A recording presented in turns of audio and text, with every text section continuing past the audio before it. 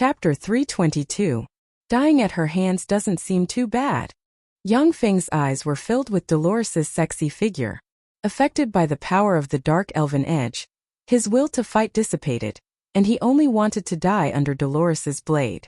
The demigod armament dark elven edge was not only extremely sharp, but it also had the innate ability to charm, seduce, shake the mind, and many other permanent spells that could corrode the mind and will of people.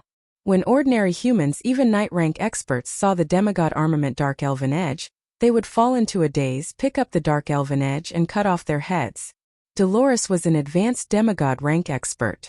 Not only was she a peerlessly beautiful woman, but she also cultivated a special secret method. Her every move was filled with a seductive and depraved charm. Together with the dark elven edge, even a demigod rank expert like Cicerone would fall for it. The cultivation base of Yang Feng's true body was only that of a level 3 warlock. The disparity in strength between him and Dolores was too great, and he couldn't resist. The host is eroded by a charm spell. Activating stimulation therapy. A string of information sounded in Yang Feng's sea of knowledge. Shortly after, an intense pain welled up in Yang Feng's sea of knowledge, pulling him out of Dolores's charm spell. Kill her. When Yang Feng regained his clarity of mind, he immediately issued a fierce roar.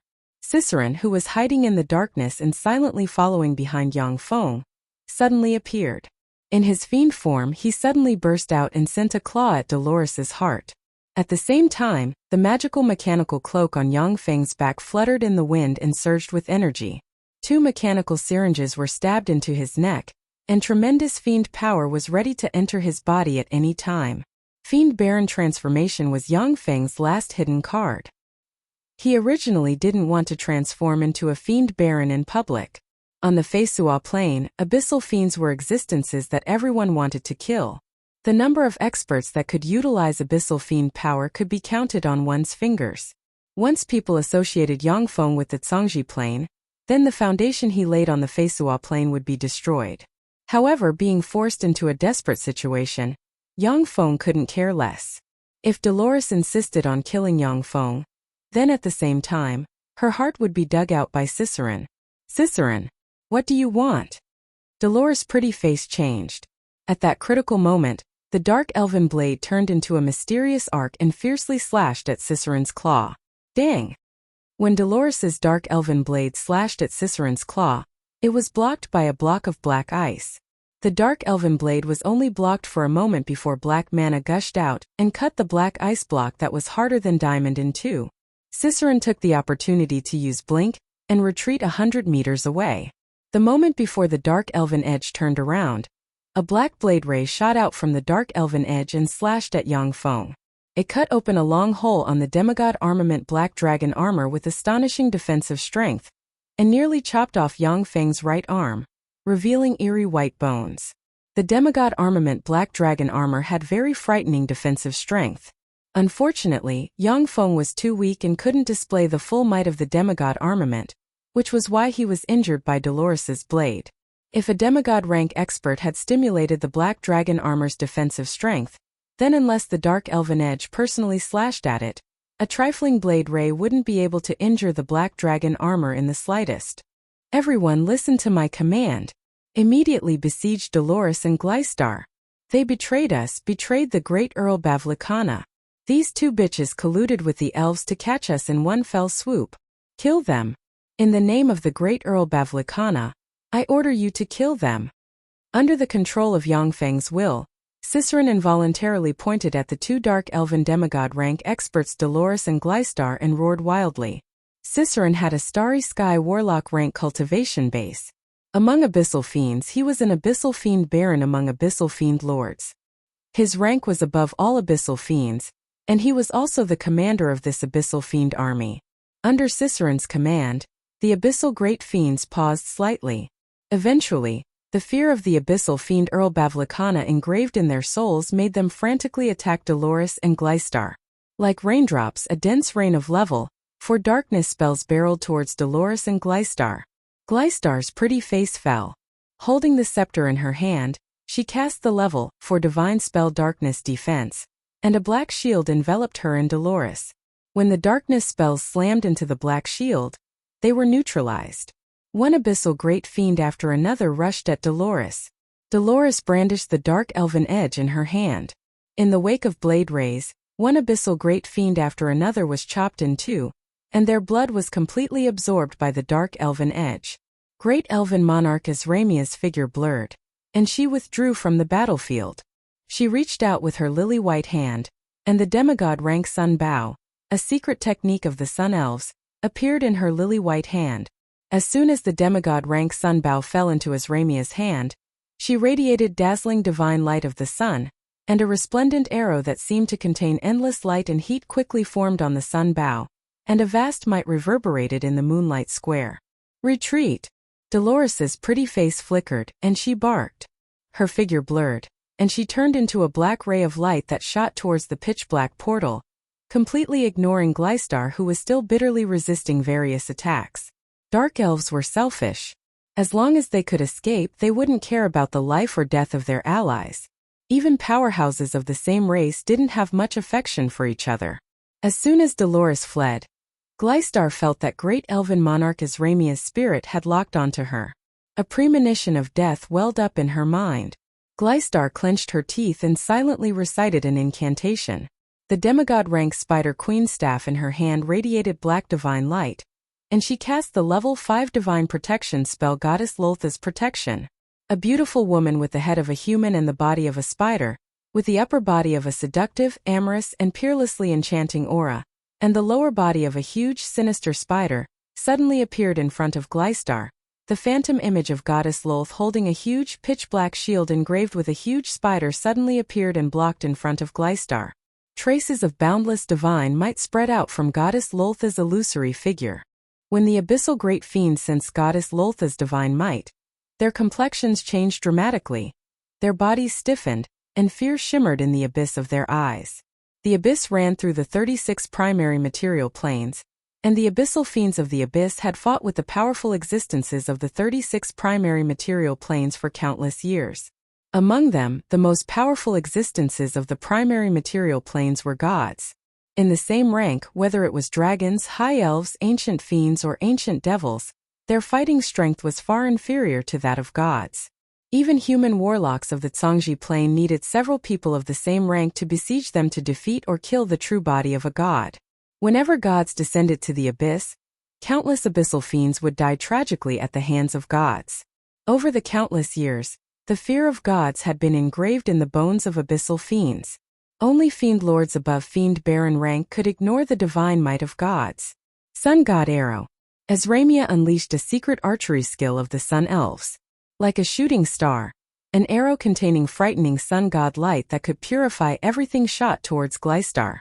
Filled with endless light and heat, the ray of sunlight was extremely dazzling. Yongfeng just glanced at the ray of sunlight, when his eyes stung slightly, and he unconsciously shed tears. The projection of Goddess Lolth raised the large shield in her hand and blocked the ray of sunlight. Boom! The entire moonlight square shook. The ray of sunlight pierced through the large shield, turned into endless rays of sunlight, and burned and purified the projection of Goddess Lolth. Before Glystar could catch her breath, a ray slightly inferior to the previous ray of sunlight suddenly shot out and easily pierced through her abdomen. Frightening sun god light enveloped her and frantically purified the darkness force and darkness divine power inside her. Glystar issued a miserable scream, spat out a mouthful of blood, and fell to the ground. Her whole body burned with sun god light, looking extremely miserable. When Yongfeng saw this scene, he inhaled a breath of cold air, and his eyes flashed with shock. Sun God Arrow 2 consecutive shots. The Sun God Arrow 2 consecutive shots was a legendary archery skill recorded in Sun God Arrow. Among the Sun Elves, there were less than 3 people who had mastered this archery skill. One of them was the ancestor of the Sun Elves, the first-generation elven sun god Thamridius. The second was one of the current elven gods, the intermediate divine power rank sun god Alexia. The third one was Azramia. The sun god's arrow was able to pierce through a level 5 divine spell with one arrow. That kind of power was already extremely terrifying. With the addition of the silent second arrow, it was simply impossible to defend against it. There were not many demigods who could block the sun god's arrow twice in a row. After Azramia shot the 2 consecutive sun god arrows, her face was pale, and drops of blood dripped from her hands. The skin on her lily-white hands was lacerated. Obviously, she was seriously injured. Chapter 323. Seeing this scene, the eyes of an abyssal great fiend shimmered with suspicion, and he asked Ciceron, "Sir Ciceron, what's going on? Didn't you say that Gleistar and the others are colluding with the elves? What's going on? Please explain." Abyssal fiends were very ferocious and cunning extraordinary life forms. After receiving Ciceron's order, the abyssal great fiends had many questions in their minds. However, the hierarchy among abyssal fiends was extremely strict. As the great commander of this operation, Ciceron had great authority. Besides, he was a fiend baron with a distinguished status. Thus, the abyssal great fiends couldn't disobey his orders. Now that Azramia shot Gleistar dead with an arrow, the abyssal great fiends could no longer suppress their doubts. They stopped and stared at Ciceron with puzzled looks on their faces. "How dare you? You lowly thing, you dare question me, a noble fiend baron? Go to hell!" Ciceron turned hostile and roared angrily. His figure blurred, and he shot to in front of the abyssal great fiend. With a flick of his wrist, he thrust his claw into the abyssal great fiend's heart with the force of a thunderbolt and dug it out. Seeing Ciceron suddenly turn hostile, the abyssal great fiends were shocked and didn't know what to do. Abyssal great fiends were legend-rank existences. On a grade 9 plane they were already pinnacle existences. But in the abyss, where powerhouses were as common as clouds, abyssal great fiends were nothing. An aristocratic lord like Ciceron could execute abyssal great fiends at will. In this abyssal fiend operation, the great commander was Ciceron, a fiend baron who awakened the sea god's bloodline. Now that he attacked and killed the abyssal great fiends, the abyssal great fiends couldn't react for a while. Kafalina took out her moonlight divine bow, raised her lily-white hand, and unleashed the moon elven secret method moon god's arrow. A bright moonlight ray flickered in midair, turned into an arc, and ran through the heads of 4 abyssal great fiends. Great elven monarch Azramia shot sun god bow, and an arrow ray suddenly turned into an arc and ran through the heads of 6 abyssal great fiends. Yang Feng opened his mouth and released the level, forespell dragon breath in a flash, and a fearsome dragon breath suddenly sprayed out. In the wake of the dragon breath, the abyssal great fiends were burned to ashes. Arachne silently recited an incantation, and cast healing spells to treat Azramia's injuries. Great elven monarch Azramia had been resisting the siege of the 2 dark elven tycoons in the Moonlight Square, and had sustained heavy injuries. Growlithe held a large shield and silently chanted an incantation, condensing various magic shields one after another, firmly guarding in front of Arachne and Kafalina. Growlithe was a powerhouse who cultivated both magic and martial arts. Her martial arts and magic cultivation methods were inclined towards defense. She was a powerhouse who specialized in guarding magic, water, and archers. Ciceron, on the other hand, took the opportunity to rush into the midst of the abyssal great fiends and wantonly slaughtered them. Since Ciceron was the commander of the abyssal fiend army, the abyssal great fiends didn't dare to resist him, and could only flee in a sorry state. The dense crowd of abyssal fiends didn't dare to attack Ciceron. Instead, like a tide, they surged towards Yang Feng in an attempt to tear him and his party to pieces. Yang Feng was like a reef. When the countless abyssal fiends hit the reef, they were immediately torn apart and turned into countless fragments. Blood dyed the surrounding land red. Yang Feng silently recited an incantation and waved his hand, and vampiric rattan seeds suddenly flew out and turned into frightening vampiric rattans that danced wildly, rolled up the abyssal fiends and sucked them dry. The abyssal fiends weren't weaklings. They cast spells, and abyssal demonic fire bombarded the vampiric rattans like raindrops, easily burning the very troublesome vampiric rattans into ashes. The dense crowd of abyssal fiends recited incantations and fired abyssal demonic fire at Yang Feng's black dragon armor, as well as the various magic shields conjured by Growlithe, continuously consuming their strength. Even with the support of the demigod armament black dragon armor, Yang Feng still felt traces of exhaustion welling up inside him. So this is how it feels to be stacked to death by my battle robots.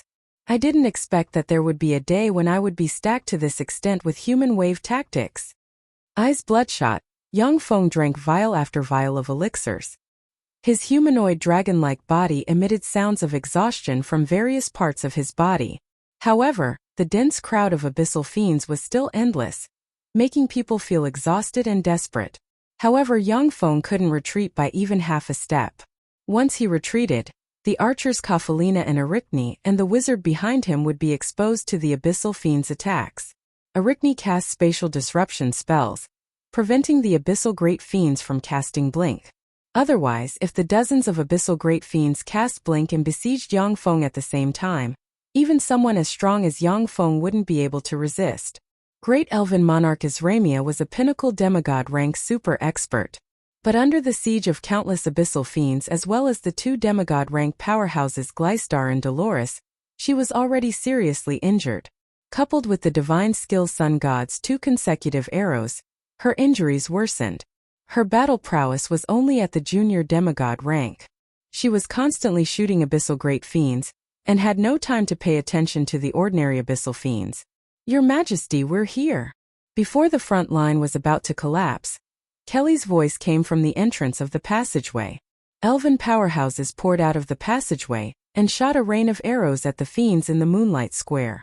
The arrows formed a terrifying rain of arrows that completely covered the fiends in the moonlight square, and countless fiends died miserably. Elven wizards silently recited incantations and pointed at the surroundings.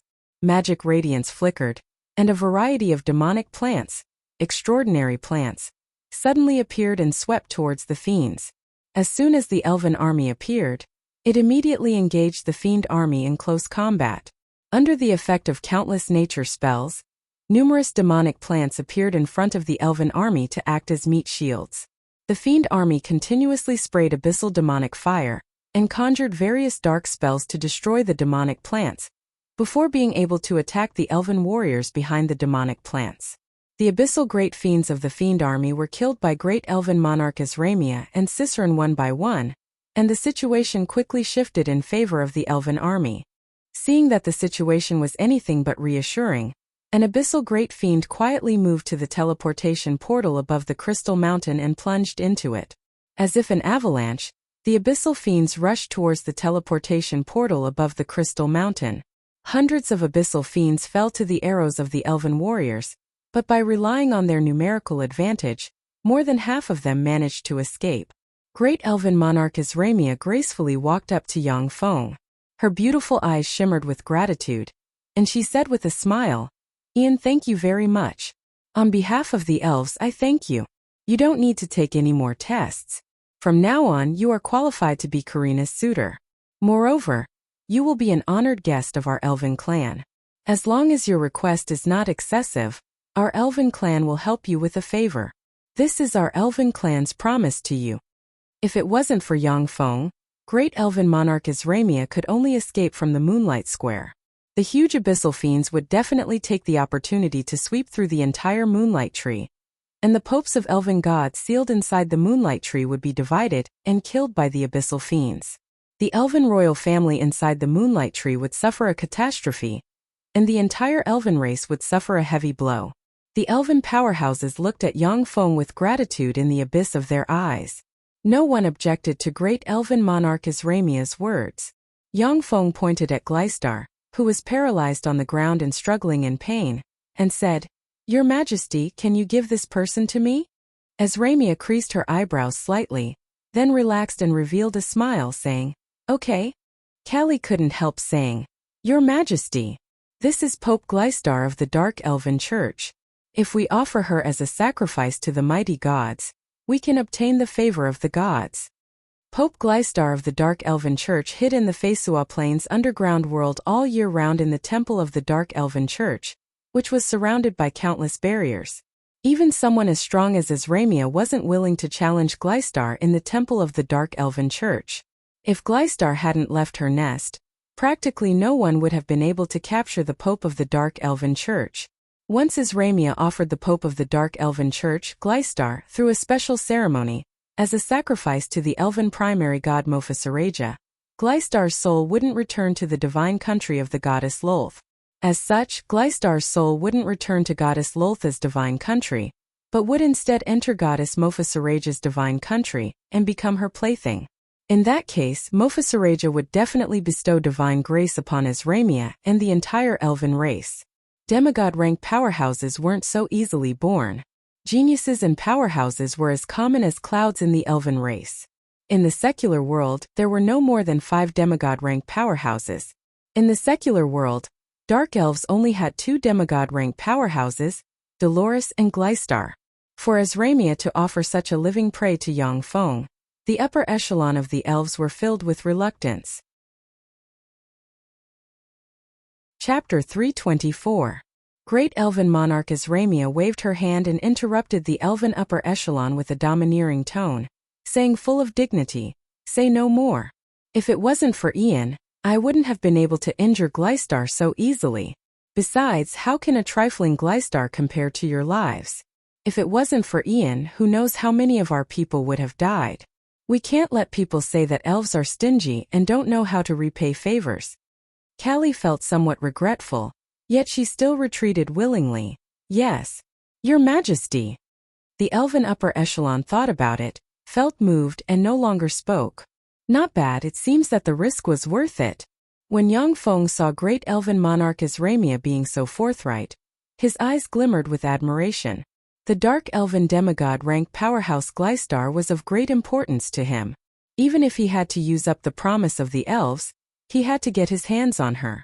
Now that great elven monarch Azramia so straightforwardly agreed to give Gleistar to him, he was filled with a favorable impression of her. Yangfeng quickly came to Gleistar's side and looked at her.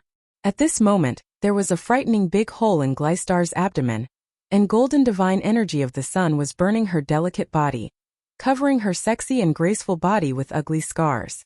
Her originally beautiful face was burned to the point that it looked like a ghost, hideous and terrifying. Yangfeng took out a vial of liquid metal nano-robot elixir, inserted it into Gleistar's hand, and injected it into her body. Strong erosion. The target has divine power of the Queen of Spiders Lolth in her body. The elixir has been eliminated by 60%. Please continue injecting the elixir. A line of information flashed in Yangfeng's eyes, and he continued to take out 10 vials of liquid metal nano-robot elixir and injected them into Gleistar. According to the analysis of soul studies, the target's soul has been locked on by another powerful existence. After the target's death, the other party will take away her soul. At present, it is impossible to lift the lock, nor to prevent the target's soul from being taken away. Continue the erosion? Along with Yangfeng continuously filling the portable fortified strongholds database with all kinds of knowledge, the portable fortified strongholds optical computer's analytical power also increased frantically. Yangfeng ordered, "After the death of the believers of the gods, they will be received into the divine country of the gods. I currently have no way of stopping this, but in the future, I will build a divine kingdom that belongs to me. When that time comes, I will naturally find a way to bring her soul over. Continue the corrosion." Yes, the liquid metal nanorobots rapidly eroded Gleistar, eventually completely eroding her. Heal. Following Yangfeng's order, the liquid metal nanorobots stimulated Gleistar's life force, causing her to erupt with a frightening power that dispelled the sun divine energy. Then, under the effect of the formidable life force, the injury on her abdomen quickly healed. An ordinary person with a large hole in her abdomen would have died long ago. However, Gleistar was a demigod-rank powerhouse. Her life force had undergone a transformation and sublimation, and she had become extremely powerful.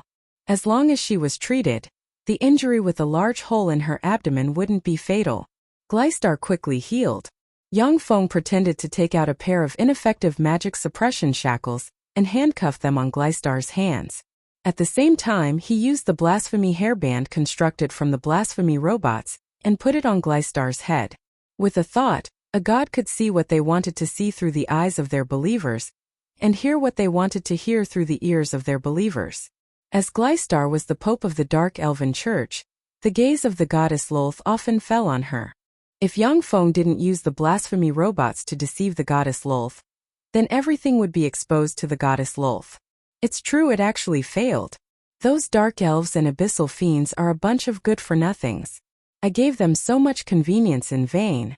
In a treehouse of the moonlight tree, endless darkness enveloped the treehouse, concealing the true face of the owner inside.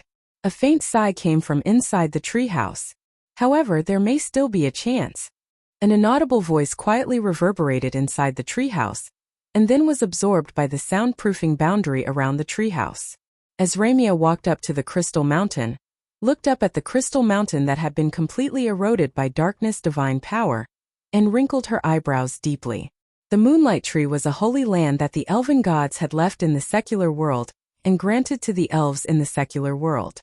If the crystal mountain hadn't been eroded by darkness divine power, then once as Ramia mobilized the power of the Moonlight Tree, she could have easily suppressed Dolores, the Abyssal Fiend Legion and Gleistar. Now that the control core of the Moonlight Tree had been eroded by darkness divine power, if the darkness divine power wasn't dispelled, then the holy land of the elves, the Moonlight Tree, would lose its function. As Ramia might even be forced to destroy it with her own hands, so as to not let the Moonlight Tree be used by the dark elves and other darkness life forms. As Ramia's eyebrows creased slightly, and she said solemnly, "Ian, come over and see if there's any way to purify the Moonlight Core. If you can find a way to purify the Moonlight Core, then I'll let you enter the treasury of the elves and choose a treasure." As Ramia was shrewd and experienced, so she naturally understood what humans liked the most. Since she couldn't bestow Yang Feng her people, she could only use treasures to tempt Yang Feng into working for her. Yang Feng's eyes lit up when he heard that. He quickly got up and took Gleistar towards the Crystal Mountain. As the Pope of the Dark Elven Church, Gleistar was experienced and knowledgeable. Yang Feng decided that if he didn't know anything, then he would ask her. When Yang Feng arrived in front of the Crystal Mountain, he pressed with his hand, and a mechanical tentacle pierced into the Crystal Mountain and quickly analyzed everything inside. Soon, a variety of solutions appeared before Yang Feng's eyes. Yang Feng pondered for a moment, and then said, "I have a demonized plant called God-absorbing demonic grass, which can absorb the darkness divine power inside the Crystal Mountain. In about 5 days, the darkness divine power inside the Crystal Mountain will be completely absorbed." As Ramia heaved a slight sigh of relief, her eyes flashed with relief and she said with a smile, "Then I'll leave it to you. As long as the darkness divine power inside the Crystal Mountain is removed, then we'll have a way to restore it." Suddenly, a strange and mysterious magic array appeared at the bottom of the Crystal Mountain. A hexagram containing boundless malice, mystery, and spatial power appeared in midair. A copious amount of darkness power surged inside the hexagram and frantically extracted the power of the Crystal Mountain. Black light scattered on the ground from the hexagram and formed a huge barrier of darkness that enveloped Ramia, Yang Feng, and Gleistar near the Crystal Mountain. Dimensional banishment. As Ramia looked at the dark hexagram midair, and her pretty face flickered at once.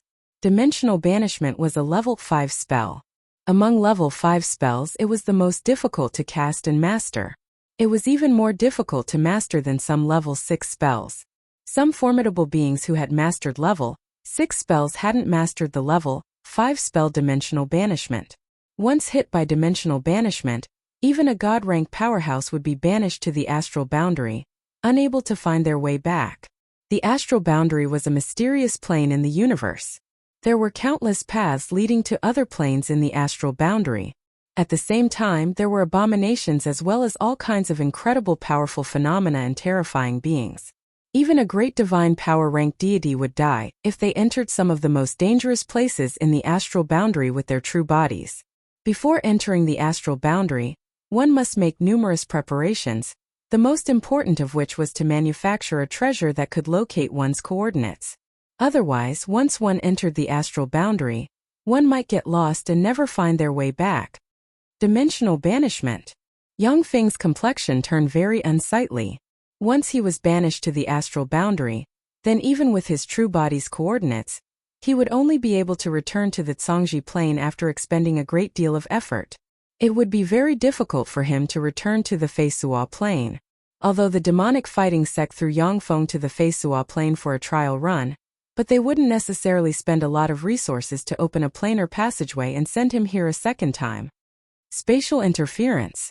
Yang Feng gritted his teeth, recited a series of incantations, pointed at the air, and cast the level for spell spatial interference. A spatial vortex appeared above the dark hexagram. In the next moment, The spatial vortex formed by spatial interference was swallowed by the dark hexagram and shattered. Black rays of light descended from the sky, and the dark hexagram barreled towards Yang Feng's group of 3. As Ramia gritted her teeth, took out a leaf shining with sunlight, and shouted at Yang Feng, "Grab me!" Yang Feng pounced on Ramia and tightly hugged her slender waist. A captivating fragrance wafted from Ramia's lovely body. Gleistar also pounced on Yang Feng and tightly hugged his waist. The dark hexagram crushed down from the sky and swallowed Ramia's group of 3. At the moment when the dark hexagram swallowed the 3, a speck of sunlight suddenly lit up in the center of the dark hexagram, and then disappeared. When Karina saw the dark hexagram swallow Ramia and Yang Feng, she rushed over and shouted with tears streaming down her face, "Mom! Ian!" Chapter 325. In a space shrouded in darkness, a speck of light suddenly lit up. The space distorted and 3 figures fell from the distorted space onto the ground. "It hurts!" Yang Feng's head hit the ground fiercely and he screamed in pain, yet he didn't loosen his grip on Ramia's hand. "Ian, let go! You're strangling me to death!" Ramia's magnetic, elegant and pleasant voice came from the side. However, there was a trace of pain in that voice.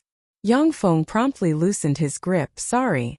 After donning the black dragon armor, although Yang Feng didn't unleash dragon force, but the terrifying strength of a level 3 black dragon warlock was still very frightening. If it wasn't for the fact that Ramia was a pinnacle demigod rank powerhouse with a tyrannical physique, then Yang Feng might have broken quite a few of her bones. What a pity! Subconsciously, Yang Feng reluctantly loosened his grip. Suddenly, a thought flashed through his mind. He couldn't bear to part with Ramia's slender, soft and flexible wasp waist. Gleistar also loosened her grip on Yang Feng's waist.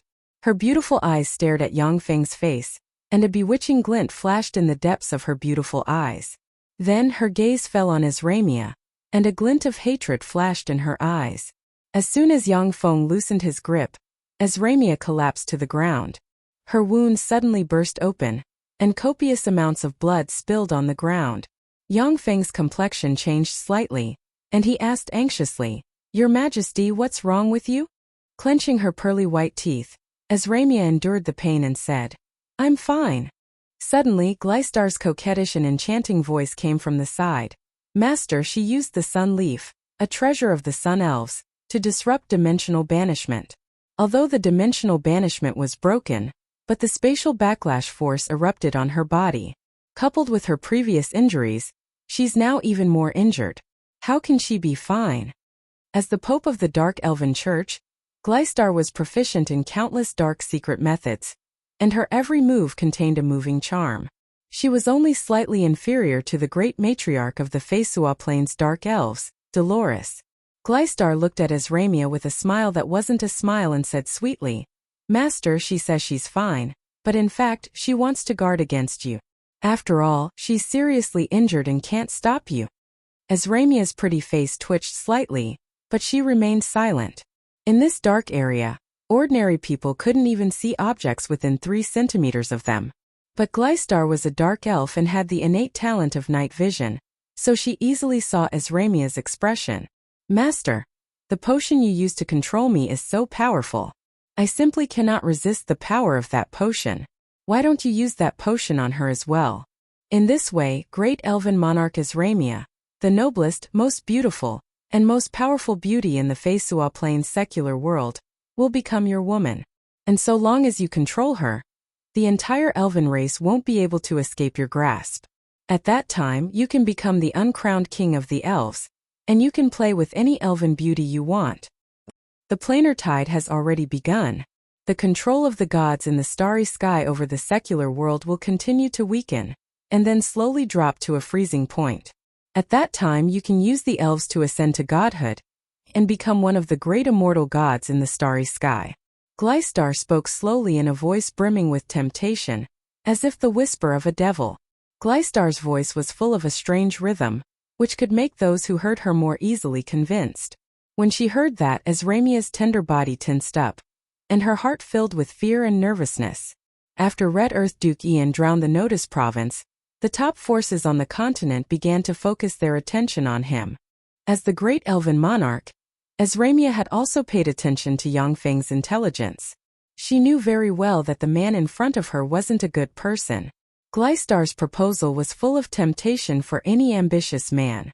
Yangfeng said resolutely, "Say no more. Although I, Ian, am not a good person, but I can be ruthless and use any means against my enemies. But I will never use such means against my friends. If it weren't for Azramia's help, we would have been banished to the astral boundary. I won't bite the hand that feeds me." Azramia heaved a slight sigh of relief. Gleistar's beautiful eyes flashed with disappointment. At the same time, an indescribable feeling welled up inside her. Yangfeng bent over slightly, grabbed Azramia's lily-white hand, operated a secret method, and poured life energy into her body. Then he cast a secret method and used his spirit force to scan her body. Azramia suddenly felt her tender body itch, as if she was being caressed by countless small hands. She clenched her white teeth, clenched her fists and blushed. However, she knew that Yangfeng was examining her injuries, and didn't do anything drastic. Yangfeng loosened his grip and said with a smile, "Spatial backlash force and darkness divine power. These are the main two forces. Azramia, with your physique and my potion you should be able to withstand it. You'll be able to fully recover in about a month." Azramia possessed a terrifying pinnacle demigod physique, which made her virtually invulnerable to all diseases and poisons. If it weren't for the spatial backlash and darkness divine power being too terrifying, she would have recovered long ago. Azramia said with a grateful smile, "Thank you." Yangfeng looked around, creased his eyebrows slightly, and asked in a deep voice, "Where is this place? Still on the Feisua plain?" The Black Dragon's blood meridians endowed Yangfeng with many formidable innate abilities, one of which was night vision. Even in this world shrouded in endless darkness, he could still clearly see his surroundings. At the very top was a rock wall covered by a layer of moss and rocks. The height between the rock wall and the ground was about 80 meters. On the ground, there were moss and many mushrooms and shrubs that lived in the dark environment. There were many differences between the Feisua plain and Earth. Many extraordinary plants didn't need sunlight to survive. Azramia opened her eyes wide and looked around. Her eyebrows creased slightly and she whispered, "This should be the Feisua plain. The dimensional banishment spell has been destroyed. We can't be banished to the astral boundary. As for the specifics, I don't know." Azramia didn't have Yangfeng's and Gleistar's talent. If she didn't use the magic night vision, then by relying on her pinnacle demigod rank physique, she would only be able to see up to 500 meters away in such a dark environment. Suddenly, the demigod armament Queen of Spiders' staff in Gleistar's hand flew out and floated in midair. Dark divine light gushed out of the Queen of Spiders' staff. As if connected to an unknown space, a vast divine might descended from the sky and landed on the Queen of Spiders' staff.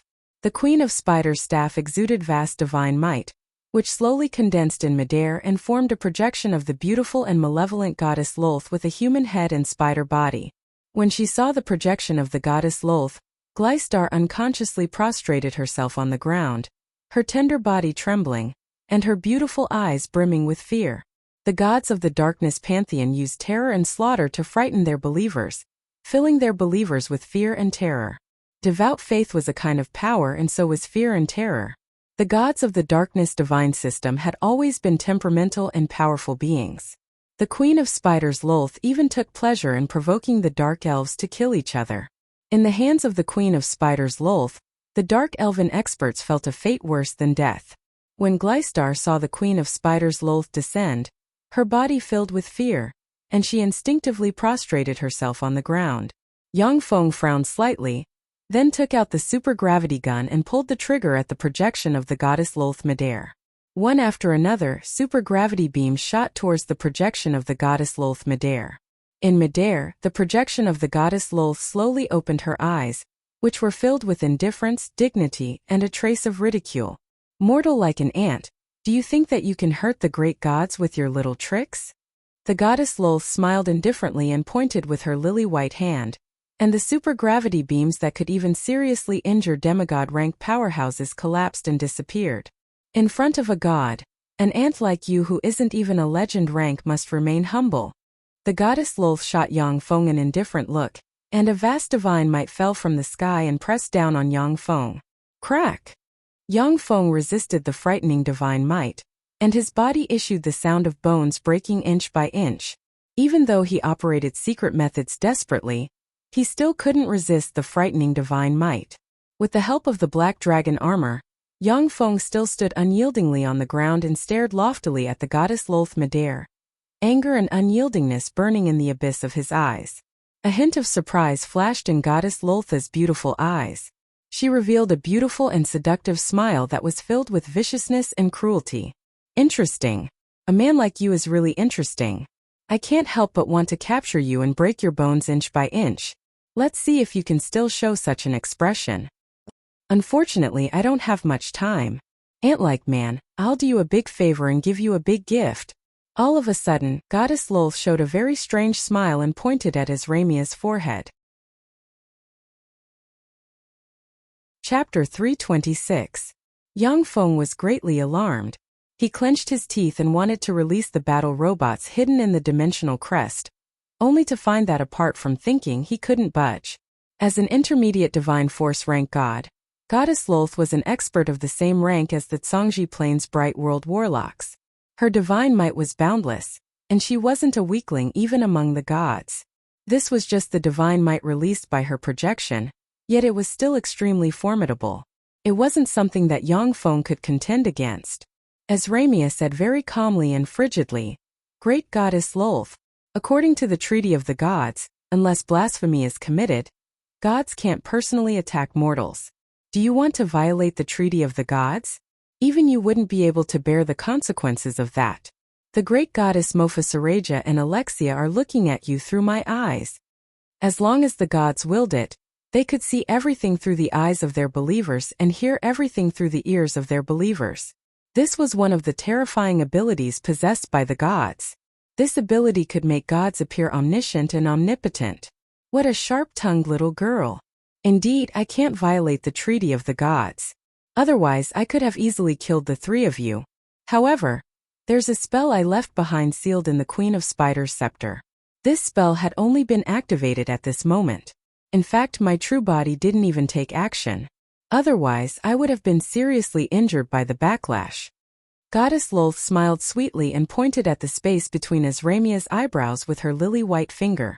A pitch-black incantation containing a bewitching charm appeared on the space between Azramia's eyebrows like a sexy mole.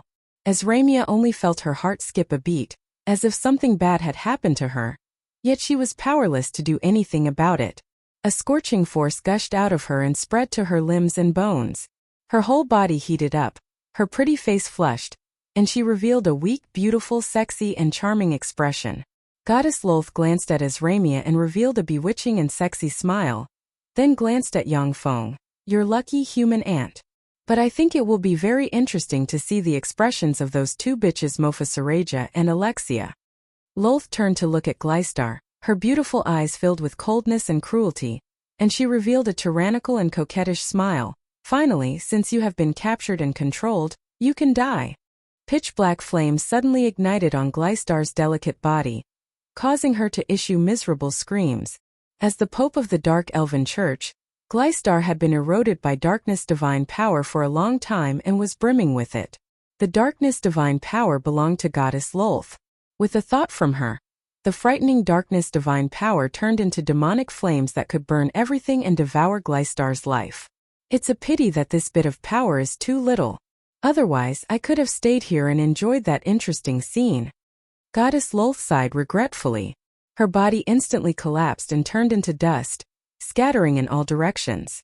In the darkness, only the blushing Azramia and Glystar, who was covered in black demonic flames, remained.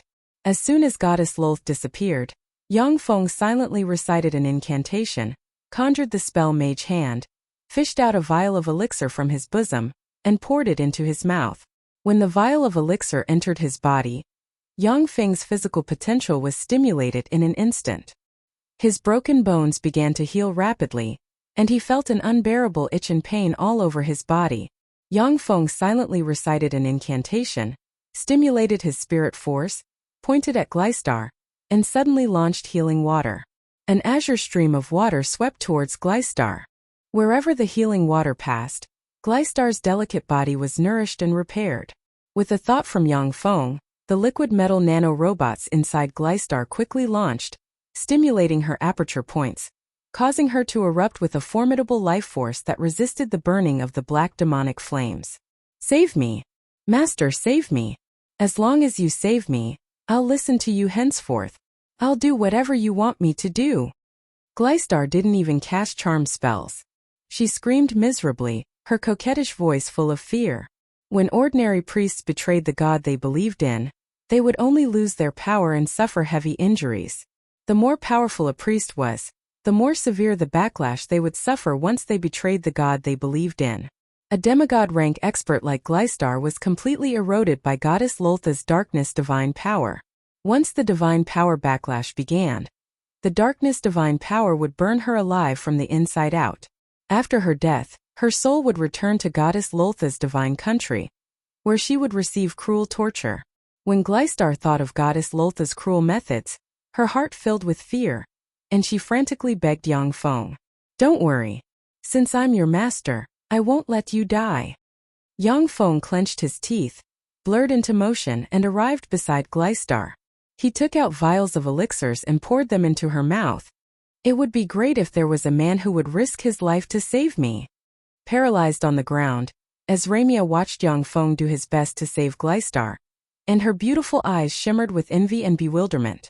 Deep in her forehead, the black rune resembling a beauty mole exuded bewitching black light, shaking her firm mind. Originally, Ezramia had an extremely firm will.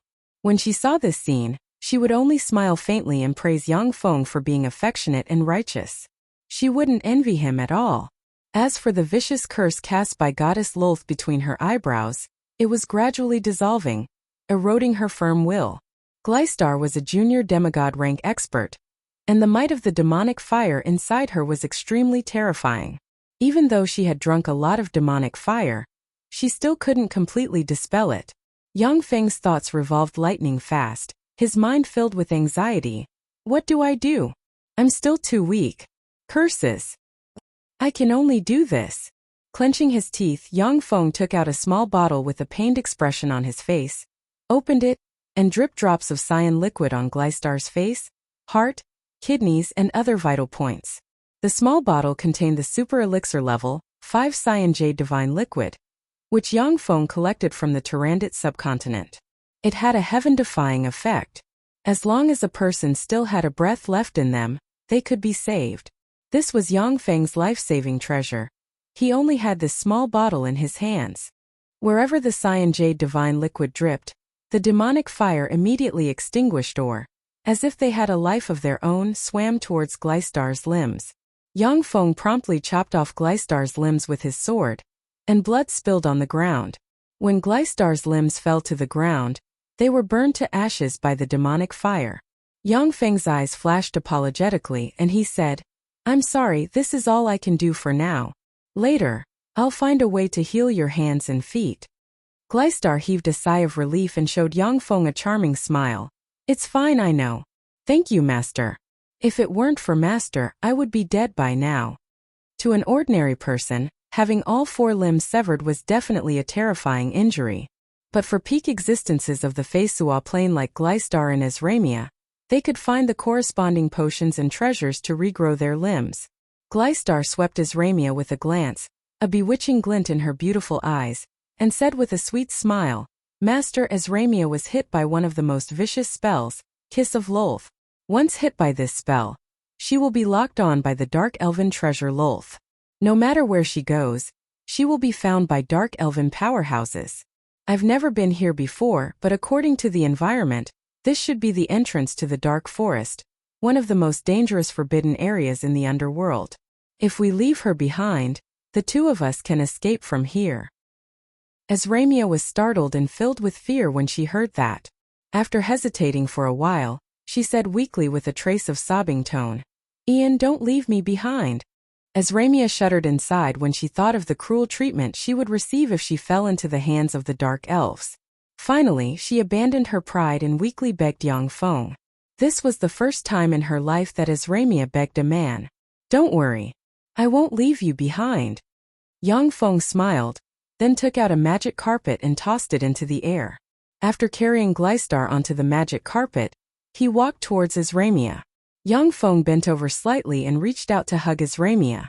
When Azramia smelled Yang Feng, the bewitching black incantation on her forehead shone brightly. She was bewildered, her hands wrapped around Yang Feng's back like water snakes, and she kissed him on the lips.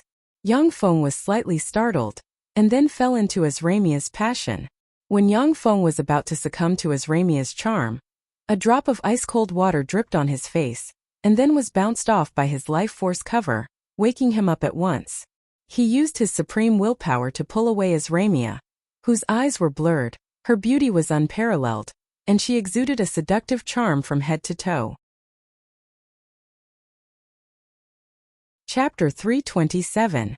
Azramia, sober up. Yang Feng raised his hand and uttered a magic sentence, and a stream of healing water hit Azramia's pretty face. Washed by the ice-cold healing water, Azramia regained her sobriety. When she thought of her behavior just now, her pretty face blushed, and she was almost ashamed to death. Karina was Azramia's descendant born from the elven mother tree. Although Azramia treated people gently, but she was very proud and arrogant from a young age, and looked down on all men in the world. However, her unrestrained behavior just now made her angry, ashamed, and furious. She groaned, and 2 streams of tears flowed down her beautiful eyes. Glystar said with a bewitching and sexy smile, "Master, that was a great opportunity.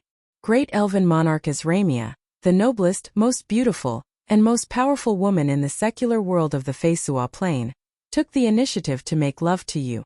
You didn't force her, but she took the initiative. She has nothing to say if you want her."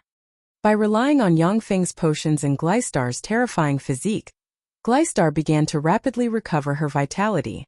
Feeling ashamed, Azramia turned her head, not daring to look Yang Feng in the eye. After Yang Feng carried Azramia onto the magic carpet, he frowned and asked, "What's going on with Glystar?" Kiss of Lolth is the most vicious spell of the Dark Elves. Once hit by this spell, not only will you be discovered by the Mirror of Lolth no matter where you go, but this spell is also a curse. Moreover, this spell was a kind of curse. No matter how strong-willed and unyielding a woman was, she would fall step by step into depravity and become a slut. The predecessor of the dark elven goddess Maiden of Joy was the goddess of chastity. She was caught by the big spider, hit by this spell, and then degenerated step by step. If this spell isn't dispelled in time, the noble great elven monarch Azramia will become a lowly bitch in heat at the sight of men. Glystar said with a smile, taking pleasure in Azramia's misfortune. The reason why Glystar was seriously injured and caught by Yang Feng was because of Azramia's terrifying arrow. Her hatred and anger towards Azramia were deeper than the sea. When she heard that, Azramia shuddered and was filled with fear. If she was going to become like that, she would rather die. Azramia looked up at Yang Feng with tears in her beautiful eyes, looking indescribably beautiful and lovely. She implored weakly, "Help me, Ian. When I return to the elves, I will definitely repay you. I can open the elven clan's treasury and let you choose 1, no 5 treasures." When he saw Azramia's delicate and beautiful appearance, Yang Feng's heart stirred, and he turned to Glystar and asked, "How do you dispel this spell?" Loltha's kiss was one of Loltha's most vicious curses. In the Zhangji Plain, only the top sects have the spell model of Kiss of Lolth. Yang Feng's status in the demonic fighting sect wasn't high enough. As such, he couldn't come into contact with such terrifying and powerful spell models. Glystar smiled bitterly. "I don't know. Reportedly, only Goddess Lolth herself can dispel this spell. Of course, if the radiant primary god of the Zalia divine system takes action, then with his radiant divine spell that can purify everything, he should be able to purify this curse. Apart from that, only some legendary treasures that can restrain curses can suppress this curse." Goddess Lolth was an intermediate divine force rank god, as well as a primary god of the dark elven divine system. She was extremely powerful. In the elven divine system, only the strong divine force rank elven primary god Mofasaraja, the intermediate divine force rank sun god Alexia, and the intermediate divine force rank moon goddess Kristen could defeat her. In terms of fighting strength, none of the other elven gods were Goddess Loltha's match. Even on the Feisua Plain, there weren't many existences that could defeat Goddess Lolth head-on. The might of the curse she set up could be well imagined. Yang Feng pondered for a while and then asked, since the radiant primary god can purify this curse, then there should be someone among the elven divine system who can dispel this curse, right? Gleistar replied, I don't know about this. I think Azramia should know more about the elven gods than I do. Yang Feng's gaze fell on Azramia. Azramia's beautiful eyes flashed with bitterness, and she sighed faintly. Among the mighty gods, the elven primary god, the sun goddess, and the moon goddess should have a way to dispel the curse on me. However, there is an agreement among the gods that they cannot directly interfere in the secular world. If it was a curse set up by goddess Lolth, then I think that even Pope Escudera of the Elven Church wouldn't be able to dispel it. Pope Escudera of the Elven Church was a pope who served the elven primary god Mofa. She was a demigod-rank powerhouse second only to Azramia. Even if she conjured a level 5 divine spell, she might not be able to dispel the curse set up by goddess Lolth. Azramia was silent for a while, then finally sighed faintly. Forget it. Ian, I only ask one thing of you. Please kill me the moment I turn into a woman in heat at the sight of a man. In this way, before my soul is tainted, I can still return to the divine country of the gods. I'm counting on you. In this way, I'll be grateful to you in the divine country of the gods. Gleistar's eyes swiveled and she revealed an extremely wicked smile. Heh, there's no need for that. Azramia, I have a secret method that can dispel the curse. It's nothing more than using a curse to fight a curse. Azramia's beautiful eyes lit up, and she hurriedly asked, what secret method? Gleistar showed a bewitching smile, cast the secret method, and told Azramia about it in a low voice. Azramia's pretty face suddenly welled up with crimson. Staring at Yang Feng, her beautiful eyes flickered with flames of fury, and she gnashed her teeth saying, I won't use this secret method even if I have to die. Yang Feng was baffled, not knowing why Azramia's attitude changed so much. He hesitated for a while before asking, Gleistar, what secret method is it? Azramia said anxiously, Gleistar, don't say it. If you do, I won't let you get away with it. Gleistar looked at Azramia's somewhat flustered and exasperated expression, and then revealed a pleasant yet wicked smile. Your Majesty Azramia, do you still think that you're the noble and powerful elven great monarch? You're now just a burden to my master. If my master abandons you, you'll end up miserable. What qualifications do you have to threaten me? Azramia blushed at Gleistar's words, and she gritted her teeth, unable to speak. Gleistar smiled charmingly at Yang Feng, saying, Master, we dark elves have a secret method. Once it's used, one's body and mind will fall, and everything will be dedicated to that person. So long as Azramia uses this secret method, she'll only fall in love with you, Master. Wouldn't that be a happy ending? Yang Feng smiled awkwardly, realizing why Azramia was staring at him like that. He laughed as if nothing had happened. He picked up Gleistar, looked into the distance, and asked her about the Feisua Plains underground world. After Azramia calmed down, she realized that it wasn't Yang Feng who instructed Gleistar, and the anger inside her subsided a little. The carpet had flown less than 500 meters when a series of buzzing noises suddenly rang out in the distance. Numerous scorpion-tailed wasps, each about the size of 2 fingers, with mouthparts that resembled locusts and tails that resembled scorpions, abruptly flew out and flew toward them as if they had turned into a swarm of wasps. Gleistar's beautiful eyes creased slightly, and she whispered, Master, there are many extraordinary demonic insects in the underground world. Apart from dragons and some scaly legend-ranked demonic creatures with pressure, it's best not to fly in the sky. Otherwise, you'll attract the attacks of many extraordinary demonic insects. Singly, those extraordinary demonic insects are very easy to kill. If there are many of them, then even demigod-rank powerhouses will be stung. When we travel in the underground world, we generally smear a lot of insect-repelling potions. Yang Feng nodded. Looking at the dense insect swarm, his eyes shimmered with graveness. I was negligent about this. On the Tyrannid subcontinent, when Yang Feng's robot legion slaughtered its way into the underground world, it crushed everything in its path. When the extraordinary demonic insect scorpion-tailed bee swarm appeared, tens of thousands of flamethrower robots sprayed a few rounds of flames to burn the insect swarm. Now that Yang Feng was the only one left, He naturally couldn't resist the dense swarm of extraordinary demonic insects. The flying speed of the scorpion-tailed bees was terrifying. Before long, they arrived in front of Yang Feng and company. Yang Feng pressed the black dragon armor on his chest, and a frightening dragon might gushed out of the black dragon armor and spread in all directions. When the scorpion-tailed bees sensed the frightening dragon might, as if avoiding snakes and scorpions, they circled around Yang Feng and split into two, revealing a passage. Gleistar uttered worriedly, "Master, if you use dragon might, you can indeed quickly avoid the insect swarm. However, in the underground world, there are some frightening life forms that hunt dragons for food. If you do this, you may attract existences more dangerous than the extraordinary demonic insects." The underground world was full of dangers, and the living environment was extremely harsh. Therefore, the races that lived in the underground world were generally stronger than those of the surface world. However, because of the harsh living environment, their numbers were naturally far less than those of the surface world. Chapter 328. Yang Feng hesitated for a moment. Then, following Gleistar's instructions, he descended from the sky and landed on the ground. Yang Feng took out a dragon skin belt and tied Gleistar in front of him. At the same time, he tied Azramia on his back with the dragon skin belt. When Azramia was on Yang Feng's back, she immediately uttered a cry, blushed, and powerlessly collapsed on Yang Feng's back. The black curse rune between her eyebrows glowed with a gloomy light. Yang Feng took out a piece of black dragon skin paper and shook it slightly. The dragon skin paper flashed with demonic light and turned into a black unicorn with lifeless eyes.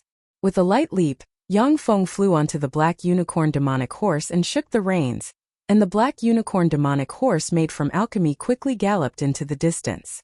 On the Feisua plain, magic had all kinds of miraculous powers. The magic artifacts left behind by some alchemists were even more miraculous than the technological creations of Earth. Azramia and Gleistar were bigwigs of elves and dark elves respectively, and they were extremely knowledgeable. Naturally, they wouldn't be surprised by a trifling black unicorn. While riding the black unicorn, Yang Feng took out vials of insect-repellent potions from a storage ring and sprinkled them on the three of them. The insect-repellent potions Yang Feng obtained from the dark elves of the Tyrannid subcontinent's underground world. Although the strength of the dark elves of the Tyrannid subcontinent's underground world was far inferior to that of the dark elves of the Feisua plain. However, they had also lived in the underground world for many years, and were very interested in making various insect-repellent potions. Gleistar looked at Yang Feng in surprise, and her evaluation of him rose by a few notches. Along the way, under Gleistar's guidance, Yang Feng avoided one dangerous area after another, and cautiously walked towards the surface world. Nourished by the liquid metal nano-robot elixir and various potions, Gleistar's severed limbs finally began to slowly grow back. It would only take 10 days for her severed limbs to fully recover. Azramia was very surprised by Gleistar's recovery speed. His limbs had been severed. Unless he used the best level 4 healing magic, only the best potions could heal him so quickly. Azramia's injuries, on the other hand, became even more difficult to recover from. Whenever the potion entered her body, the weird curse between her eyebrows would absorb more than half of its power, and the remaining power would begin to repair her body, making her recovery extremely slow. In a corner of the Feisua plain's underground world, the space distorted, and a blond, burly young man walked out of the space. He looked at the surroundings, showed a smile, looked into the distance, and muttered in a low voice, "According to the calculations of the old guys, that thing should appear in the near future. If I can get that thing, I will be able to dominate a region when I return to the Zhangji plain."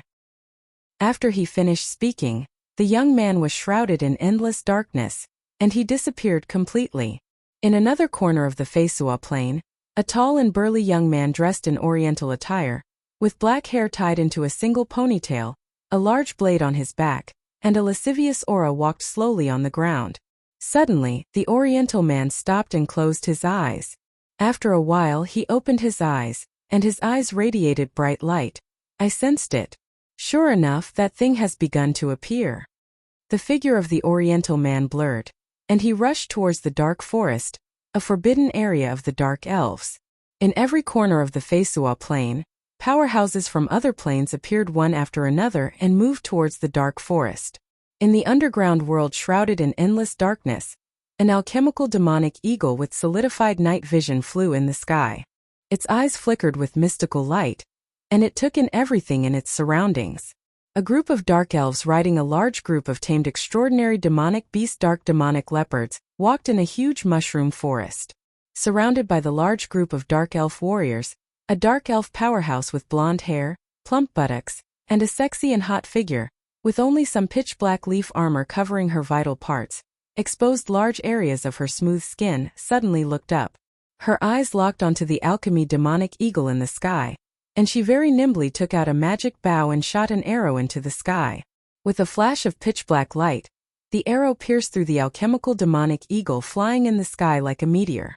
With a loud boom, the alchemical demonic eagle was blown to pieces by a terrifying force, and turned into countless fragments that scattered on the ground. In a huge mushroom forest in the distance, Yang Feng frowned slightly, and his eyes flashed with worry, saying slowly, "The scout eagle was destroyed. The dark elves came so quickly." Through the scout eagle, Yang Feng saw countless dark elven experts coming from all directions to surround him. If it was just Yang Feng alone, he would have countless ways to easily escape the dark elven encirclement. But as Ramia had been hit by the extremely vicious curse kiss of Lolth, unless he abandoned her, Yang Feng would have no way of escaping. The dark elven experts pouring in from all directions had formed a huge encirclement.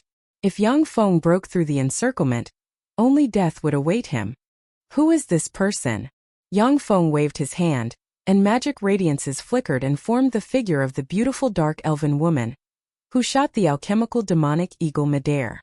Under Yang Feng's control, the alchemical demonic eagle was very careful, yet it was still shot dead by an arrow from the beautiful dark elven woman. Yang Feng instinctively felt that the beautiful dark elven woman was very dangerous. Gleistar frowned slightly, her eyes flashed with graveness, and she said unhurriedly, "She is Charity, an expert of the new generation of dark elves, the commander of the Dark Leopard Cavalry Corps, and a pinnacle legend rank expert. She is one of the most cunning, cruel, and powerful dark elven experts. If she presides over the encirclement, then we'll be in danger." Yang Feng frowned slightly and suddenly asked, "Pinnacle legend rank? Why didn't Dolores come?" Dolores was a demigod rank expert. If she came in person, then Yang Feng's group of 3 disabled patients wouldn't be her match. Perhaps a level 3 warlock like Yang Feng wouldn't be taken seriously by a terrifying expert like Dolores, but the great elven monarch Azramia was definitely worth Dolores taking action. If Dolores captured Azramia alive and sacrificed her soul to the goddess Lolth, then Dolores would reap great benefits. She might even gain the favor of the goddess Lolth and promote to one of the gods of the dark elven divine system. Gleistar's eyebrows arched slightly, her beautiful eyes flashed with determination, and she stared coldly at Azramia. "We entered the moonlight tree through a teleportation portal opened by an abyssal fiend in the surface world. With Dolores's speed, it would take at least 5 days to return here from that place. Master, in our current state, we won't be able to escape Dolores's pursuit with the burden of Azramia. Please make up your mind to kill her. Whether it's for her or for us, this is the best choice.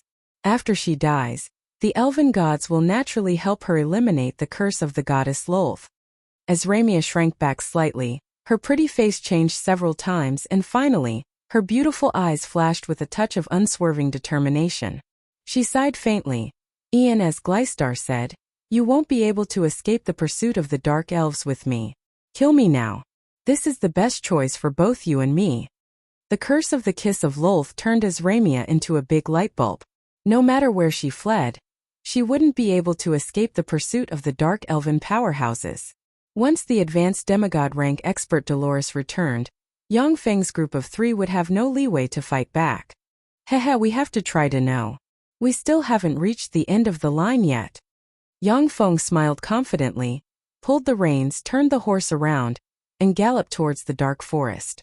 There were traces of dark elves in all directions. He could only move towards the dark forest to see if he could borrow the power of the forbidden area to block the dark elves and buy more time. They're escaping. They're escaping in the direction of the dark forest. Charity carefully looked at the mirror of Lolth in her hand for a while, Then her eyes flashed with a decisive glint. She took out a communications crystal and ordered coldly, "Hannah, Polly, you two immediately take people to cut off the path of retreat of the blasphemers to the dark forest." "Yes." Two delicate shouts brimming with heroic spirit came from the communications crystal.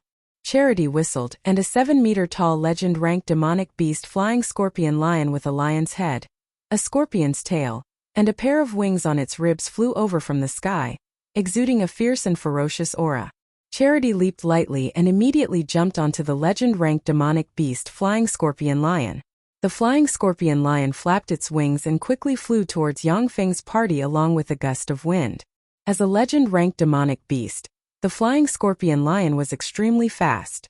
In less than an hour, it caught up with Yangfeng's party. Chapter 329. Meteor-like black arrows dropped from the sky and shot towards Yangfeng. Superior warping force field. Yangfeng pointed with a finger, and a fearsome warping force field suddenly appeared and blocked midair. When the black arrows hit the warping force field, they were ricocheted, fell to the ground, and exploded like missiles, blasting open holes in the ground.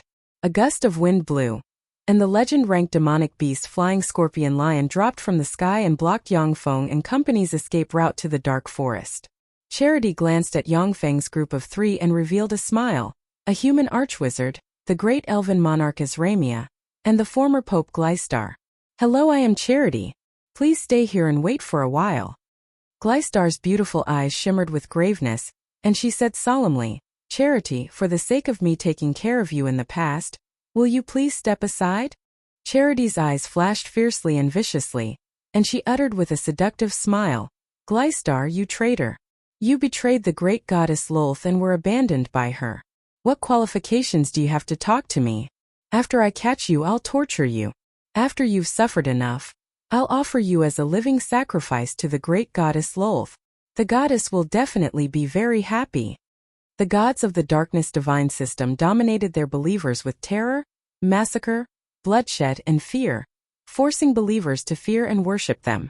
At the same time, blood sacrifices, live sacrifices, and other sacrificial methods emerged endlessly in the darkness divine system.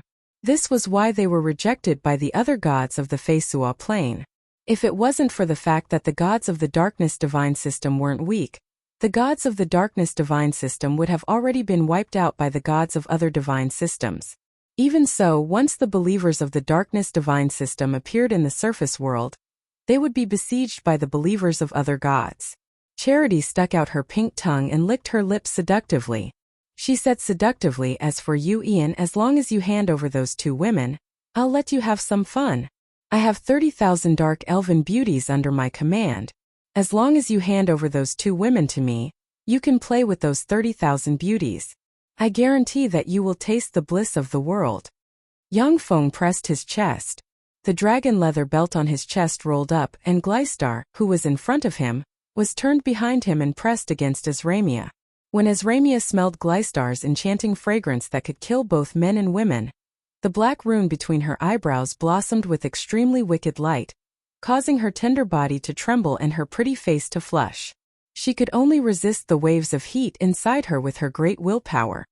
Yangfeng willed, and the black dragon armor he wore released black light and promoted his cultivation base until it reached the great warlock realm. "Are you going to fight me, Ian? Why bother? My job is to stall you. This mission doesn't require a battle to complete." Charity smiled and pressed down on the flying scorpion lion beneath her. The flying scorpion lion flapped its wings and flew into the sky along with a gust of wind. What a cunning fellow! Yangfeng was startled. As long as Charity flew into the sky and fired continuously, he would be forced to use the black dragon armor to maintain his great warlock rank battle prowess to deal with her. With Yangfeng's current physique, even if he used the black dragon armor, he could only maintain his great warlock rank battle prowess for about an hour at most. After an hour, if Yangfeng didn't use the various battle robots inside the dimensional badge, only death would await him. His thoughts revolved lightning fast, and Yangfeng pressed the dimensional badge on his chest. A 10-meter-long mechanical aurora lightning python covered in pure white scales, with a pair of wings on its ribs, a horn on its head, and a lightning rune engraved on its forehead suddenly appeared.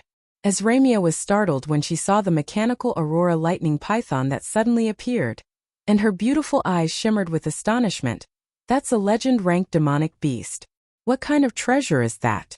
It can actually contain living beings? Legend-ranked demonic beasts were very rare on the Feisua plain. Only major races like elves and dark elves would rear a few in captivity. Yang Feng, who was just an archwizard, actually possessed an aurora lightning python, a legend-ranked demonic beast that was practically extinct on the Feisua plain. This was simply terrifying. Moreover, treasures that could contain living beings were very rare on the Feisua plain. In the entire elven race, there were no more than 3 such treasures. As expected of Master, he's really unfathomable. He has so many trump cards. Gleistar's beautiful eyes flashed with excitement. Dark elves respected the strong. Now that Gleistar had become Yangfeng's subordinate, the stronger he was, the happier she was, and the more she approved of him. Yangfeng jumped onto the back of the mechanical aurora lightning python, and the mechanical aurora lightning python was shrouded in arcs of lightning. With a burst of crackling electric arcs, the mechanical aurora lightning python was like a railgun. Amidst the countless electric arcs, it ferociously slammed into the back of the flying scorpion lion in an instant. It opened its jaws and ruthlessly bit down, directly crushing half of the flying scorpion lion's body. Charity's reaction speed was terrifying. At the moment of imminent peril, she jumped from the back of the flying scorpion lion, shot towards Yang Feng, and mercilessly kicked him in the face. Yang Feng unleashed the level 4 spell dragon force. As if he had incarnated into a humanoid dragon, endless power surged from all over his body, and he slammed his fist into Charity's slender leg. Boom! A fearsome explosion sounded from the place where their fists and legs collided, and Charity was sent flying into the distance like a broken rag doll. Yang Feng's body only shook slightly. Clearly, he had the upper hand in terms of strength. The mechanical lightning aurora python bit down on the flying scorpion lion's body, its huge body tightly wrapping around the flying scorpion lion. It frantically strangled the flying scorpion lion, causing the flying scorpion lion to let out a miserable cry. Yang Feng's thoughts revolved lightning fast, and he uttered a magic sentence. In a flash, the level 2 spell wind control was unleashed. Surrounded by a strong wind, he flew to the head of the flying scorpion lion, took out a secret treasure sword forged from divine blood steel, and mercilessly stabbed. The secret treasure longsword forged from divine blood steel was incomparably sharp. Only a peerless demigod powerhouse like Ciceron, who possessed the sea god's bloodline and demon's bloodline, had terrifying bones that could withstand that secret treasure longsword. Although the flying scorpion lion was powerful, but it was only a legend-ranked demigod-ranked powerhouse. Its bones couldn't resist the secret treasure sword forged from divine blood steel. The secret treasure sword pierced through the flying scorpion lion's hard skull, entered its head, and twisted madly, crushing the flying scorpion lion's brain into pieces. When the flying scorpion lion's brain was crushed, its body only trembled a few times, and then it was twisted into a pile of minced meat by the mechanical aurora lightning python. Yang Feng raised his hand and put the flying scorpion lion's corpse into a storage ring. The flying scorpion lion was a legend-ranked demigod. Its fleshly body could be made into a mechanical battle beast. Its blood meridian could also be extracted and used to produce the necessary blood meridian essence of the blood meridian warlock, flying scorpion lion family. In the Great Cloud Dynasty, warlock knowledge could be found everywhere. However, it wasn't that simple to become an official warlock. The vast majority of people were still ordinary people. The flying scorpion lion's blood meridian could allow people to evolve to the great warlock rank at most. It was a precious blood meridian. Taking advantage of this opportunity, Charity cast Imperial Wind, turned into a hurricane, landed on the ground, and then cast the level 4 spell blink one after another. Flickering, she disappeared into the mushroom forest. Yang Feng glanced at the mushroom forest and creased his eyebrows slightly. In that very short period of time, Charity's aura had completely disappeared. Unless Yang Feng used a special method to release countless mechanical insects to cover the mushroom forest, it would be impossible to find traces of Charity. Otherwise, with the spells he currently mastered, it would still be very difficult to quickly find Charity hiding in the mushroom forest. Yang Feng's thoughts revolved, and he made his choice. Riding the mechanical aurora lightning python, he rushed towards the dark forest. Along with a rumble, the mechanical aurora lightning python brushed past the mushroom forest and flew away, startling the countless extraordinary demonic insects and extraordinary life forms inhabiting the mushroom forest. After the mechanical aurora lightning python passed through the mushroom forest, a figure flashed through the mushroom forest. With a light leap, she landed on the top of a huge mushroom like a leaf. It was Charity. Charity looked at Yongfeng's back from afar. Her beautiful eyes shimmered with a bewitching glint, and she revealed a smile. This Ian really isn't simple. It seems that he's far from an ordinary archwizard. However, this isn't bad. I can borrow his hand to eradicate the two little bitches Hannah and Polly. In this way, the position of commander will be as stable as a mountain. After Yongfeng piloted the mechanical aurora lightning python for several kilometers, he dropped from the sky and landed on the ground. After storing the mechanical aurora lightning python into the dimensional badge, Yongfeng switched to the black wildebeest and continued to move towards the dark forest. The aurora lightning python was surrounded by electricity. In this dark underground world, it was like a beacon. It attracted countless demonic insects and all kinds of powerful extraordinary life forms with phototaxis. It wasn't a means of transportation that could be moved for a long time in the underground world. Chapter 330. Fire. Yongfeng and his party had just arrived near a shrub, when a dense rain of arrows suddenly shot towards them from the shrub. Advanced warping force field.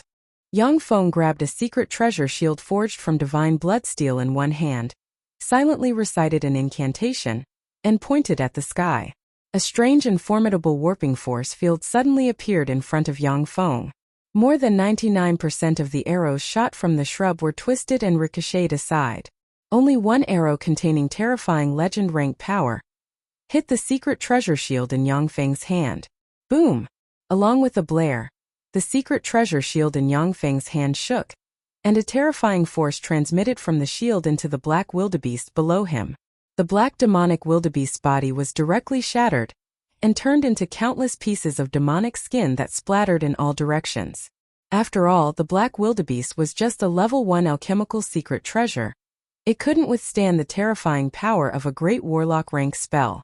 The center of the shield forged from divine bloodsteel in Yongfeng's hand caved in slightly, showing how terrifying the legend rank archer in the shrub was. Dark rays. Weakness. Darkness deterrence. Fear. Fireball. A dense rain of spells barreled towards Yongfeng. Most of the spells that slammed into Yongfeng were shattered by the terrifying life force field protecting him. However, the spells were constantly consuming his life force field. Once a warlock condensed a soul seed and became an official warlock, a terrifying life force field would surround the surface of their body. This was one of the basic extraordinary innate abilities of an official warlock. This extraordinary innate ability would strengthen along with the increase in the warlock's strength. Even level 3 spells would find it difficult to destroy the life force field of a great warlock. Only level 4 single target offensive spells might be able to break the life force field of a great warlock. With the help of the black dragon armor, Yongfeng possessed great warlock rank strength for a short period of time. His life force field was also very powerful and terrifying, and could resist most low-level spells. But releasing his own life force would also be neutralized and consumed by the low-level spell. If Yongfeng was alone, he could rely on the extraordinary black dragon's blood meridians to disregard those low-level spells. But behind him were Azramia and Gleistar. If he didn't release his life force field, he would be unscathed, but the two women behind him would be blasted into dregs. Yongfeng patted the dimensional badge on his chest, and the mechanical lightning aurora python suddenly flew out. With a light leap, he landed on the back of the mechanical lightning aurora python. Rumble! Countless electric arcs flickered, and the mechanical lightning aurora python flew into the sky at a terrifying speed that surpassed the speed of sound. Virtually all the arrows brushed past the mechanical lightning aurora python. Only a black arrow containing legend rank power pierced through the void, stabbed the force field surrounding the mechanical lightning aurora python, and stabbed the abdomen of the mechanical lightning aurora python, penetrated its scales, and sank into the superalloy deck forged from divine blood steel. Boom! The black arrow exploded, and the frightening power caused the mechanical lightning aurora python to shake slightly. Dark exploding arrow was one of the most powerful secret archery arts of the Dark Elves. The arrow contained dark force. Once it pierced an object, it would detonate, and its might was extremely frightening. If Yang Feng hadn't used divine bloodsteel to comprehensively strengthen the mechanical lightning aurora python, this arrow would have seriously injured it. It's impolite not to reciprocate. I'll let you have a taste of my power. A fierce glint flashed past Yang Feng's eyes, and a vast dragon might spread from him. He opened his mouth and belched a black dragon breath that shot towards the direction from which the dark arrow came from lightning fast. The black dragon breath flew at an astonishing speed. Practically in an instant, it arrived in the mushroom forest and barreled towards a beautiful dark elven beauty with a sexy figure. The pretty face of the dark elven beauty with legend rank cultivation base flickered, and she reached out and grabbed a dark elven beauty beside her to block the black dragon's breath. The dark elven beauty with level 3 warlock rank strength, who was used as a shield, was engulfed by the black dragon's dragon breath. She uttered extremely mournful screams, and then abruptly stopped as she was burned to ashes. The dark elven beauty with legend rank cultivation base rolled on the ground and dodged the terrifying black dragon breath. But her reaction was still a bit slow, and her right hand was grazed by the black dragon breath. As if maggots on a bone, the black dragon breath spread along her right hand and devoured her flesh. The dark elven beauty spun the sword in her hand and decisively cut off the flesh on her right hand that was corroded by the black dragon breath. Blood flowed, revealing ghastly white bones.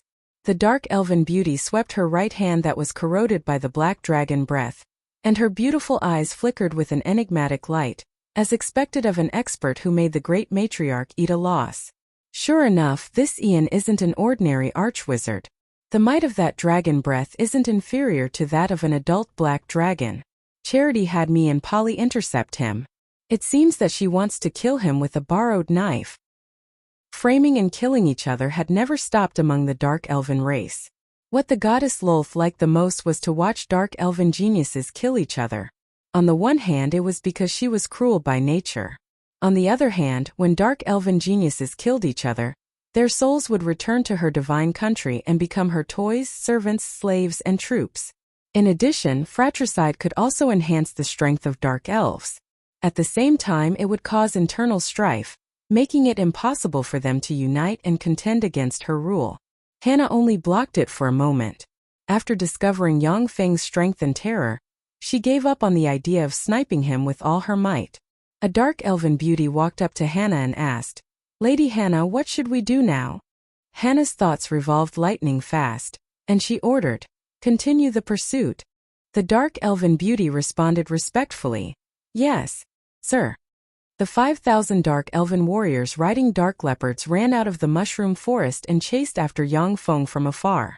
Hannah, riding a dark leopard, moved unhurriedly among the crowd, showing no intention of pursuing Yang Feng by herself. She was well aware that following a large group was the safest choice. After breaking through Hannah's interception, Yang Feng landed on the ground, switched to another black wildebeest, and rushed towards the entrance of the dark forest day and night. The dark forest was located in the deepest part of the 9th floor of the Feisua Plains underground world. The dark forest was shrouded in a black fog all year round. Shrouded by the black fog, even dark elves with innate night vision could hardly see more than 10 meters away. Moreover, the black fog restrained all kinds of spells. Without the two powerful weapons, archery and magic, dark elves felt as if their hands had been chopped off in the dark forest. There were also countless terrifying demonic plants in the dark forest.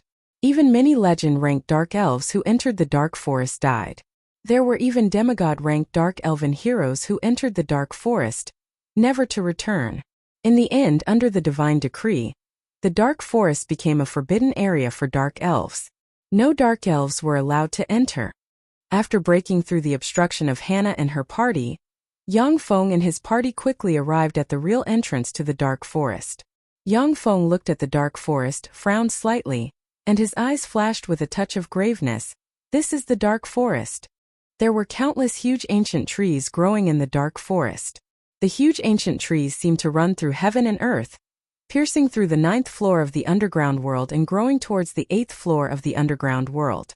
Needles, sawtooth-like leaves, weird tree vines, huge man-eating flowers, and all kinds of branches brimming with dangerous auras and characteristics of dangerous extraordinary plants extended from the huge ancient trees. With his keen eyesight, Yang Feng could vaguely see eerie and strange skeletons hanging on the branches of the ancient tree. By relying on the keen intuition of a level 3 warlock, Yang Feng could feel the waves of dangerous aura coming from the dark forest. Even someone as powerful as him could die in the dark forest if he wasn't careful. Gleistar took a look at the dark forest, frowned slightly and said solemnly, "Master, kill Azramia." The dark forest was too dangerous.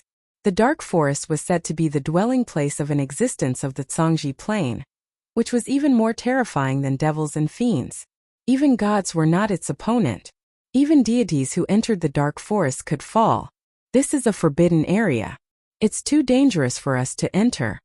A peculiar glint flashed in Yang Feng's eyes, and he quickly made a judgment.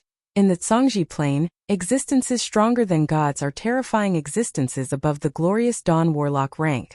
No, since this dark forest has not been invaded by anyone. In that case, the strength of this existence should be above that of a great divine power god. In other words, this is a relic site of a warlock monarch rank powerhouse. Chapter 331. Warlock monarchs were fearsome existences of the Zhangji Plain that could contend against mighty divine force rank gods. Even in the 8 warlock dynasties, warlock monarchs were the pinnacle powerhouses.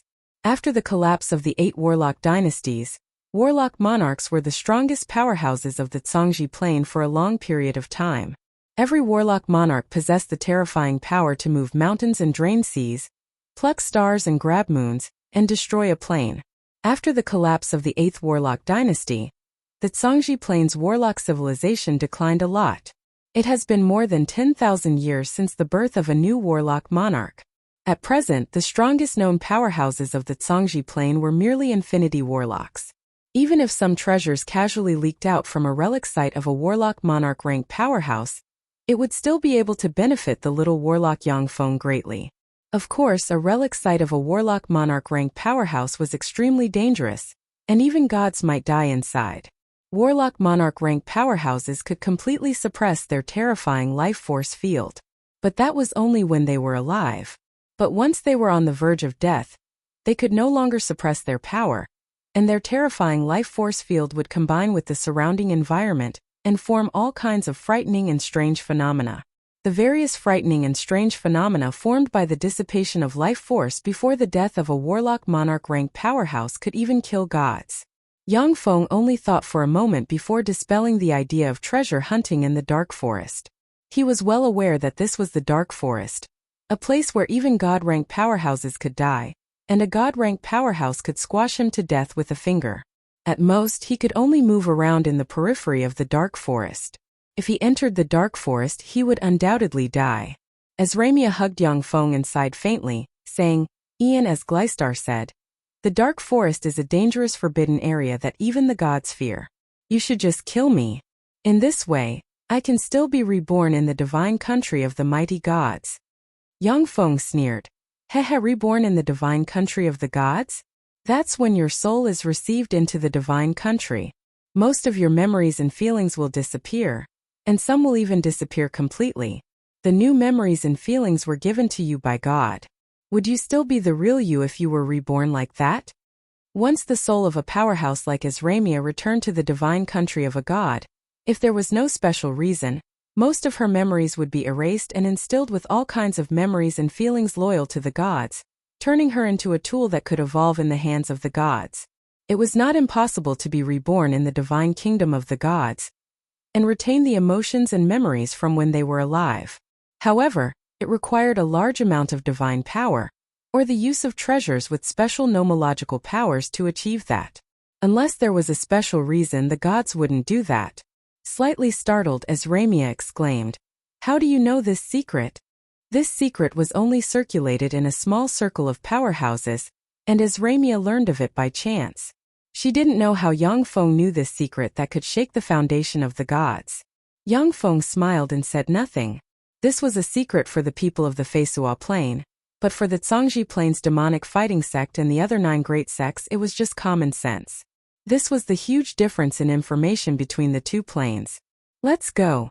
Yang Feng hesitated for a moment, then clenched his teeth and stepped into the dark forest with Azramia and Gleistar on his back. As soon as Yang Feng stepped into the entrance of the dark forest, strange ripples rose in the space there, and a twisted black face suddenly appeared in the void, revealing a strange smile. The backs of Yang Feng and his party disappeared. The path leading to the inside of the dark forest covered in rotten leaves was empty, as if no one had entered.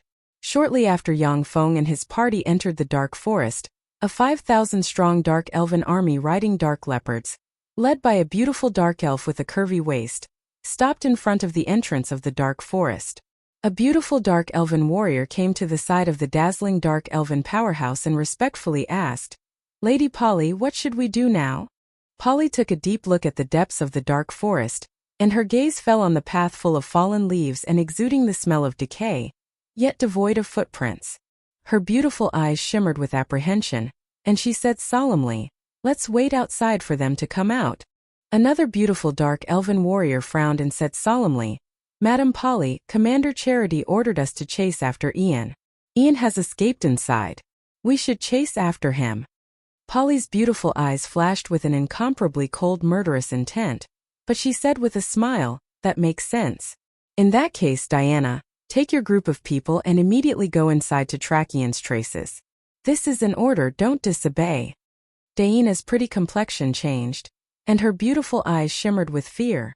"Madam Polly, The dark forest was a terrifying and perilous place where even divine spirit experts would fall if they entered its depths. Diana only possessed level 3 warlock rank strength. Once she entered the dark forest, she would most likely die. Polly smiled gloomily, her beautiful eyes shimmered with killing intent, and she uttered while stressing each syllable, "Diana, this is an order. Do you want to disobey it?" Diana was a spy planted by Charity in Polly's side, and Polly had been looking for an opportunity to eradicate her for a long time. Now that she got such a good opportunity, Polly naturally wouldn't let her go. Polly's confidants and personal guards surrounded Diana, and their beautiful eyes shimmered with frigid killing intent. Diana gritted her teeth and said with a look of helplessness and hatred, "Yes, Madam Polly. I'll take my men inside." Polly said coldly, "Don't dawdle, go inside at once." "Yes, Madam Polly." Under Polly's urging, Diana quickly gathered her troops and entered the dark forest one by one. The dark elven warriors saw strange ripples set off in space, and then Diana and the other dark elven warriors disappeared into the ripples. As if they were swallowed by something, they didn't appear on the other side. When the dark elven warriors saw this scene, a chill welled up in their hearts, and no one proposed to enter the dark forest again. Hannah came from the rear with 5,000 dark elven warriors. When she saw Polly, she asked, "Polly, why didn't you take anyone inside?" Polly said with a sweet smile, "I already sent people inside to track Ian and them." "Hannah, since you're here, then I'll give you the credit for hunting down Ian." Hannah took a deep look at the dark forest, and her beautiful eyes shimmered with apprehension. She instinctively felt the great terror lurking inside the dark forest. Hannah suddenly said with a smile, "In that case, I'll stay here and help you, Polly." Polly also smiled slightly. "Okay." The nearly 10,000 dark elven warriors immediately surrounded the entrance to the dark forest, and no one dared to rashly enter the dark forest. "What are you two doing? Didn't I order you to pursue Ian and them? Why are you still here?" Commanding the main force of the Dark Leopard Corps, Charity came from the rear. When she found Hannah and Polly, she berated them sternly. Polly immediately reported, "Great Commander, I've sent people into the dark forest to track Ian and them. As long as there's news of them, I'll send people inside to support them." Charity frowned and said coldly, "This is a divine decree from the great goddess Lolth. Ian and the other two must be captured at all costs. I order you two to enter the dark forest and continue to pursue Ian." A cold glint flashed in Hannah's eyes, and she said with a cold smile, "Yes, great Commander. However, the dark forest is too dangerous. The two of us and our subordinates are a little understaffed. Great Commander, please enter the dark forest with us." Polly also said with a cold smile, "That's right. We're too weak by ourselves. "Great Commander, please enter the dark forest with us." Anger flashed in Charity's beautiful eyes, and she said coldly, "You take the people inside first, I'll follow." A cold glint flashed in Polly's eyes, and she said aggressively, "That won't do. Even if it's you, Great Commander, if you violate the divine decree, won't you end up badly? Let's go in together, Great Commander." "No need to argue. Let's all go in together." Accompanied by a cold yet alluring voice, the charming and coquettish Dolores slowly walked in, a fragrance wafting from her. "Greetings, Great Matriarch." When Charity and the other two saw Dolores, their pretty faces changed, and they lowered their heads and said respectfully. Dolores was a frightening advanced demigod-rank powerhouse. In the era when God stood high above the stars, she was one of the most powerful people in the Feisua Plains secular world. After Pope Gleistar was declared a traitor, she grasped practically all the power of the Dark Elves. Dolores said in a cold voice, "Have all your subordinates go in. You come with me. This time we must capture Ian and them. No, whether dead or alive. Azramia must not be allowed to leave the underground world alive. Otherwise, you'll all be made into evil spirit dolls." When they heard that, Charity and the other two stiffened, and their beautiful eyes filled with fear. The evil spirit puppet dolls were monsters made from living dark elves using all kinds of evil secret methods.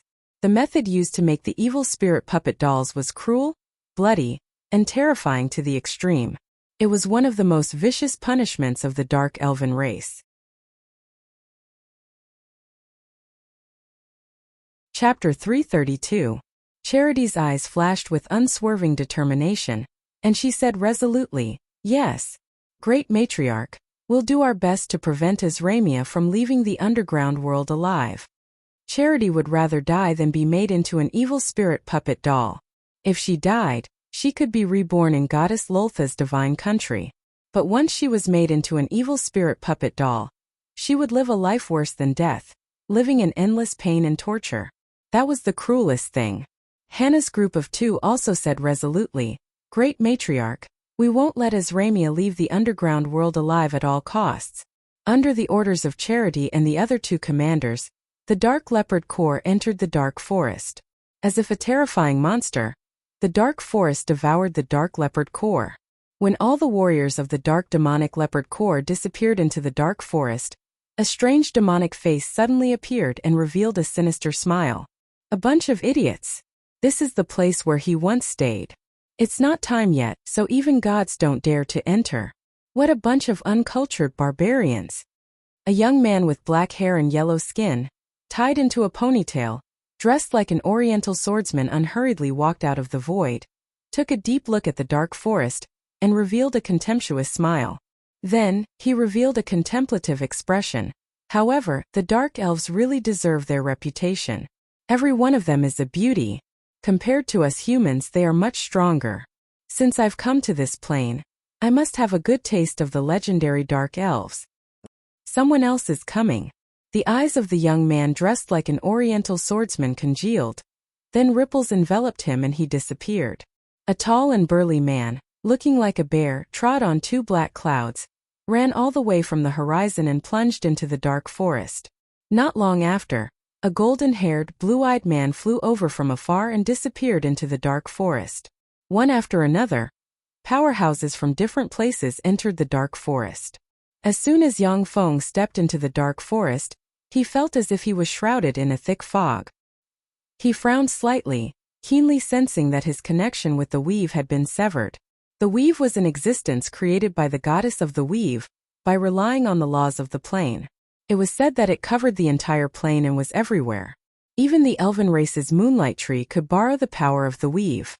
The dense fog of the dark forest cut off the connection between Yang Feng and the weave, indicating that the level of power contained in the dark forest may even surpass that of the goddess of the weave. Fortunately, I'm not a wizard of the Feisua plane, or else I wouldn't be able to use spells. But even so, the power of many spells cast here will be pitifully weak. Yang Feng silently recited an incantation and cast the level 0 spell Mage Hand. Shortly after the transparent Mage Hand took shape, it collapsed and disappeared. This phenomenon made Yang Feng crease his eyebrows slightly. Logia and elemental spells use the caster's spirit force as the source of power and the spell model as the core to communicate with the mysterious laws of the plane and mobilize the vigor of heaven and earth to produce all kinds of powerful and miraculous phenomena. It was with the help of the power of heaven and earth that the spells of wizards and warlocks were so powerful that they could easily insta-kill body-tempering martial artists of the same rank. However, in places with abnormal plane laws and abnormal vigor of heaven and earth, the strength of wizards would be weakened to a pitiful extent. Warlocks, on the other hand, had extremely tyrannical fleshly bodies after continuous evolution. They could quickly adapt to any environment, which was one of the strongest aspects of human warlocks. I am Yang Feng from the Zhangji plane. I came to the Feisua plane to hunt demigods. All of a sudden, the faces of babies appeared on a large tree. Strange laughter came from the faces of the babies. How could this be? Yang Feng's heart shook, his body trembled slightly, and fear and killing intent welled up inside him. Entering the Feisua plane from the Zhangji plane was one of Yang Feng's greatest secrets. No one on the Feisua plane knew about this secret. Once it was known that Yang Feng came from the Zhangji plane, everything he had on the Feisua plane would be destroyed. Gleistar had betrayed her faith and lost all her power. At the same time, Goddess Lolth could no longer see or hear anything through her. Azramia, on the other hand, was a believer of the elven gods. As long as the primary god she believed in looked at her, he would know everything about her with a thought. Only by killing Azramia before the gaze of the primary god she believed in fell on her, and then destroying the memories of her soul, would Yang Feng have a chance at survival. I am Yang Feng. I came from Earth. My greatest reliance is the technology one inherited from the Shizu. The faces of the babies on the trees were grinning and their mouths were constantly opening and closing, revealing the secrets hidden in the depths of Yang Feng's heart that he was most afraid of being discovered by others. Don't say any more. You freaks. Eyes bloodshot, a fierce glint flashed past Yang Feng's eyes, and a bloodthirsty glint shrouded his eyes. He issued a fearsome roar, and wanted to rush over and smash the faces of the babies growing on the trees one by one. The host is being eroded by negative spirit force. Activating stimulation therapy. A sharp pain suddenly came from Yang Feng's sea of knowledge, making him, who was on the verge of erupting, hold his head in pain and gasp for breath. There were no sound fluctuations detected in the surroundings, it was just an illusion. The host. Just now you were hit by an illusion which was comparable to a level 5 spell. Because the spirit spell was too strange, the black dragon bloodline inside you could not completely offset the influence of the illusion. A line of information flashed in front of Yang Feng's eyes. Yang Feng was slightly alarmed and cold sweat flowed down his back. So I was hit by an illusion, how strange. My black dragon bloodline didn't react. This illusion is really terrifying. Ancient black dragons were immune to the vast majority of spirit spells, and Yang Feng, who possessed the ancient black dragon bloodline, was immune to most spirit spells as well. Now, he was actually being eroded by that spiritual spell. The might of that spiritual spell was so strong and its rank was so high that it was simply shocking. When Yang Feng took a closer look at the tree full of baby faces, he saw a thick layer of bones under the tree full of baby faces. Countless skulls piled up on top of the decaying leaves, forming a strange and terrifying scene. Tree vines full of sharp thorns were scattered around the large tree. Once ordinary experts got close to the strange tree, they would be instantly pierced through by the tree vines full of sharp teeth. Yang Feng's complexion became very unsightly. He recognized the origin of the strange tree at a glance. This is a level 5 extraordinary plant baby-face evil tree. The spirit spells released by the baby-face evil tree can even unwittingly confuse gods. I'm sorry. I didn't want to. I really had no choice. I wanted to live. Jenna. Behind Yang Feng, Gleistar sobbed uncontrollably. Tears streamed down her face, her body trembled, and she screamed miserably. Azramia also trembled and struggled behind Yang Feng, a look of pain and fear on her face. If it wasn't for the fact that she was seriously injured and couldn't muster any strength, she would have already seriously injured Yang Feng. With a thought, Yang Feng cast the innate level 4 spell Dragon Breath and belched a fearsome dragon breath that slammed into the strange baby-faced evil tree in a flash. When the terrifying dragon breath landed on the baby-faced evil tree, Raging flames engulfed the baby-faced evil tree. The baby-faced evil tree issued mournful cries, and countless tree vines buried in the ground surged and stabbed towards Yang Feng. Yang Feng brandished the sword in his hand, and sword rays shone and turned into sword afterimages that shot towards the tree vines. The vines of the baby-faced evil tree were severed, and a copious amount of blood-like sap shot out from the severed parts and scattered on the ground. Almost at the same time, a series of blood-curdling screams from the baby-faced ghost tree rang out from within the black demonic mist. The mournful screams of the baby-faced evil trees resounded according to a certain rhythm, forming a strange sound wave that bombarded Yang Feng as well as Gleistar and Azramia on his back. Yang Feng felt a stifling sensation in his chest, a fishy taste in his throat, and a mouthful of blood spewed out of his mouth. His complexion turned extremely pale. Blood with a slightly fishy smell flowed down Yang Feng's back and dripped on him. Clearly, Azramia and Gleistar were seriously injured. Yang Feng gritted his teeth and raised his hand, and a 5x5 black magic tent suddenly appeared. He drilled into the magic tent. As soon as he entered the magic tent, the ear-piercing screams of the babies subsided by a lot. Yang Feng went to a corner of the magic tent and kept adding magic stones to it. Only with sufficient magic stones could the magic tent withstand the baby-faced ghost tree's soundless mental attack and strange whistling sound. The baby-faced ghost tree that was hit by the dragon breath screamed in pain and struggled. In the end, it was completely devoured by the dragon breath and turned into ashes. The spirit attacks of the baby-faced evil tree were silent and impossible to guard against. Even god-rank powerhouses could be hit by them if they were careless. However, the baby-faced evil tree feared fire the most, and a dragon breath could burn it to ashes. Chapter 333. Many extraordinary lifeforms had weaknesses. Some transcendent creatures were powerful but stupid. Some transcendent creatures were afraid of fire. Some transcendent creatures were afraid of sunlight. Some transcendent creatures were afraid of water. By finding the weaknesses of those extraordinary lifeforms, it would be easy for the weak to defeat the strong. The reason why the Zhangji Plains human warlocks conquered countless plains was because the human warlocks absorbed the knowledge of the countless plains and formed a unique warlock cultivation system. No matter what kind of harsh environment they were in, they wouldn't lose their fighting strength. In some special plains, where the vigor of heaven and earth was in disorder, wizards or life forms specializing in magic were extremely weak. However, warlocks could still possess a powerful physique comparable to that of extraordinary life forms. In this fog, the vigor of heaven and earth was blocked by a mysterious force, making it nearly impossible to cast spells. If it was an elemental warlock, they would find it difficult to cast spells, and could only rely on their tyrannical physique to fight. However, for a bloodline warlock like Yang Feng, he could stimulate the power of his bloodline and cast various innate spells.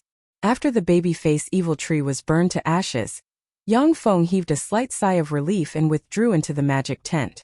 Yang Feng looked at Gleistar and asked quickly, "The dark forest is very dangerous. We'll stay here for now. After you've fully recovered, we'll find a way to get out. When will you be able to restore your demigod rank cultivation base, Gleistar?"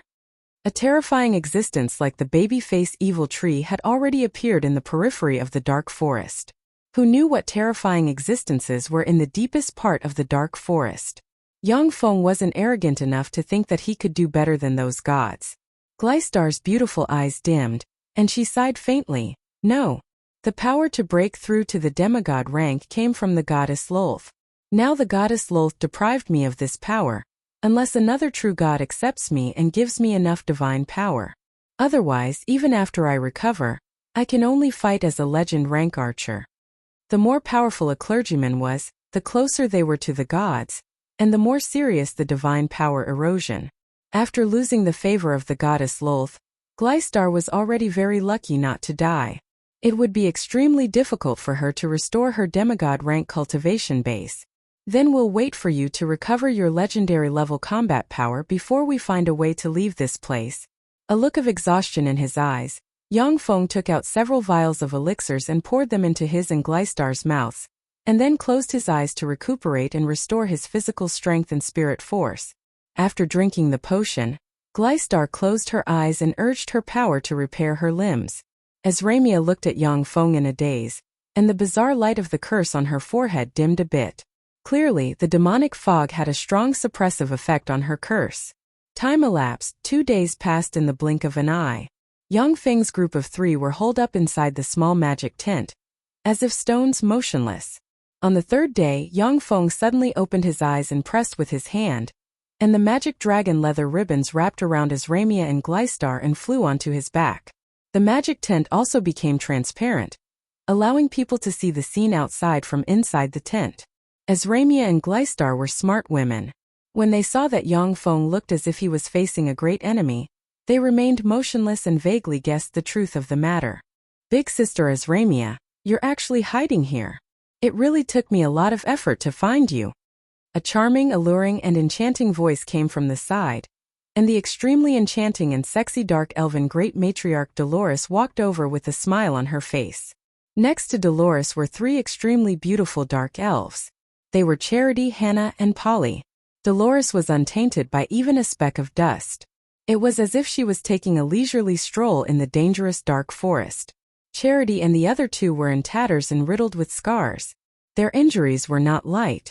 The tens of thousands of dark elven warriors of the Dark Leopard Corps had already disappeared. Hiding inside the magic tent, Yang Feng looked outside and saw Dolores's enigmatic expression at a glance. Her gaze had already fallen on the magic tent enchanted with advanced stealth. Yang Feng's figure shook slightly, and he rushed out of the magic tent. Looking at Dolores in a neither servile nor overbearing manner, countless thoughts revolving in his mind. Dolores showed a bewitching smile, her beautiful eyes full of ridicule and delight. Big sister Azramia, the most beautiful and honorable woman on the surface, Your Majesty the great elven monarch. You are in a very miserable state. I heard that you were hit by the curse kiss of Lolth. That's really pitiful. After being hit by the spell kiss of Lolth, even the most chaste goddess will degenerate into the most lowly sow. I feel indescribable delight at the thought of the most honorable great elven monarch Azramia degenerating into the most lowly sow. In the battle in the Moonlight Square, the 2 demigod-rank powerhouses Dolores and Glystar besieged Azramia. Yet they still weren't her match. That battle filled Dolores with jealousy of Azramia. Now she felt indescribable delight at the thought that the person she regarded as her greatest enemy and rival was about to degenerate into the lowest rung. Azramia's pretty face turned extremely pale. She clenched her silver teeth, and her tender body trembled. Dolores revealed an expression of a cat toying with a mouse. She smiled charmingly and said viciously, Big sister Azramia, don't worry. I won't hurt you. After the kiss of Lolth curse breaks out completely, I'll help you find 100 men. Of course demonic beasts are fine as well. I'll let them satisfy you, and then send the magic image back to the elves. It must be very interesting. Face pale, Azramia clenched her silver teeth and said, Dolores, even if we're enemies, it's fine if you just kill me. Why do you have to be so vicious? A trace of frustration streaked past the abyss of Dolores's beautiful eyes, and her charming face revealed a trace of ridicule. Because I'm a dark elf. Isn't it the nature of us dark elves to be vicious, cunning, and cruel? Only the most vicious, cunning, and cruel people can win the favor of the great goddess. The competition among dark elves was extremely cruel. In order to rise to the top, they would resort to almost any means. Conspiracies, betrayals, and massacres ran through the history of every upper-class dark elf. In order to ascend to the throne of the great matriarch, Dolores had also piled up corpses beneath her feet. Dolores's beautiful eyes sparkled, and she smiled sweetly like a lover whispering in his ear. Ian, give me these 2 women. As long as you give them to me, not only will I guarantee your safety, but I'll also let you have fun with them. One is the most outstanding woman of the elves, the great elven monarch, and the other is the former pope of the Dark Elven Church. You can play with them as you please, and it doesn't matter even if you're done with them. As long as you offer them to me, then apart from me, I'll give you any woman of the dark elves you like to have fun with. How about Charity? She's a famous cold beauty among dark elves, and she's also a very rare virgin. Dolores gently grasped with her lily-white hand, and Charity, who was standing beside her, was involuntarily caught by her. She casually tapped Charity with a finger, and Charity's delicate body went limp. Her pretty face blushed, and she revealed an extremely flirtatious expression. She twisted her delicate snake-like body, exuding an astonishing charm. Charity's eyes shimmered with shame, but she couldn't muster any strength to stop Dolores. Yang Feng said unhurriedly, "Your proposal is very tempting." As Ramia's beautiful eyes shimmered dimly, and she sighed faintly in her heart. Gleistar's eyes swiveled, her thoughts unknown. Dolores glanced at Yang Feng, and the abyss of her beautiful eyes shimmered with contempt. In the end, men are only at this level. Yang Feng gave an unruly smile.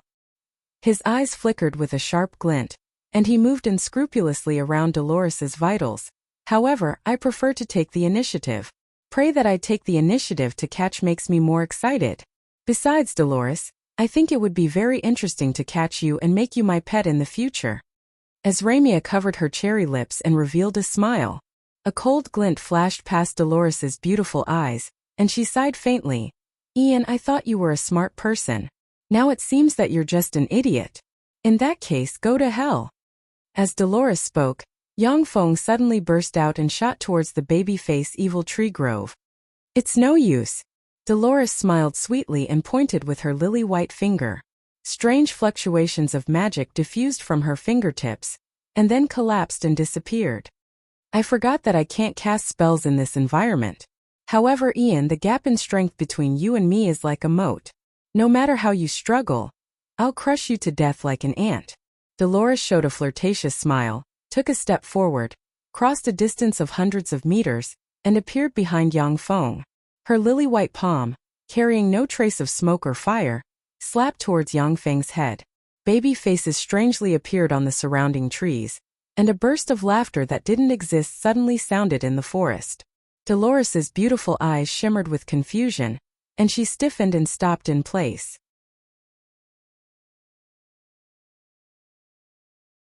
Chapter 334. The host is being eroded by negative spirit force. Activating stimulation therapy. Just as Yang Feng was about to lose himself in the illusion of the baby-face evil trees, a sharp pain rose in his sea of knowledge. He clenched his teeth and frantically rushed into the distance. During the past few days, Yang Feng didn't do nothing. He released a large number of mechanical insects to find a way out of the baby-face evil trees. Although he would still suffer from the mental attacks of the baby-face evil trees, but he wouldn't suffer from physical attacks. There were hundreds of baby-face evil trees in the forest, and Yang Feng didn't have the strength to spew more than 100 breaths of dragon breath. A series of strange laughter rang out from the baby-face ghost tree group. Every time he heard such laughter, Yang Feng felt a stabbing pain in his sea of knowledge. Amid the whirlpool of pain, Yang Feng clenched his teeth and madly dashed along the way. Boom! Boom! Suddenly, a series of childlike screams rang out from the baby-face evil trees. Countless terrifying sound waves condensed into one and blasted toward the rear.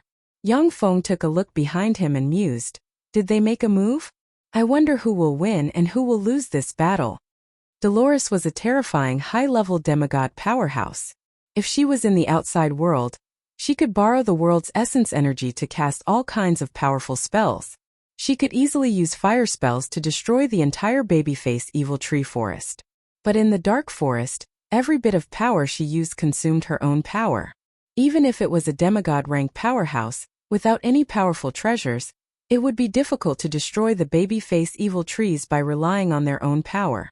As soon as Yang Feng passed through the babyface evil trees, a wasteland of bones exuding a strong stench of corpses appeared in front of him. Flocks of skeletons were linked together. They had a pair of skeletal wings and were riding a gust of wind. The skeletal crows were constantly flying among the skeletons. Bone demonic crows were undead life forms comparable to level 1 extraordinary life forms. They were strange undead life forms formed from the powerful life energy and death aura emitted by warlocks, and the condensation of bones. A single demonic skeleton crow wasn't too terrifying. However, there were countless demonic skeleton crows in the wasteland of bones. It was as though they covered the entire sky. As soon as Yang Feng and his party stepped into the wilderness of bones, as if smelling prey, the dense crowd of bone crows flapped their wings and flew towards them like dark clouds. Yang Feng's complexion changed greatly. He pressed the dimensional crest on his chest, and a 10-meter-tall, remodeled obsidian golem suddenly appeared in front of him. With a light leap, He jumped into the chest of the obsidian golem with Azramia on his back. The obsidian golem's magic patterns flickered, and it cast advanced aura masking and mimicry. The aura of Yangfeng's group of 3 was completely concealed, and the obsidian golem's external appearance changed into a huge giant skeleton. The dense crowd of bone crows lost their target, and then circled around the obsidian golem, transformed into a giant skeleton. Many bone crows landed on the obsidian golem, transformed into a giant skeleton, looking like they were resting. The place where Yangfeng's group of 3 previously stood was occupied by countless bone crows. Looking outside through the obsidian golem, Yangfeng's group of 3 could see countless bone crows occupying the surroundings.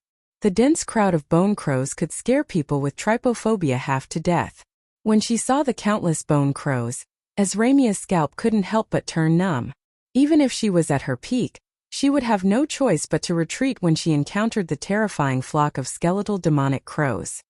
If she went all out and fought to the death, then even someone as tyrannical as her would eventually die of exhaustion. The wasteland of bones suddenly trembled violently.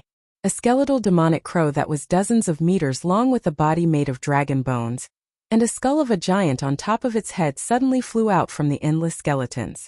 It was a skeletal demonic crow with a white jade-like luster. The huge bone crow exuded frightening starry sky warlock rank might. The frightening fluctuations of power emitted by the bone crow were even several times stronger than Azramia's. When Yangfeng's group of 3 hiding inside the obsidian golem saw the frightening bone crow, their countenances suddenly changed dramatically, and they fell silent. In the wilderness of bones, even if Azramia came here at her peak, she might not be the opponent of the starry sky warlock rank bone crow. Yangfeng looked at the starry sky warlock rank bone crow with a dignified glint in his eyes. What a fearsome fellow. How powerful was the former master of the dark forest. Just a trace of his life force fluctuations reached the periphery, yet such a fearsome monster was born. Squawk!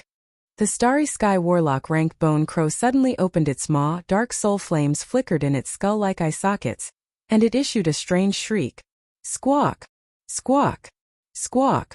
All of a sudden, the dense flock of skeletal devil crows began to cry out. The cries of countless bone crows reverberated in the wilderness of bones. Combining with the cries of the starry sky warlock rank bone crow, they formed a strange soul sound wave that reverberated in the area. When Yangfeng heard the strange cries, his heart suddenly throbbed strangely, his body trembled uncontrollably, and the soul seed in his sea of knowledge shook slightly. The host's soul is shaken. According to the current strength analysis, the host's soul seed will shatter after 10 minutes, and the host's soul will leave the body and die. Immediately cut off the sound transmission. The inside of the obsidian golem quickly formed a vacuum layer, which cut off the soul trill. When the strange sound disappeared completely, Yangfeng felt that he could control his body. A wet feeling came from his face. Yangfeng wiped it with his hand, and his palm was covered in blood. Yangfeng looked at the blood in his hand, frowned, and his eyes shimmered with apprehension. How dangerous! I almost died. Furthermore, I died in an unclear manner, without the power to fight back. The dark forest is really dangerous. The wilderness of bones was still the outermost part of the dark forest, yet the starry sky warlock rank bone crow was actually proficient in the level 5 spell soul shock sound wave. This greatly exceeded Yangfeng's expectations. If it wasn't for the smart chip implanted in Yangfeng and the black dragon armor, he would have died silently to the soul shock sound wave cast by the starry sky warlock rank bone crow. Suddenly, an incomparably tyrannical aura came from behind. Dolores, covered in wounds, forcibly rushed out of the baby-face evil tree forest. Dolores had just rushed out of the baby-face evil tree grove, when the strange sound wave that could shock people's souls slammed into her. Her soul shook wildly and she stood in place, a look of pain on her pretty face. Wisps of dark force pervaded her body. On the Feisua plane, the powers that ordinary humans cultivated were called qi and magic, while experts of other races cultivated different secret methods. The power that dark elves cultivated was called dark force, the power that kindred cultivated was called blood energy, and the power that dragons cultivated was called dragon force. The power that Songji Plains human warlocks cultivated was called life force. As time passed, blood slowly flowed out from the 7 orifices on Dolores's face. Traces of bright red blood flowed down her beautiful face, making her look like an extremely beautiful female ghost. Her beauty was mixed with great terror. Boom! Boom! Suddenly the earth shook, and a vast and boundless pressure gushed out from the deepest part of the dark forest. The starry sky warlock rank bone crow suddenly issued a mournful cry and plunged into the pile of bones. Countless bone crows suddenly flew up, pounced on the starry sky warlock rank bone crow, and formed a pile of bones on it. A mysterious gray aura slowly blew out from the dark forest. When the gray aura came into contact with the bone crows immediately collapsed and lost all signs of life. They turned into skeletons that scattered on the ground. Virtually in an instant, the gray aura hit the obsidian golem, and the spells cast on the obsidian golem immediately collapsed. The gray gas ignored the obsidian golem's outer armor, entered the cockpit, and blew towards Yang Feng, and a gloomy and cold feeling swept through him. When the gray aura blew at Azramia, the curse imprint on her forehead flickered, and as if about to collapse, it eventually dimmed. She suddenly felt her body become a lot more relaxed. Glystar, however, showed no reaction. Yang Feng pushed open the chest of the obsidian golem, rushed out, and pulled the trigger with the supergravity gun in his hand at Dolores in the distance. One after another, supergravity spheres shot out and bombarded Dolores's body. Boom! Dolores felt as if she was being pressed down by a mountain. Like a frog being run over by a car, she was pressed to the ground. Yang Feng opened his mouth and unleashed dragon breath. Suddenly, a fearsome dragon breath barreled towards Dolores like a meteor. Even if it was a demigod rank expert, once hit by the dragon breath, they would be seriously injured.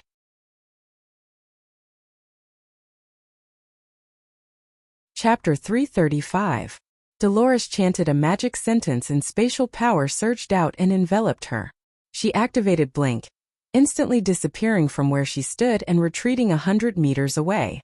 At this moment, Charity and the other two powerhouses walked out of the babyface ghost tree forest covered in blood. Seeing that the situation was anything but reassuring, Yang Feng blurred into motion, turned into a stream of black light, and rushed into the depths of the dark forest. Although Dolores's injuries weren't light, but she was an advanced demigod rank powerhouse after all. So long as she recovered a bit of her strength, Yang Feng wouldn't be her opponent.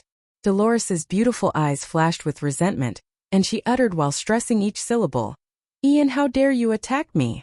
I'll capture you alive and let you have a good taste of our Dark Elven clan's 1365 kinds of punishments."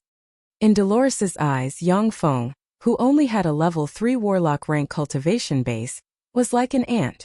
The fact that such an ant, who she didn't care about at all, injured her made her feel offended and enraged. Although Dolores was furious, but she still didn't take any risks. She took out a few vials of elixirs and poured them down her throat, operated dark force, and enveloped herself in a layer of black light, restoring her body and the power she consumed. Dolores had always been very cautious, which was one of the reasons why she defeated countless competitors and ascended to the throne of the great matriarch of the Dark Elves. The dark forest was full of dangers. Dolores almost died to the sound wave attack of the bone crows. The depths of the dark forest contained great dangers that could even kill gods. Naturally, Dolores wouldn't enter it while she was in a poor state. After passing through the wasteland of bones, a dense forest without a single passageway appeared in front of Yang Feng and company. All the trees in the forest had strange heads, including dragon heads, human heads, devil heads, and multi-armed trolls' heads. Countless tentacle-like vines extended from the trees, giving people a gloomy, strange, and terrifying feeling. These are extraordinary plants, headhunter trees. These are level 6 extraordinary plants. If they're not careful, even deities will be beheaded by these headhunter magic trees and their divine power will be sucked dry. When Yang Feng saw the strange trees full of different heads, his scalp turned numb and his eyes flashed with shock and fear. A level 6 transcendent plant like the headhunter devil tree was an extremely dangerous and terrifying devil tree. They were not like ordinary transcendent plants that waited for their prey to take the bait. Once they hunted their prey, they would extract their prey's blood essence and strength, leaving only their heads, which were embedded in the tree trunk. Once the headhunter magic tree had a head, it would gain the ability to move. Furthermore, it would possess a portion of the bloodline power of the prey it devoured. According to legend, the Warlock Emperor of the Second Warlock Dynasty, the Taboo Lord, had studied the evolution system of Blood Meridian Warlocks step by step with reference to this characteristic of the Headhunter magic tree. The only weakness of Headhunter trees was that they were afraid of fire. However, there were hundreds of Headhunter trees forming a demonic tree forest. Yang Feng was afraid that he would be devoured by the Headhunter trees as soon as he spat out a dragon breath. That's not right. These Headhunter demonic trees don't have any life fluctuations. Is it because of the gray aura? Yang Feng's heart suddenly stirred, and he thought of the skeletal crows that collapsed due to the mysterious gray aura. After hesitating for a while, Yang Feng clenched his teeth, rushed into the forest of Headhunter trees with his raimia on his back, and frantically fled into the distance. The eyes of the heads embedded in the top of the Headhunter trees were lifeless, and there were no fluctuations of life coming from them. They allowed Yang Feng to pass through the strange forest. After passing through the forest of Headhunter magic trees, a vast and almost boundless desert appeared before Yang Feng's eyes. Yang Feng took a deep look at the desert made of golden sand. With the keen perception of a level 3 warlock, he perceived a great terror at the bottom of the desert. Yang Feng hesitated for a moment. Then, thinking of Dolores chasing after him, coupled with the mysterious gray aura and the strange Headhunter trees, he clenched his teeth and pressed his chest, and the mechanical lightning aurora python flew out at once. Yang Feng jumped lightly onto the back of the mechanical lightning aurora python. Surrounded by countless bolts of lightning, the mechanical lightning aurora python immediately turned into a bolt of lightning and flew towards the depths of the desert. The mechanical lightning aurora python's energy source was the crystal cores and high-energy crystals inside its body.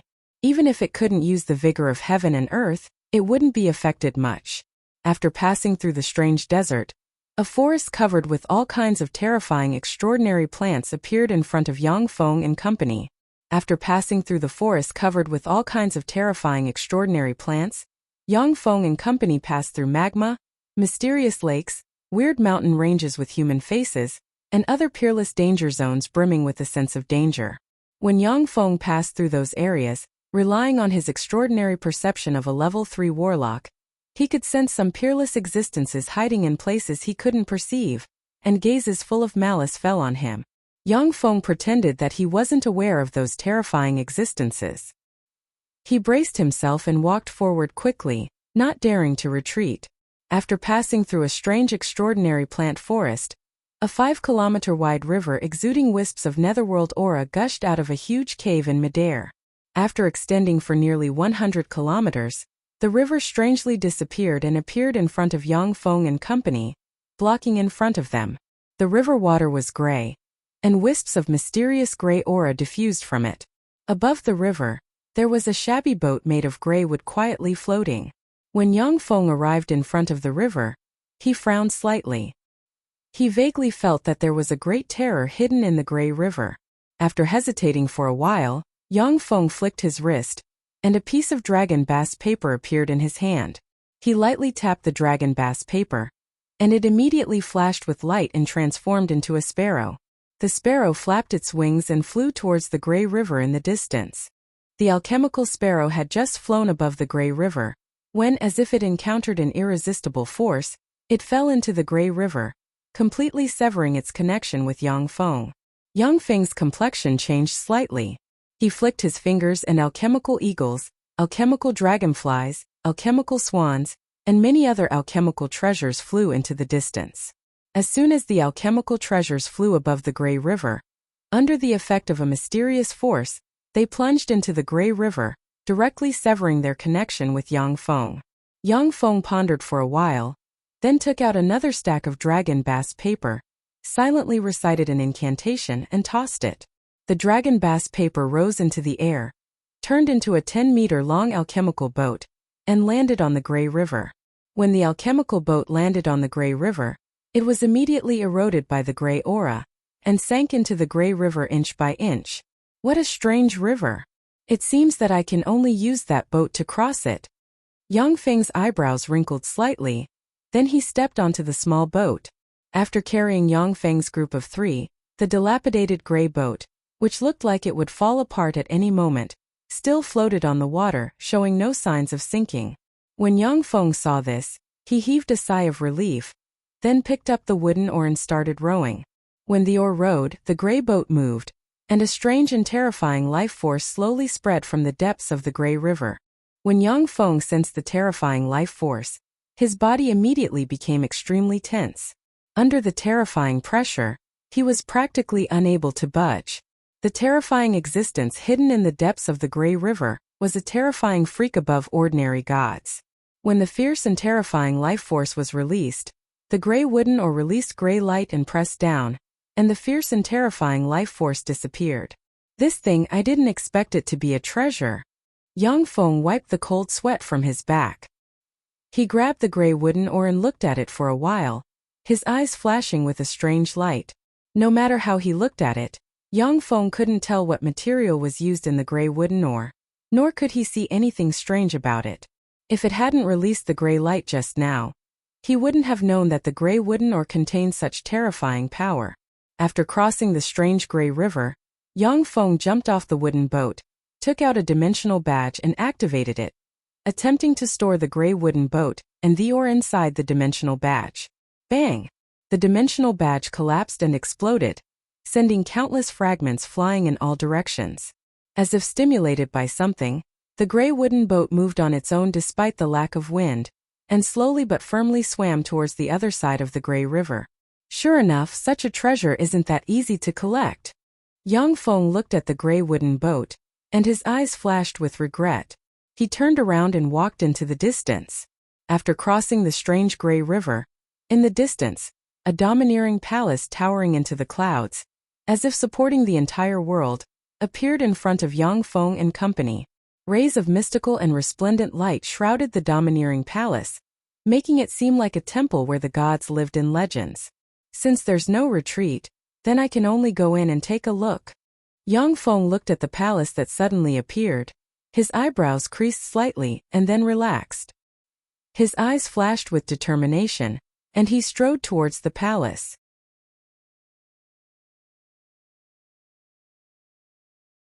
Chapter 336. When he arrived in front of the gate of the palace, Yang Feng looked at the palace with shock in his eyes. He saw the heads of countless formidable extraordinary life forms embedded outside the huge palace gate. There were heads of primordial dragons, heads of primordial giants, heads of abyssal fiend dukes, heads of strong divine force rank gods, heads of high elven monarchs, heads of nine-headed dragons, heads of primordial earthen beings, and other terrifying existences. Outside the palace, the heads of countless formidable existences merged with the palace. Even after who knows how many tens of thousands of years, they still exuded frightening might. Yang Feng stared at a 50-meter-long primordial dragon head with a peculiar glint in his eyes. The body of a primordial dragon contained the ultimate mysteries of dragons. If he could take out the primordial dragon head for research, then Yang Feng's embodiment might even have a chance to break through the bloodline shackles and possess god-rank battle prowess before ascending to godhood. Primordial dragons were already very rare on many planes. Furthermore, every primordial dragon was a bigwig with a world-shaking cultivation base. It was very difficult to obtain their blood and tissues. If the primordial dragon head was sold in the Zhangji plane, it might even be exchanged for a grade 9 plane. Yang Feng pondered for a while, then took out a piece of dragon bass paper and flicked his finger. The dragon bass paper turned into a demonic eagle, flapped its wings, rose into the sky, and flew towards the primordial dragon head. The demonic eagle had just flown to a distance of about 30 meters from the primordial dragon head, when it was shrouded by yellow light containing frightening power and quickly exploded. Yang Feng frowned slightly. This is a barrier, a very powerful barrier. This barrier isn't something that I can contend against at the moment. Yang Feng silently recited an incantation, pointed at his eyes, and cast the spell Spirit Eye, and a misty cyan light enveloped his eyes. Yang Feng looked at the huge palace with wide eyes, only to see that the palace was surrounded by a frightening barrier. Only the entrance to the palace wasn't covered by the barrier. At the entrance to the palace stood a 6-meter-tall stone statue with a human head, a dragon head, and a devil head. The lower half of the statue was humanoid, and it held a trident in its hand. We've finally arrived. This is the legendary palace where the Zhangji Plains Taboo Lord once lived. With a sigh, a burly, hairy, middle-aged man with strange demonic runes on his face walked over. He looked at the palace with excitement in his eyes. Taboo Lord. The second Warlock Dynasty's Warlock Emperor. Yang Feng's heart shook greatly. Looking at the palace, tempestuous waves set off in his heart. The Taboo Lord was one of the strongest warlocks in the history of the Zhangji Plain. During his lifetime, all the plains around the Zhangji Plain were his territories. No one dared to resist his order. The bloodline warlock path was opened by the Taboo Lord. And it was still one of the two righteous paths leading to the pinnacle of power in the Zhangji Plain. My luck is pretty good. Before entering the Taboo Lord's palace, he would encounter 3 more prey. These 2 prey were the most beautiful elves I had ever seen in my life. How lucky! The gaze of the middle-aged man covered in long hair, looking like a bear, shifted and fell on Yang Feng and company, and his eyes flashed with excitement. The eyes of the bear-like middle-aged man flashed with a fierce glint, the demonic runes on his face lit up, and frightening great warlock rank might spread from him. He suddenly swelled and turned into a 4-meter-tall bear-like man with 1-meter-long claws. Lowly human, when you get to the netherworld, remember that the one who killed you is the Black Radiant Plains Antonia. The eyes of the terrifying bear-like man suddenly flashed with a fierce and sinister glint, and he swung his claws at Yang Feng. Idiot! You'll be the one to die. A cold glint flashed past Yang Feng's eyes. The black dragon armor shone, and formidable power poured into him from the black dragon armor. He unleashed the level 4 spell dragon force. As if the embodiment of a frightening humanoid dragon, he suddenly burst out and slammed his fist into the terrifying bear-like claw. Under the frightening dragon force, the bear-like Antonia was blasted away by Yang Feng's fist and violently retreated by dozens of steps. Suddenly, as if the embodiment of a black bolt of lightning, Yang Feng rushed to in front of Adodonia, stabbed his claws into Adodonia's chest, and tore open a huge hole. Yang Feng opened his mouth, and a dragon breath sprayed on Adodonia's body, setting him ablaze. Antonia struggled frantically in the dragon breath. After a while, he turned into a pile of ashes and disappeared. As Ramia's beautiful eyes shimmered with disgust, and she said unhurriedly, "Really, these guests from other planes are really savage." Yang Feng smiled faintly and didn't say much. Powerhouses capable of planar travel were at least great warlock rank powerhouses.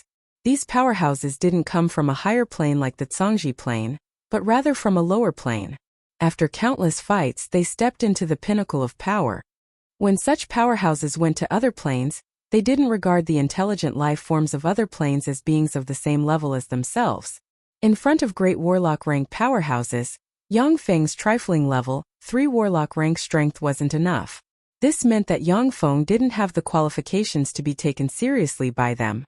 Interesting, Ian. You're using the power of a dragon. In other words, you're from the country of dragons. No wonder you can practice magic and martial dual cultivation. A burly, domineering middle-aged man with a Tiger King tattoo on his forehead and a thick golden tail wrapped around his waist walked out from the side, stared at Yang Feng, and uttered with a faint smile. As Ramia's beautiful eyes flashed with astonishment, and she uttered unhurriedly, "You're the guardian of the tiger men in the secular world, Golden Tiger Monarch." Golden Tiger Monarch swept Ramia with a glance. A look of disappointment flashed past the abyss of his eyes, and he sighed slowly. "Ramia, this is the first time we've met. However, I've seen you many times in magic images. You're really in a sorry state now, needing the protection of a human with dirty black dragon bloodline flowing through his veins. I'm really disappointed. I thought that in the entire Feisua Plains secular world, only you had the qualifications to be my woman. What a disappointment. I'm really disappointed." As Ramia warned, Ian Golden Tiger Monarch is the guardian of the tiger men in the secular world, one of the 2 royal families of the Beastman Empire. He possesses demigod rank strength, and is one of the strongest lords in the Feisua Plains secular world. Demigod rank powerhouses were the most powerful existences in the Feisua Plains secular world. The entire Dark Elven race originally only had 2 demigod rank powerhouses, Dolores and Gleistar. Ian, give me Ramia and then get the hell out of here. I can give you 2 a chance to live. Otherwise, this will be your burial ground. You might be the bloodline descendant of some old dragon in the country of dragons, But that's not important to me. Golden Tiger Monarch stared coldly at Yang Feng. Shortly after, demigod rank might spread from him and swept towards Yang Feng. The advanced demigod rank might oppressed Yang Feng to the point of suffocation. Golden Tiger Monarch, I'm very sorry. Azramia is my prey. Please let me have her, okay? Of course, I'll offer you the former Pope of the Dark Elven Church, Gleistar, as well as 100 beautiful Dark Elven virgins. Amidst the waves of enchanting and sweet sounds, Dolores wore a flirtatious smile on her face as she swayed with every step she took. Bursts of exotic fragrance drifted from her body along with the wind. When Golden Tiger Monarch saw the enchanting Dolores, his eyes flashed with an intoxicating glint, and he said with a hearty smile, "So beautiful, what a beautiful and coquettish woman. As expected of the great matriarch of the Dark Elves. If you're willing to play with me for a few days, then I promise to give Azramia to you after I'm tired of playing with her. In any case, you're going to sacrifice her to the gods, so it doesn't matter if I play with her for a few days." Dolores threw Golden Tiger Monarch a coquettish look and said with an enchanting smile, "All right, Golden Tiger Monarch, it's a deal." Yang Feng swept Dolores and Golden Tiger Monarch with a glance, and his eyes shimmered with determination. His figure blurred, and he rushed towards the entrance of the huge palace. Normally, Yang Feng wouldn't be so reckless as to rush towards the entrance of the palace. But with the two advanced demigod rank powerhouses Dolores and Golden Tiger Monarch joining hands, he had no chance of winning.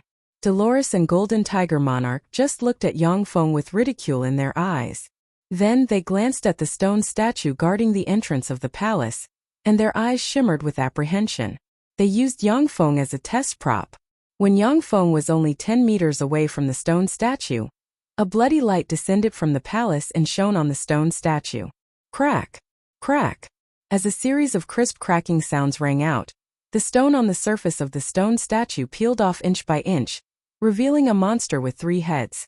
A human head, a dragon head, and a devil head. The lower half of its body was humanoid, and it held a trident in its hand. It was 6 meters tall and exuded a terrifying pressure that surpassed that of a god. As soon as the freak within the stone statue woke up, its scarlet eyes flashed with a touch of killing intent, and 2 blood-colored beams of light shot out from its eyes and shone on Yang Feng.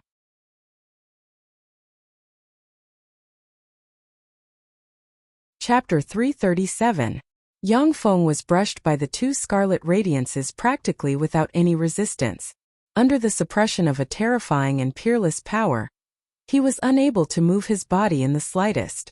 It was as if time had stopped for him, with only his thoughts remaining. Even the connection between Yang Feng and the smart chip implanted in his brain was severed. Like a statue, he stood quietly in place. When Dolores and Golden Tiger Monarch sensed the fluctuations of power emitted by the freak, they spat out a mouthful of blood and suffered minor injuries. Dolores's beautiful eyes were filled with shock and fear. What a terrifying freak! I'm afraid it's even stronger than Goddess Lolth.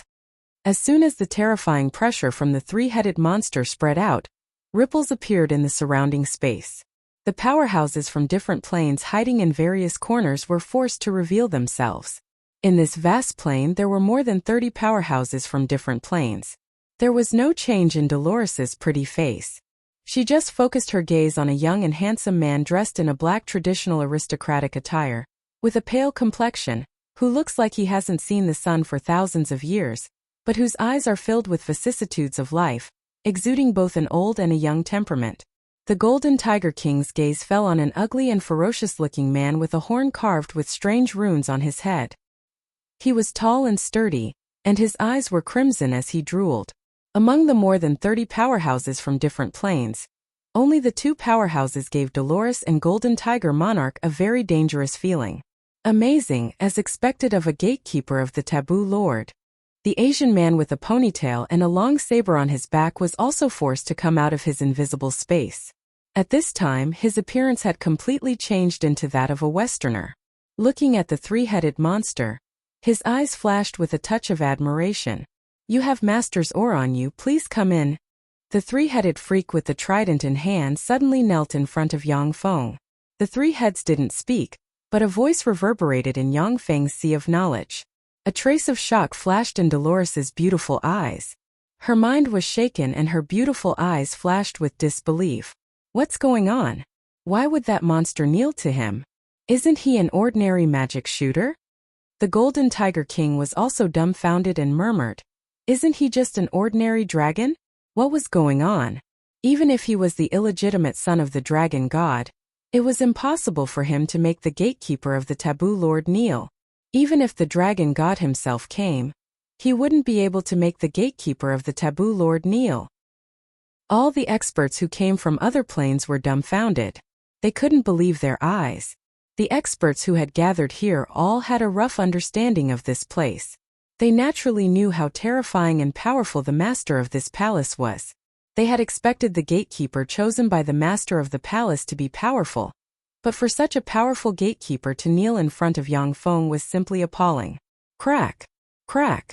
The golden gate behind the three-headed monster slowly opened, and a majestic palace slowly emerged.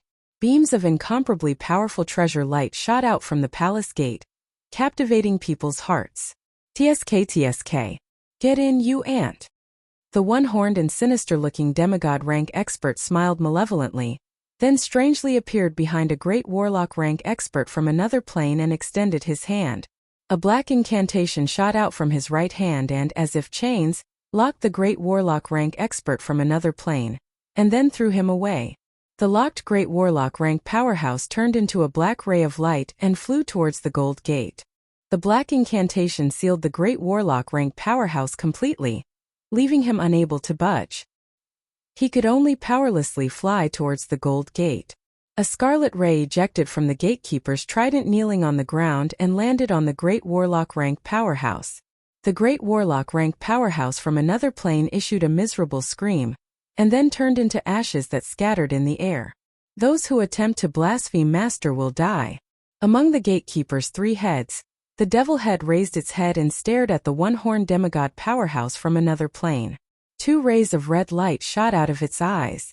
The single-horned demigod powerhouse let out an angry roar, and his body suddenly expanded, transforming into a 7-meter-tall pitch-black ebony horned giant demonic ape that resembled a giant gorilla.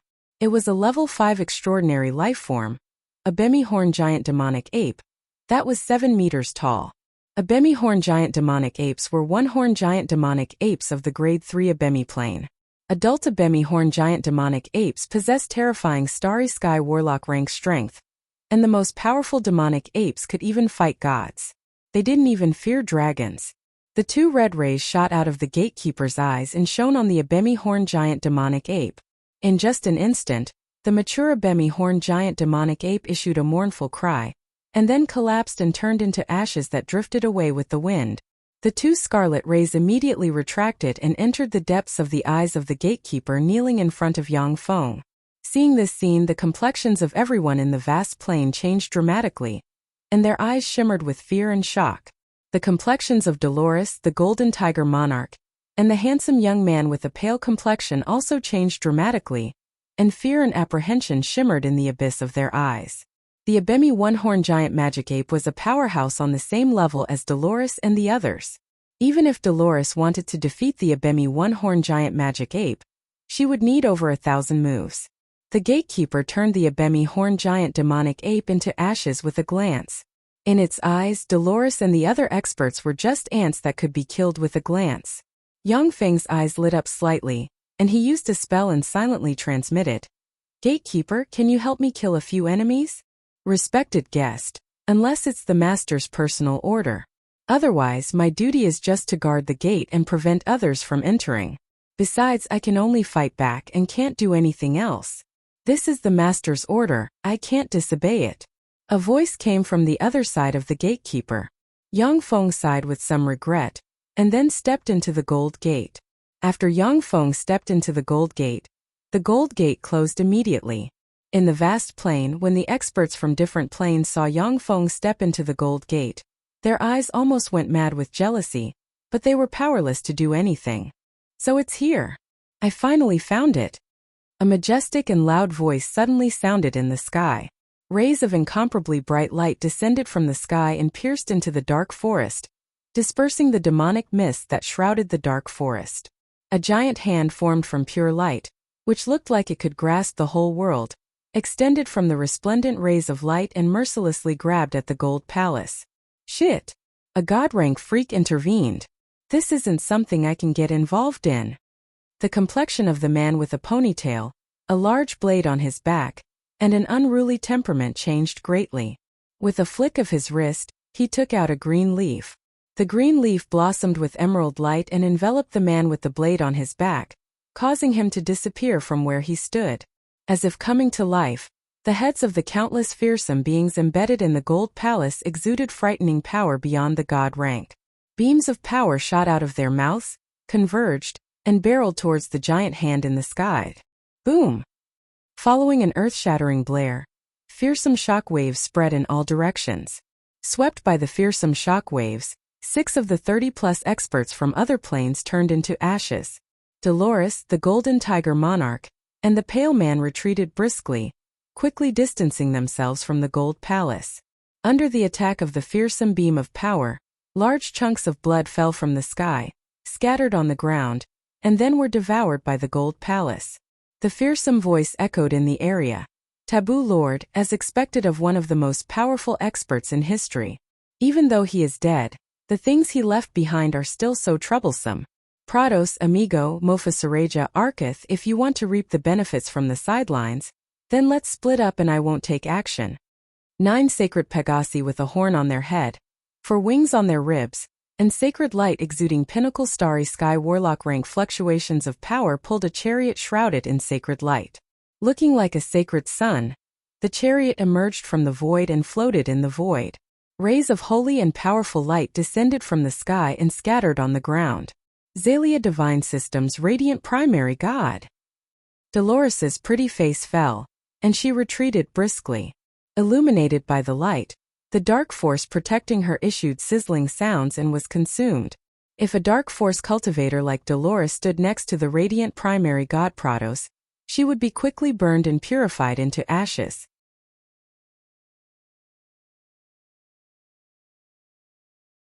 Chapter 338. A series of terrifying war drums suddenly rang out between the heavens and the earth. When the fearsome war drums sounded, the hearts of the more than 20 experts from other planes throbbed in an instant, and then beat according to a strange rhythm. No matter what secret methods they used, the more than 20 legend rank experts couldn't control their hearts, and their blood unconsciously boiled according to a strange rhythm. A 50-meter-long 9-headed hydra engraved with strange runes and exuding moonlight warlock rank fluctuations of power pulled a bone chariot forged from countless god bones through the void. The bone chariot was shrouded in a bloody aura of war, making it impossible to see what was inside the bone chariot. The bone chariot and the radiant chariot faced each other, and the rumbling of war drums and pure radiant light, 2 completely different frightening forces reverberated in the area. The more than 20 legend rank powerhouses from other planes felt their chi and blood boil, and they almost split apart and died. Then, illuminated by the warm radiance, they recovered. Boom! The strange sound of the war drums suddenly stopped, and the bodies of 10 slightly weaker legend rank powerhouses from other planes swelled up and then exploded. The remaining dozen or so legend rank powerhouses from the alien planes also turned pale. They looked at the divine bone chariot and radiant carriage in the sky with fear in their eyes. These legend rank experts who infiltrated the Fesua plane from other planes were cultivation geniuses of their planes. When they entered the Fesua plane, they looked down on the weak aboriginals of the Fesua plane. Now that they saw the bone chariot and the radiant chariot in the sky, they realized how powerful the most terrifying experts of the Fesua plane were. A sacred golden oak leaf, which looked like a ship, drifted out of the void. The golden oak leaf, which was the size of a ship, had countless flowers growing on it, and formed a beautiful and moving flower cottage. The fragrance of flowers wafted out of the flower cottage. A 9-headed lion with several heads pulled a luxurious litter studded with all kinds of precious gems out of the void. Inside the luxurious litter sat a tall and sturdy lion man expert with lion ears and a lion tail wrapped around his waist, exuding a fearsome and domineering aura. The lion man expert was holding 2 beautiful foxy women in his arms and playing with them wantonly, not caring about the surrounding gazes. Greetings, mighty divine monarch. When the golden tiger monarch saw the tall and sturdy lion man expert, his face fell, and he knelt on the ground and kowtowed respectfully. The lion god Arkith was not only a god worshipped by the lion men, but also one of the two divine monarchs of the Beastman Empire. He was respected, worshipped, and believed in by the Beastman Empire. So it's you, Akina. It's very dangerous here. It's not a place for a little guy like you to stay. Get out. Arkith casually glanced at the Golden Tiger King and casually flicked his finger. A red divine light descended from the sky and landed on the Golden Tiger King. In the blink of an eye, the Golden Tiger King disappeared from where he stood. Seeing the Golden Tiger Monarch disappear, the eyes of the dozen-plus legend-rank powerhouses flashed with envy. They couldn't budge at all. If they made the slightest movement, they would become the battlefield and victims of the battle between the four strong divine force rank gods in the sky. Even Dolores stood at the very edge, prostrating herself on the ground, shivering, full of humility. In front of the gods, mortals must remain humble. This was clearly written in the Treaty of the Gods. Once a mortal provoked or blasphemed the gods had the right to take action and kill the mortal. Ferocious battle intent emanated from the bone chariot. Prados, let's have a fight. It's been a long time since I fought you. More than 100,000 years. Let me see how much you've improved. Countless war drums rumbled around the bone chariot, and wisps of the aura of war slowly diffused from the bone chariot.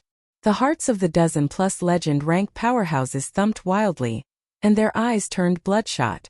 A dignified voice came from the sacred radiant chariot. Amigo, you stupid bull.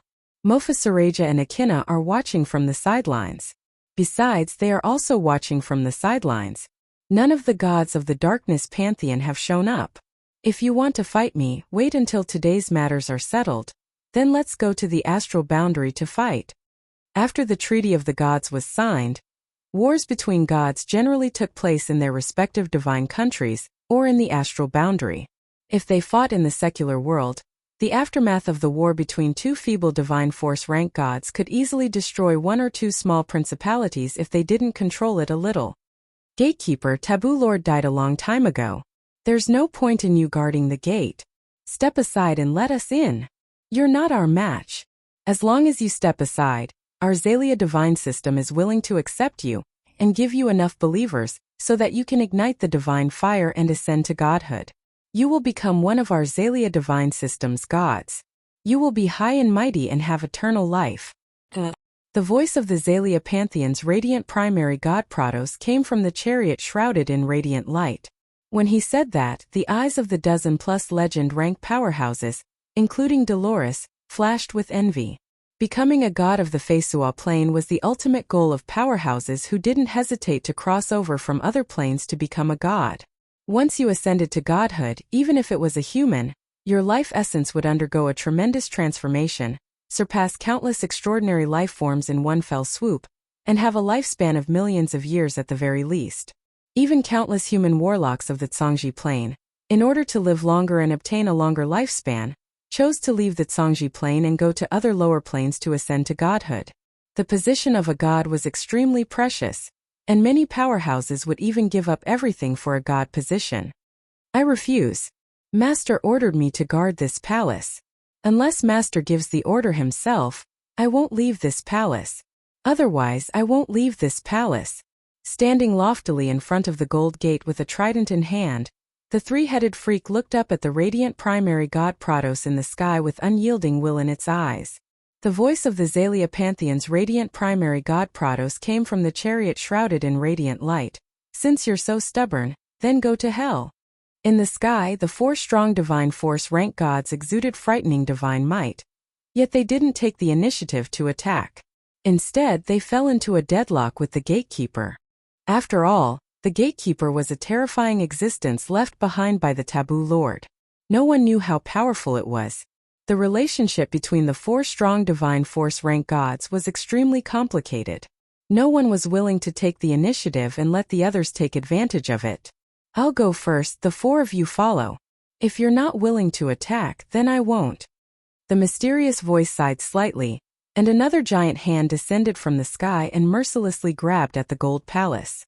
In front of that terrifying giant hand, the majestic golden palace was like a toy, as if it could be grabbed by that terrifying giant hand at any time. How dare you? You dare to offend the master's palace. You deserve to die 1,000 times over. The gatekeeper's 6 eyes widened, then it roared and suddenly leaped up with the trident in hand and stabbed at the giant hand. A resplendent blood-colored halberd ray burst out of the trident and slashed at the giant hand in the sky. You dare to cut off my arm? I will kill you. Accompanied by an incomparably furious scream, the terrifying giant hand was immediately split into two. It exploded, turning into countless pieces of flesh and blood that rained down from the sky and scattered on the ground. The countless heads embedded in the gold palace opened their bloody maws and devoured the chunks of flesh and blood. Virtually at the same time, the sacred radiant chariot gushed out almost endless light and illuminated the inside of the gold palace. The gold palace suddenly trembled, and countless heads opened their eyes. The eyes of those fearsome existences shimmered with ferocious bloody light, and they ejected bloody light from their mouths that hit the light god's rays and resisted the erosion of the light god's rays. An emerald green arrow containing endless force of nature suddenly shot out from the flower hut on the golden oak leaf. Arrow of nature. This was the strongest archery skill grasped by the elven primary god Mofasaraja. It was by relying on the unpredictable arrow of nature that the elves, who only had the protection of a strong divine force rank god, could become one of the Fesua planes for empires. No powerhouse of the same rank was willing to face Mofasaraja's arrow of nature head-on. Virtually without a sound, the gatekeeper's chest was pierced, and a large hole appeared. A copious amount of force of nature reverberated in his chest, strange tree vines grew frantically along his body, and 2 tendrils stabbed at his eyes like flood dragons. Ayo! The gatekeeper coughed out a mouthful of blood and let out an earth-shattering roar. A blood-red power suddenly erupted from his body, and the vines on his body withered. The remaining dozen or so legendary powerhouses had their heads explode one by one, and only 6 of them barely survived. The gold palace ejected blood-colored rays that entered the gatekeeper's body, causing his power to rise steadily. The gatekeeper's 6 eyes turned and locked on the elven primary god Mofasaraja hiding inside the flower hut.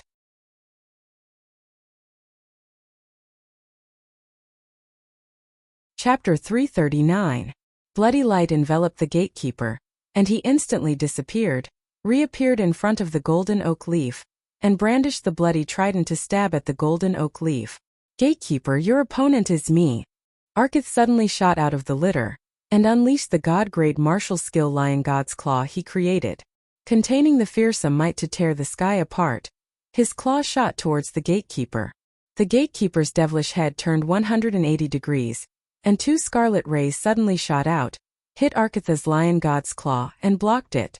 At that moment the blood-colored trident pierced into the golden oak leaf. A large amount of golden blood sprinkled on the ground from the golden oak leaf. A peerless beauty with long emerald green hair, a curvaceous waist, twin peaks nearly bursting out of her clothes, skin as translucent as jade, a peerless countenance, and a noble temperament, dressed in an exquisite and luxurious green leaf armor, flew out of the golden oak leaf. There was a huge bloody hole in her abdomen, and a large amount of golden blood sprinkled on the ground from the bloody hole in her abdomen. After seriously injuring the elven primary god Mofasaraja with this strike, the gatekeeper weakened slightly. Arkith's Lion God's Claw grabbed the gatekeeper's right shoulder, and tore a large part of the gatekeeper's right shoulder. With a silver sword in hand, Amigo strangely appeared behind the gatekeeper and chopped the gatekeeper's left arm in 2.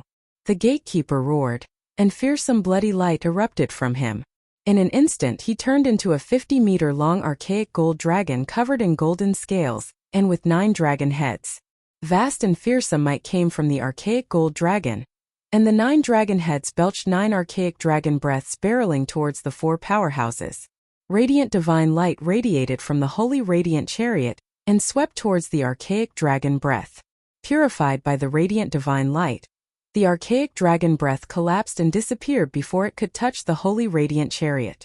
When Arkith's Lion God's Claw slammed into the archaic dragon breath, it tore through space and banished the archaic dragon breath into a spatial rift.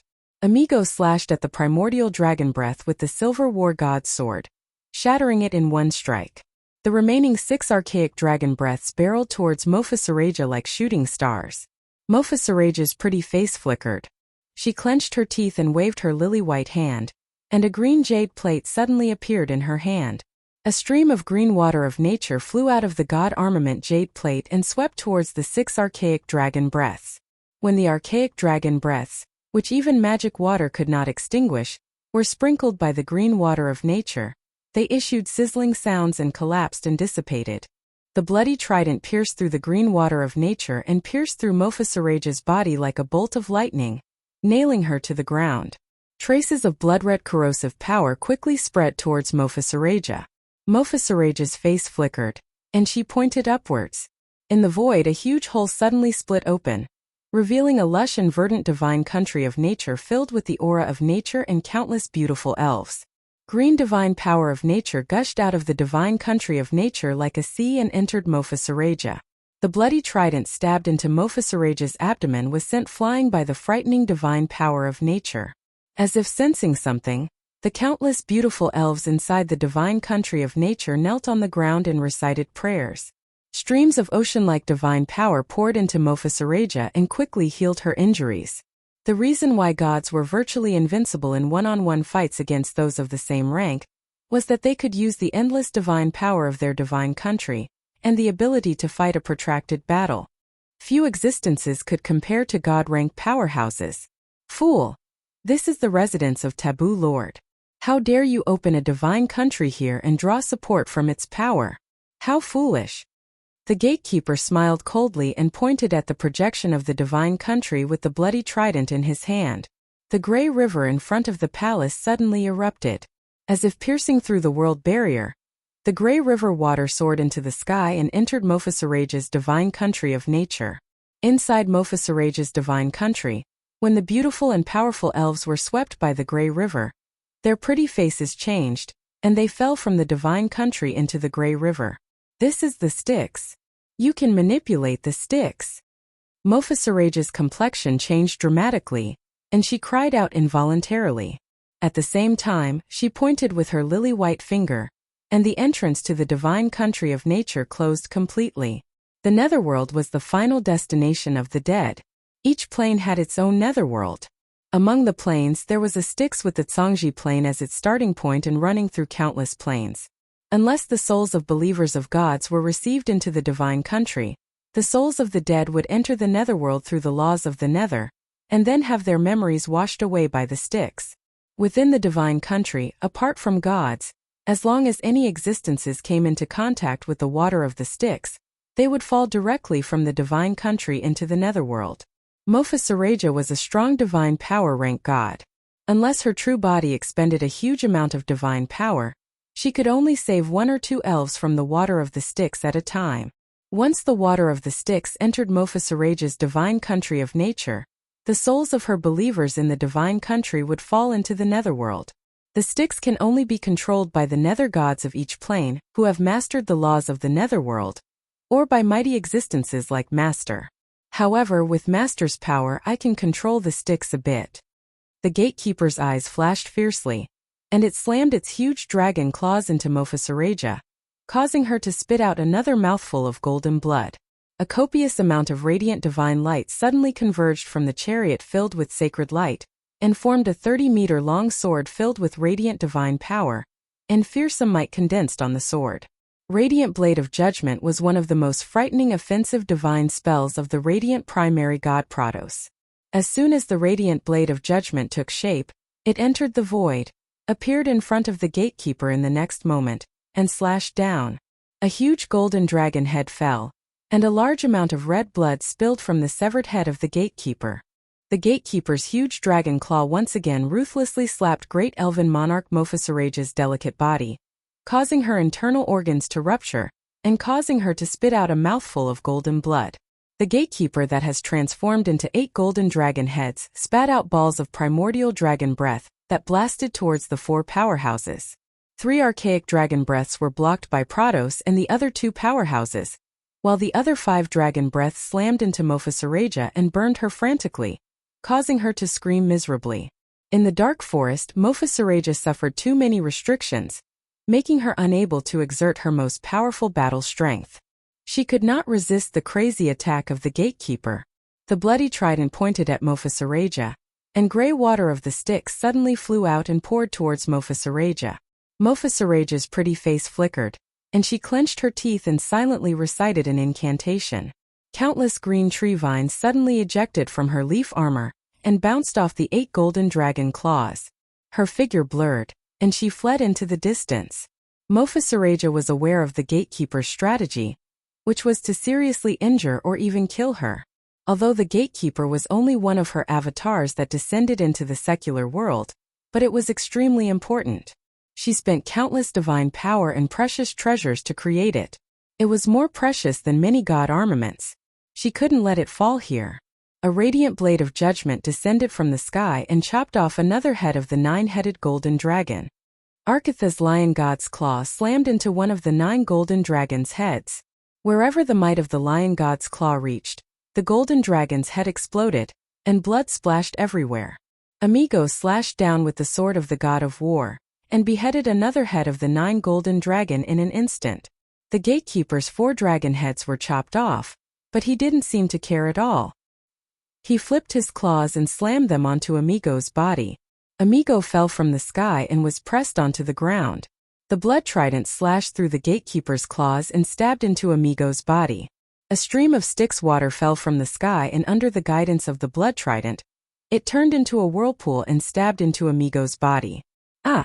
Amigo's avatar screamed miserably, and wisps of gray gas pervaded his body. Styx's water was highly toxic to any living intelligent life form. Even avatars of gods would be seriously injured if they came into contact with Styx's water. The radiant blade of judgment slashed down again and beheaded one of the gatekeeper's heads. Arkitha's lion god's claw smashed the other head of the gatekeeper. The gatekeeper didn't care. Its huge claws stabbed into Amigo's embodiment and tore it apart. Amigo's embodiment, eroded by the water of the Styx River, was torn to pieces.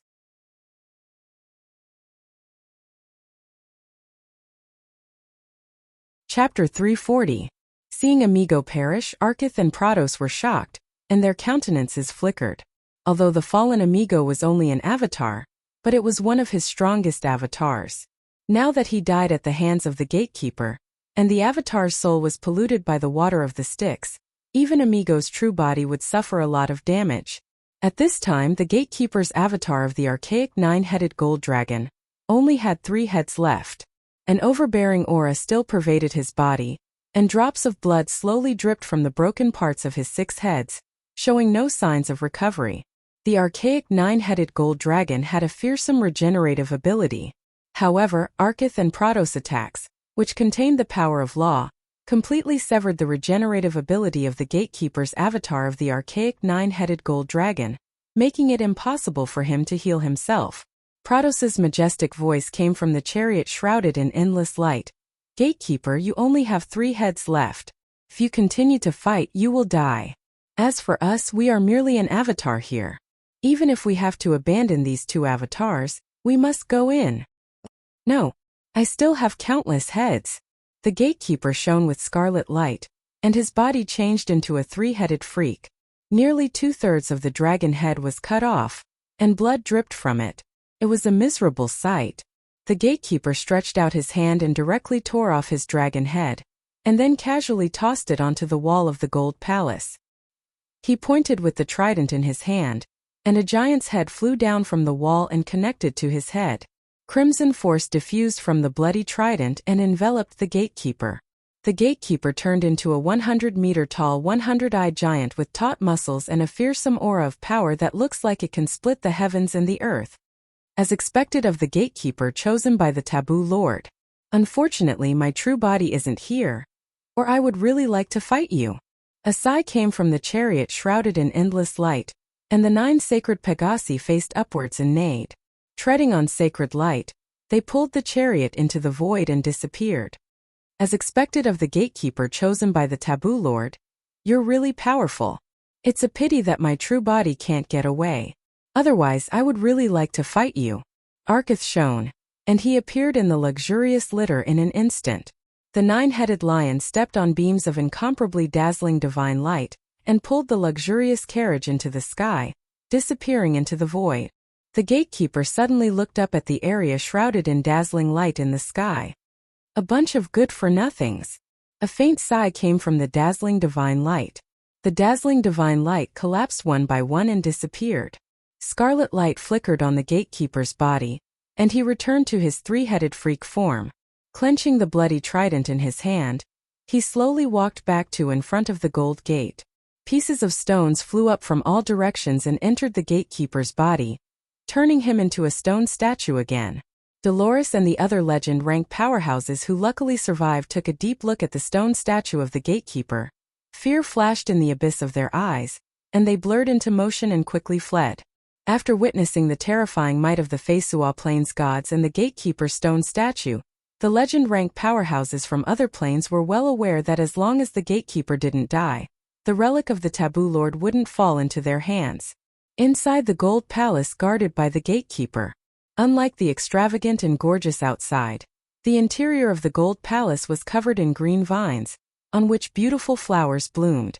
Bursts of floral fragrance came from the beautiful flowers and formed a special fragrance in the air.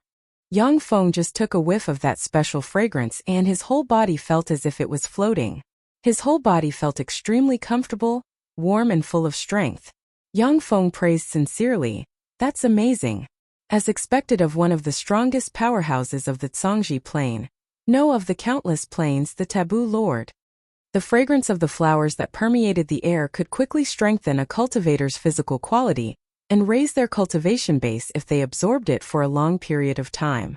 On the Zhangji Plain there was also a branch of aroma warlocks. This branch of warlocks used various fragrances to form a variety of mixed fragrances and promote their cultivation base. Aroma warlocks were the best perfume manufacturers on the Zhangji Plain. The various fragrances and perfumes they produced were also called magic fragrances and possessed all kinds of mystical powers. Reportedly, the progenitor of aroma warlocks was the founder of the second warlock dynasty, the Taboo Lord.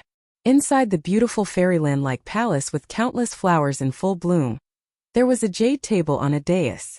On the jade table there were two small jade boxes and a jade book.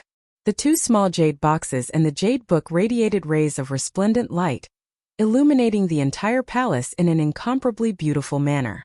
Yang Feng's eyes lit up, and a scorching glint flashed in the abyss of his eyes. He took a step forward and picked up the jade book. Taboo text. When Yang Feng grabbed the jade book in his hand, a stream of information was transmitted into his sea of knowledge from the jade book, allowing him to understand how to read the jade book. At the same time, all kinds of information from the book entered his sea of knowledge. These are the first 6 volumes of the taboo text. The first volume can let people practice cultivation until the official warlock realm.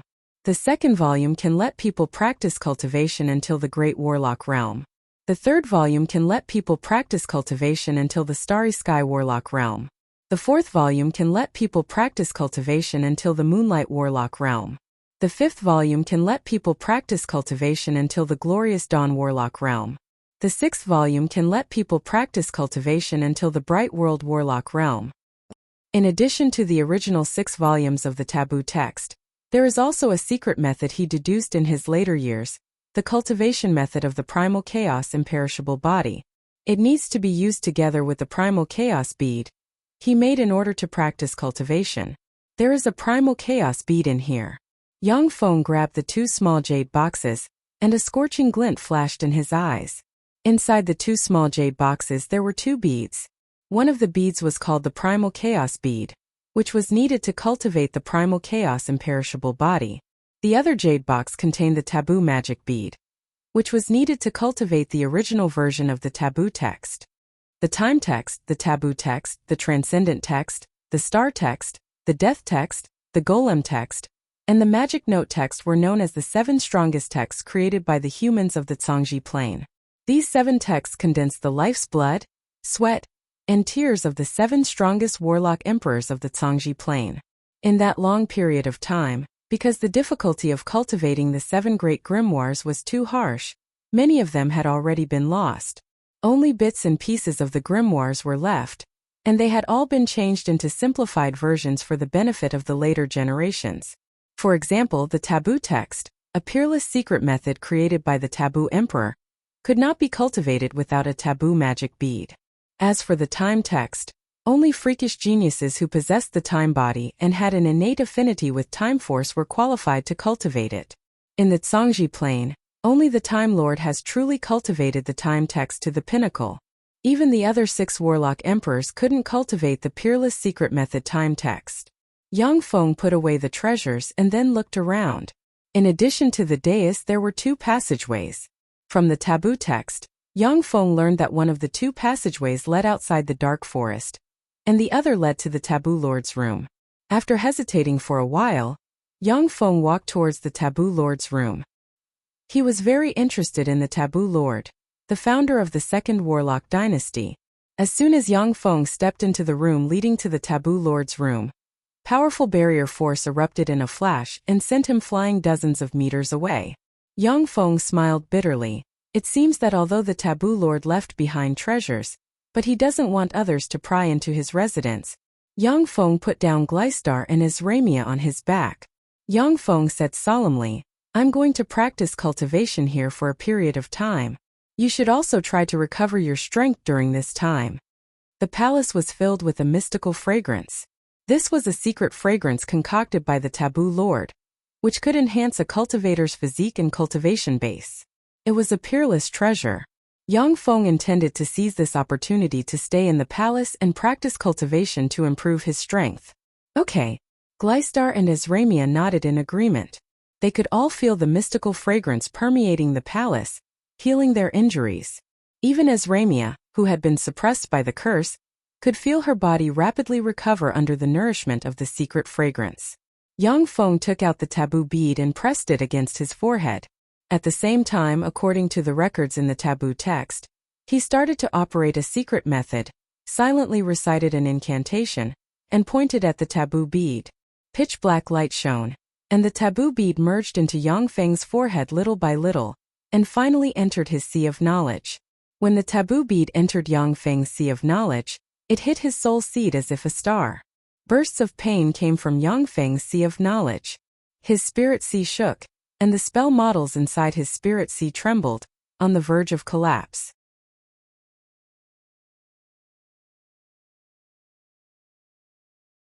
Chapter 341. Inch by inch, the taboo magic bead merged with Yang Feng's soul seed. A vast and boundless force diffused from the taboo bead and frantically absorbed the spell models inside Yang Feng's spirit sea, and poured them into the taboo bead. Due to the power of the taboo bead, the power of the black dragon bloodline inside Yang Feng was extracted inch by inch and entered the taboo bead. After losing the power of the black dragon bloodline, Yang Feng's aura weakened a lot. Before long, the taboo magic bead released formidable black dragon force that spread into Yang Feng's body, nourished and strengthened his fleshly body, and restored his original strength. The taboo lord was a peerless expert who had fused the power of countless bloodlines and finally reached the summit.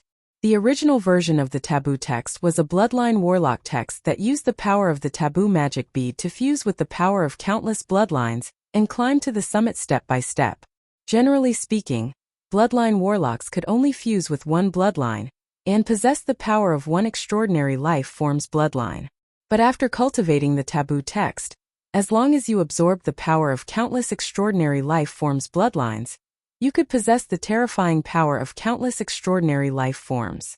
Moreover, once you cultivated it to the peak, the power of countless life forms' bloodlines could even be fused into one and turned into taboo magic power, becoming a terrifying power that surpassed divine power.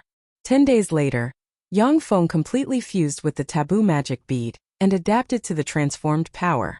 With the help of the mystical fragrance, Yang Feng immediately began to attack the great warlock realm. Time passed and 3 months passed in the blink of an eye. Inside the palace, Yang Feng opened his eyes, and a vast dragon might slowly diffused from him, as if a newly matured black dragon had opened its eyes and was looking for prey. Yang Feng felt the nearly endless power inside him, and the corners of his mouth rose slightly. I finally promoted to a great warlock. Since Yang Feng obtained the resources of the major forces in the Tyrannid subcontinent, it was only a matter of time before he promoted to a great warlock. Due to his solid foundation, Yang Feng was able to promote to a great warlock with the help of the mystical fragrance in the palace where the taboo lord lived. Azramia opened her beautiful eyes and took a deep look at Yang Feng, and her beautiful eyes flickered with admiration. Amazing! In just a few years he stepped into the legend realm from an ordinary great wizard in one fell swoop. He might even become a god in the future. Godly ascension. When she thought of this word, Azramia sighed inwardly, and her beautiful eyes glimmered gloomily. The gods were high and mighty, overlooking the mortal world. Their status was incomparably majestic. Azramia was one of the most powerful great elven monarchs in the history of elves, and her talent was astonishing. But even so, she did not ignite her divine flame and become a true demigod. Instead, it was a super expert at the peak of the demigod realm. The god positions in the elven divine system were already full, so there were no believers for Azramia to ascend to godhood. After her death, her best outcome would be to enter the divine country of the elven primary god Mofasaraja, and become a demigod-ranked disciple serving the primary god. On the Fesua plane, if humans didn't ignite their divine flame, the strongest would only be pinnacle legend rank existences. No one could take that step and reach the demigod realm without the help of external forces. Elves, dragons, fiends, devils, kindred, giants, and other formidable beings could rely on the secret methods passed down in their race to break through the legend boundary and reach the demigod realm. However, on the Fesua plane, if one didn't ascend to godhood, it would be very difficult to possess power comparable to that of a god. Elves, dragons, fiends, devils, kindred, giants, these races came from different planes. On their own planes it was relatively easy for them to break through and reach the god rank, but on the Fesua plane it was extremely difficult. That was because different planes had different laws and environments, and different laws and environments were suitable for different races to break through and evolve. As a Grade 1 plane, the Tsangji plane had extremely strong tolerance, adaptability, and rich vigor of heaven and earth. No matter what race it was, they could break through and evolve here. This was why it became the goal of all races. On the Fesua plane, even an elven genius like Azramia, who was rarely seen in 1,000 years, had little hope of breaking through the godman boundary and becoming a god-rank powerhouse without the help of external forces. Young Feng came up to the two women and asked, "How are you now?" Gleistar said with a charming smile, "Master, I have recovered my strength to the advanced legend rank. Although I can't use divine spells, but my archery isn't inferior to that of many human legend rank archers." Azramia also showed a smile. "The fragrance in the palace can suppress the curse of Kiss of Lolth. I have also recovered my strength to the junior legend rank." Yang Feng said, "All right, let's go. It's time to leave." When Yang Feng stepped into the passageway leading to the outside world, a feeling of spatial distortion welled up inside him. His vision blurred, and he appeared on a bright and resplendent land. This is no longer the underground world. Yang Feng looked up at the sun in the sky. His heart relaxed slightly, and he revealed a smile. The advanced demigod rank powerhouse Dolores was still not in existence that Yang Feng could contend against. Even if Yang Feng, Azramia, and Gleistar joined forces, they still couldn't defeat the advanced demigod rank Dolores. Azramia looked at the sun in the sky with a complicated look in her beautiful eyes. Yang Feng suddenly said, "Azramia, do you still want to go back to the elves? If I'm not mistaken, there should be a mole among the elves, and the status of the mole should be very high. Otherwise, the moonlight tree wouldn't have been so easily breached. With your current strength, you'll just be walking into a trap if you go back." The moonlight tree was equivalent to the victory palace of the Morantz Empire, and its defense was extremely strong. Even with the high elven traitor goddess Lolth, it still wouldn't be so easily infiltrated. To be able to let dark elves and abyssal fiends sneak into the moonlight tree, the status of the mole had to be extremely high. Azramia sighed faintly and said with her mind in turmoil, "I know. I'll stay with you for the time being."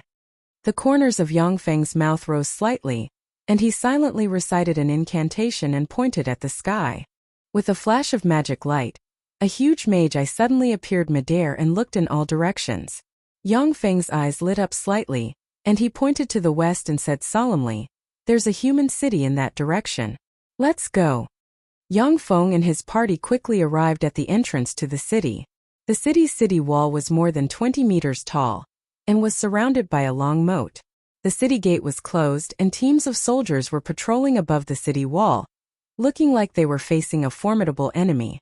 The entrance of the city was crowded with refugees from all over the world. However, the city's gates were tightly shut and there was no sign of it opening. "Let me in. I beg you, let me in. Let me in. I beg you, let me in. The fiends are coming." Oh! Waves of incomparably mournful screams rang out from the crowd of refugees. The sound waves shook the heavens, and it was extremely miserable. "I order you to leave at once. Don't stay down there or I'll release arrows." Atop the city wall, an officer looked down at the refugees with a cold look in his eyes, barked and raised his hand. The 200 archers on top of the city wall raised their bows and pointed at the refugees below. When the refugees saw the actions of the archers atop the city wall, their complexions changed dramatically, and they rushed to the back. Amidst the pushing and shoving of the refugees, many of the weaker ones were directly pushed into the moat, as they let out miserable screams. Elves and dark elves didn't have a favorable impression of humans. Gleistar watched this cruel scene with relish. Azramia, on the other hand, couldn't help but turn her head to the side. Although she didn't have a favorable impression of humans, but she still couldn't bear to see humans die senselessly. When Yang Feng saw this, he frowned slightly. Although he didn't consider himself a good person, but seeing such a scene still left him in a bad mood. "Release the arrows." A cruel glint in his eyes, the officer atop the city wall revealed a cruel smile, waved his hand and barked. 200 arrows rained down on the refugees below. "Stop!" Accompanied by a loud shout, a man draped in a black cloak stretched out a finger, and an extremely powerful distorted force field suddenly appeared, blocking the air above the refugees. When the 200 arrows hit the warping force field, they were immediately ricocheted. "Wizard! Quickly go and invite Sir Bishop of the temple." When he saw this, the officer's complexion suddenly changed dramatically, and he barked at once. Several soldiers quickly ran down the city wall, and rushed madly towards the church in the city. "Open the gate. Let these people in." A magnetic and commanding voice came from the cloak. The officer looked embarrassed, yet he lowered his posture and said respectfully, "Sir Wizard, this is His Majesty's order. Please don't make things difficult for us nobodies. I have already sent someone to report the situation here to Sir Bishop and His Majesty. Please wait a moment." The wizard in the cloak was silent for a moment, then said faintly, "All right." Before long, a middle-aged man dressed in a gorgeous robe arrived atop the city wall under the escort of a dozen priests.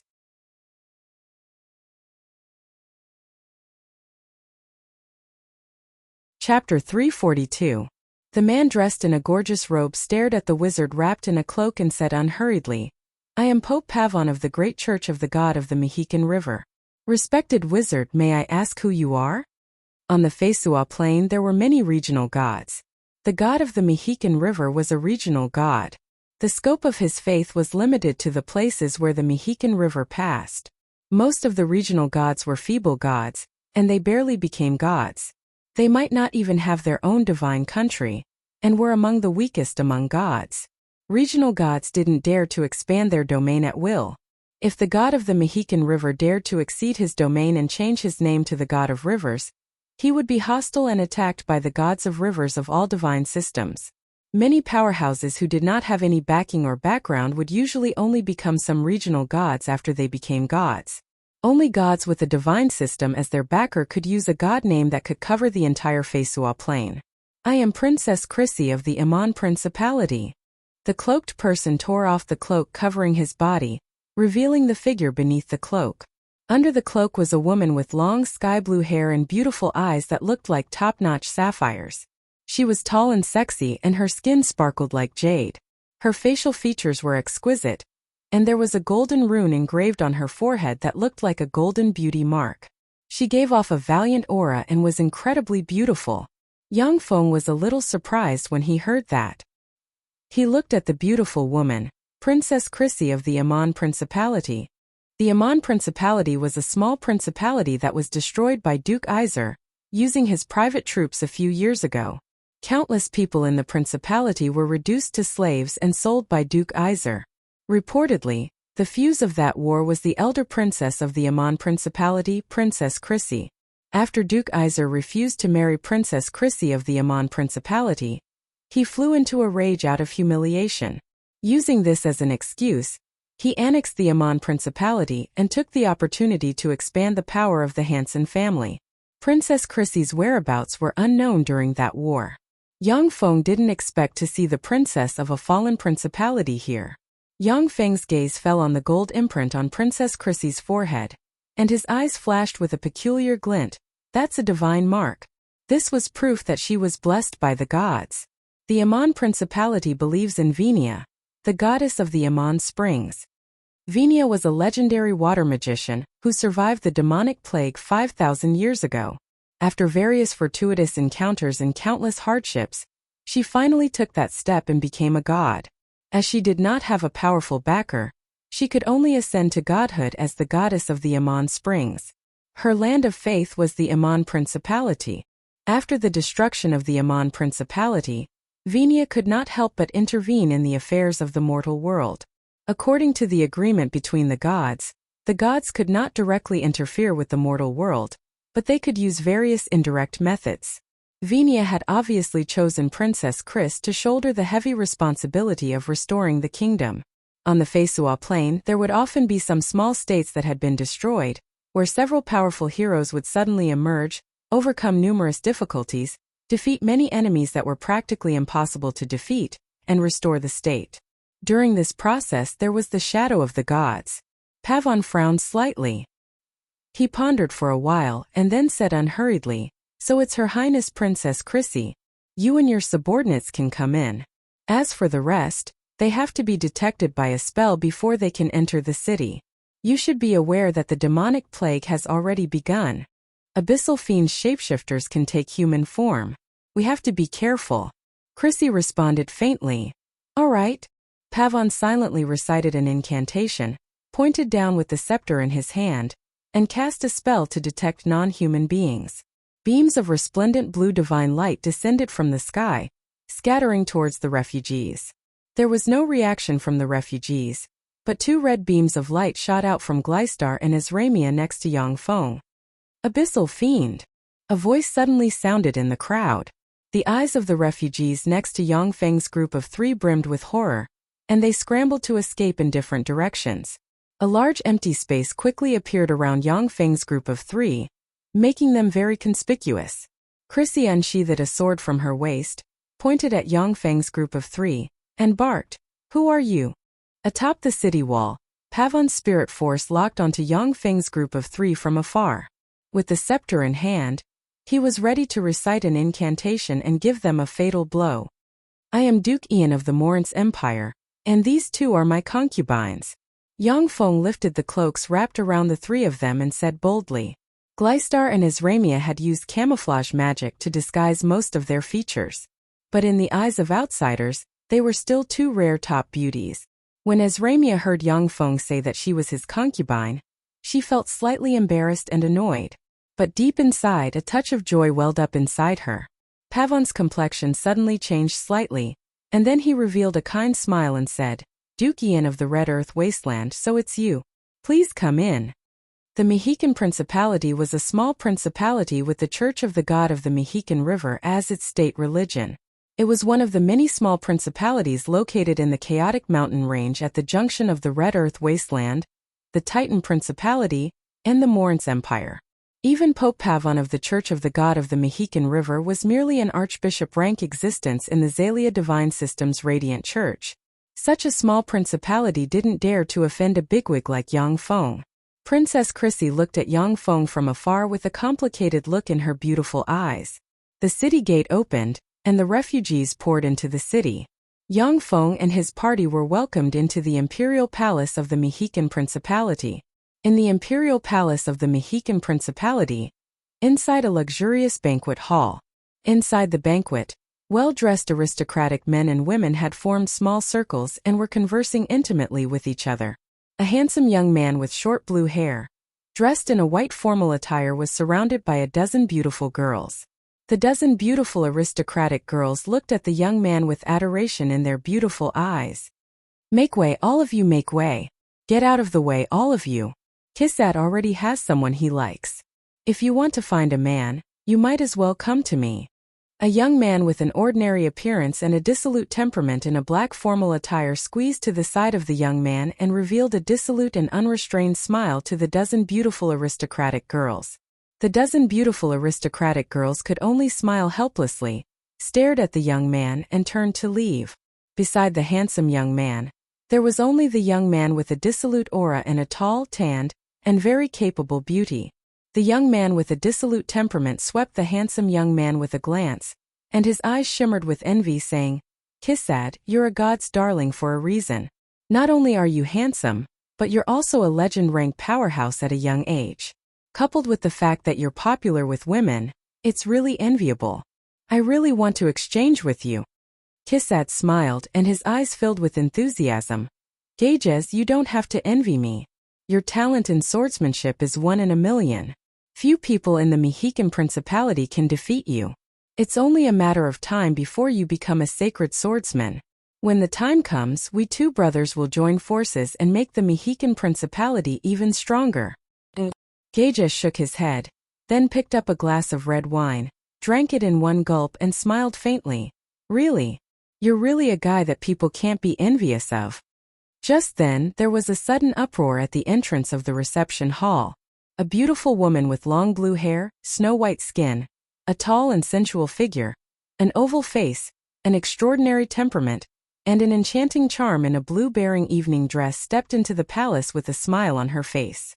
As soon as the beautiful woman stepped into the palace, she suppressed the brilliance of the other beauties in the palace. The beautiful girls in the palace seemed to have been reduced to green leaves that set off her beauty. Kissad's eyes lit up, he revealed a smile, and he took the initiative to greet the beautiful woman. Gages suddenly said with a smile, "Becky, Kissad and Her Highness Ticini, the first most beautiful princess of the Mexican Principality, are a match made in heaven, aren't they?"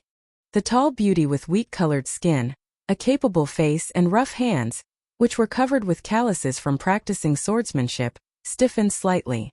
Her beautiful eyes dimmed as she said with great difficulty, "Yes, they are indeed a match made in heaven." At this moment, Yang Feng took Azramia and Gleistar into the palace. Immediately after, gazes fell on Azramia and Gleistar. Although they used spells to conceal their true appearances, but they were still extremely beautiful. Besides, as they held high positions in the past, they naturally had a condescending, dignified, and elegant temperament. In particular, Gleistar's every move carried endless charm, causing the men in the banquet to stare at her beautiful and delicate body, unable to shift their eyes away. On the Feisua plain, apart from succubi, dark elves were the second most adept at seducing men. As the Pope of Dark Elves, Gleistar was proficient in countless secret spells. Her every move carried endless charm, causing people's imaginations to run wild.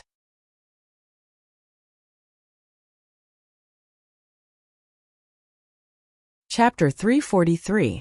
After Yang Feng stepped into the banquet hall with Azramia and the two women, they attracted gazes of envy and jealousy. Almost 90% of the men were attracted to the two women. Even Yang Feng was the center of attention. Kissad glanced at Yang Feng and frowned, asking, "Who is he?" Ticini's beautiful eyes flickered with a peculiar splendor, and she replied with a sweet smile, "He is Duke Ian of the Morance Empire." Gage's eyes flashed with a dignified glint, and he uttered solemnly, "Duke Ian of the Red Earth Empire? That's a ruthless character. It is said that he only has an archwizard rank cultivation base, but even many legend rank powerhouses have fallen at his hands. Even the great Prince Andre of the Morance Empire was defeated by him." The great Prince Andre of the Morance Empire was one of the most feared marshals of the Morance Empire. Under Andre's command, the southern army of the Morance Empire had more victories than defeats and beat the Desert Empire into a sorry state, suffering heavy casualties. The Desert Empire, on the other hand, beat the Mexican Principality and the other small principalities into a sorry state, forcing them to pay tribute year after year. Kissad was originally a commoner. It was during the fierce battles with the Desert Empire that he stood out. Furthermore, with the temple's nurturing, he was able to quickly climb to the aristocratic class. Kissad stared at Yang Feng with a dignified look in his eyes. "That's right. Although this guy is a little weak, but he's indeed a ruthless character." The aristocrats at the banquet whispered to each other and discussed Yang Feng's origins. After hearing about Yang Feng's origins, the aristocrats who originally coveted Gleistar disappeared. If Yang Feng was a commoner, the aristocrats would have framed him. But Yang Feng was a hereditary peer duke of the Morin's Empire, with a population of 10 million people and countless experts under his command. He wasn't an existence that the aristocrats could contend with. His Majesty the Grand Duke has arrived. Under the protection of a dozen guards, a dignified old man with white hair and beard slowly stepped into the hall. As soon as the old man entered the hall, he walked towards Yang Feng and beckoned to Ticini. Ticini gave Kissad an apologetic look, and then walked towards the old man with a fragrant wind. Seeing this, Kissad's handsome face changed slightly. A touch of humiliation flashed in the depths of his eyes, and he clenched his fists, blue veins bulging. Gages pressed Kissad's hand and said solemnly, "Don't be impulsive, Kissad. There's nothing we can do about it. You must trust Princess Ticini." Kissad's face was gloomy as he said slowly, "I understand." Holding Ticini's hand, the old man came to in front of Yang Feng and said with a gentle smile, "Dukian, I am Grand Duke Pamplian of the Mohican Empire. It's a pleasure to meet you." Yang Feng performed an ordinary aristocratic etiquette courteously, and said in a neither servile nor overbearing manner, "Hello, I am Ian. It's a pleasure to meet you." The Grand Duke of Megan Papillion smiled meaningfully and said, "Dukian, it must have been hard for you to come from afar. Let me introduce you. This is my most precious daughter, the most beautiful pearl of our Megan Principality, Ticini. You are both youngsters, have a good chat." Ticini performed a ladylike etiquette to Yang Feng, smiled flirtatiously, and looked incredibly charming. "Hello, Dukian, I am Ticini." Yang Feng responded with a polite smile. "Hello." Ticini looked at Yang Feng with an expectant look in her beautiful eyes and asked like a curious baby, "Dukian, I am very interested in the miracle city you built in the Red Earth Wasteland. Can you tell me how you built a city there? It is said that there is no water in the Red Earth Wasteland. It is dry and has little rain. Even many legend heroes have failed there. It's really amazing that you can build a city there." Yang Feng smiled and chatted with Ticini. He also wanted to learn about the situation in the past few months. Through chatting with Ticini, Yang Feng learned that the situation on the continent changed in the second month, after he entered the palace where the Taboo Lord once lived. Abyssal fiends launched an invasion of the Feisua Plain. They poured out of planar rifts in the underground world, poured into the surface world, and launched a frenzied attack on the two human empires, the Morin's Empire and the Titan Empire. As for the Beastman Empire and the Elven Empire, they strangely weren't attacked by the Abyssal Fiends. In the history of the Feisua Plain, Abyssal Fiends would pour out of the abyss that ran through the 36 primary material planes every once in a while, massacre everywhere, and harvest all souls. This was called Democalypse by the many races of the Feisua Plain. Through the intelligence of the demonic fighting sect, Yang Feng learned that the so-called Democalypse was an attack launched by powerful beings of the abyss, in order to obtain fresh souls of various races and stronger subordinates. In the 36 primary material planes, once intelligent life forms died, their souls had two destinations. One was to fall into the netherworld. The other was to fall into the divine country of the gods. Souls were extremely precious wealth. Every once in a while, the abyss would launch an attack on the 36 primary material planes, sending countless abyssal fiends to hunt for souls, and at the same time screening and cultivating more powerful experts. According to the research and analysis of the Zhangji Plains warlocks, the abyss was the convergence point of the evil power of the 36 primary material planes. Every year, countless demonic creatures would be born in the abyss due to the evil power. These demonic creatures were very powerful, but their souls were very weak. These demonic creatures needed to devour the souls of other beings in order to evolve. Every time a demon disaster erupted in the abyssal plane, countless demonic creatures would rush out of the abyss and slaughter all living beings in a frenzy. They devoured the souls of those living beings in order to evolve to a higher level and obtain greater power. The more powerful the demonic creatures of the abyss were, the more powerful the souls they needed to devour. Therefore, many powerful demonic creatures of the abyss would even take the initiative to attack the powerful beings of the 36 primary material planes. Gods were their favorite food. The soul of gods had a very high degree of evolution, far surpassing that of experts of the same rank. If the powerful demonic creatures of the abyss could devour a god, they would undergo earth-shaking evolution. In the long history of the Feisua Plain, many gods were devoured by the abyssal fiends of the abyss. This created one legend after another in the rise of abyssal fiend lords in the abyss. In ordinary times, powerful abyssal fiend lords didn't dare to set foot on the Feisua Plain at will, because their abyssal magic power would be suppressed by the Feisua Plain. At the same time, abyssal magic power would be restrained by the divine power of gods. In the abyssal plane, an abyssal fiend earl could contend with a weak divine power rank god. But once he came to the Feisua Plain, he would be suppressed by the plane and restrained by divine power, and might be killed by a demigod drawing support from the power of gods. During the planar tide, the Feisua Plain was greatly suppressed by the gods. Although the planar tide would also suppress the fiends of the abyss, but it also gave the abyssal lords the best opportunity to hunt gods. The democalypse that broke out now was the vanguard and probe of the abyssal lords about to invade the Feisua Plain. The abyss was the convergence point of the evil forces of the 36 primary material planes. Every year, countless demonic creatures would be born in the abyss.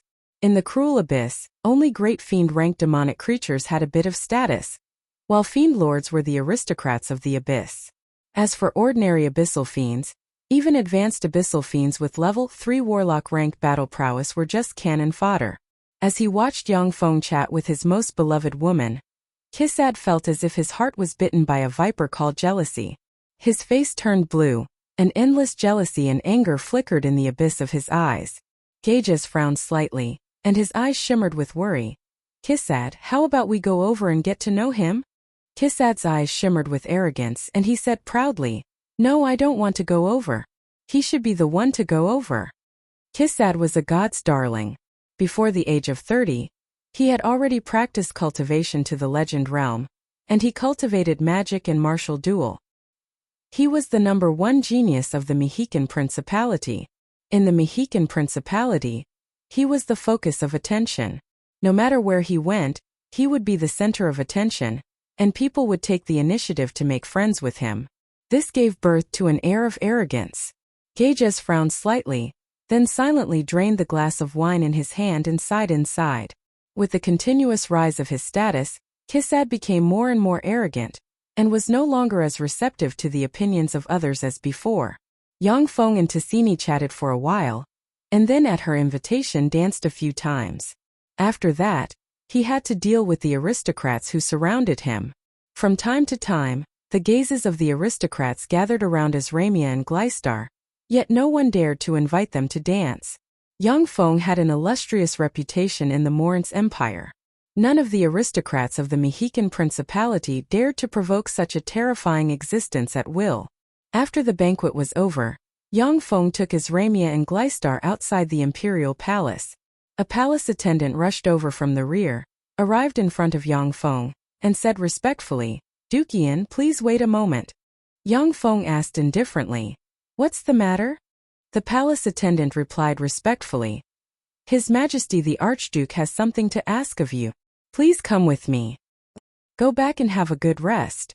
Yang Feng looked carefully at the palace attendant. After confirming that it was indeed the palace attendant standing next to the Archduke, he nodded slightly, exhorted Azramia and Gleistar, and then followed the palace attendant towards the imperial palace.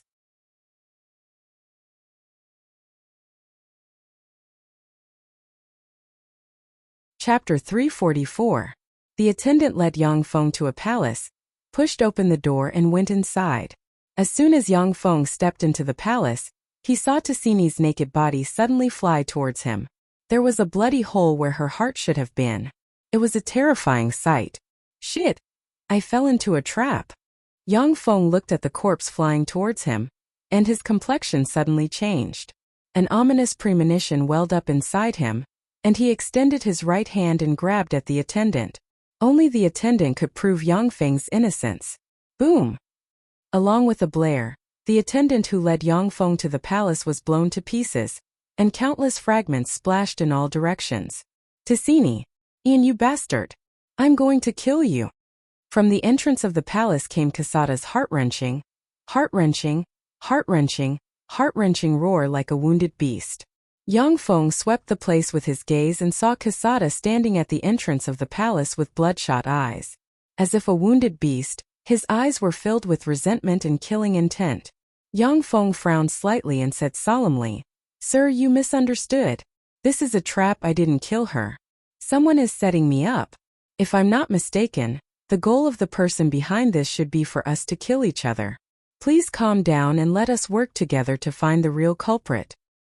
Princess Ticini was raped and killed by Duke Ian of the Morance Empire.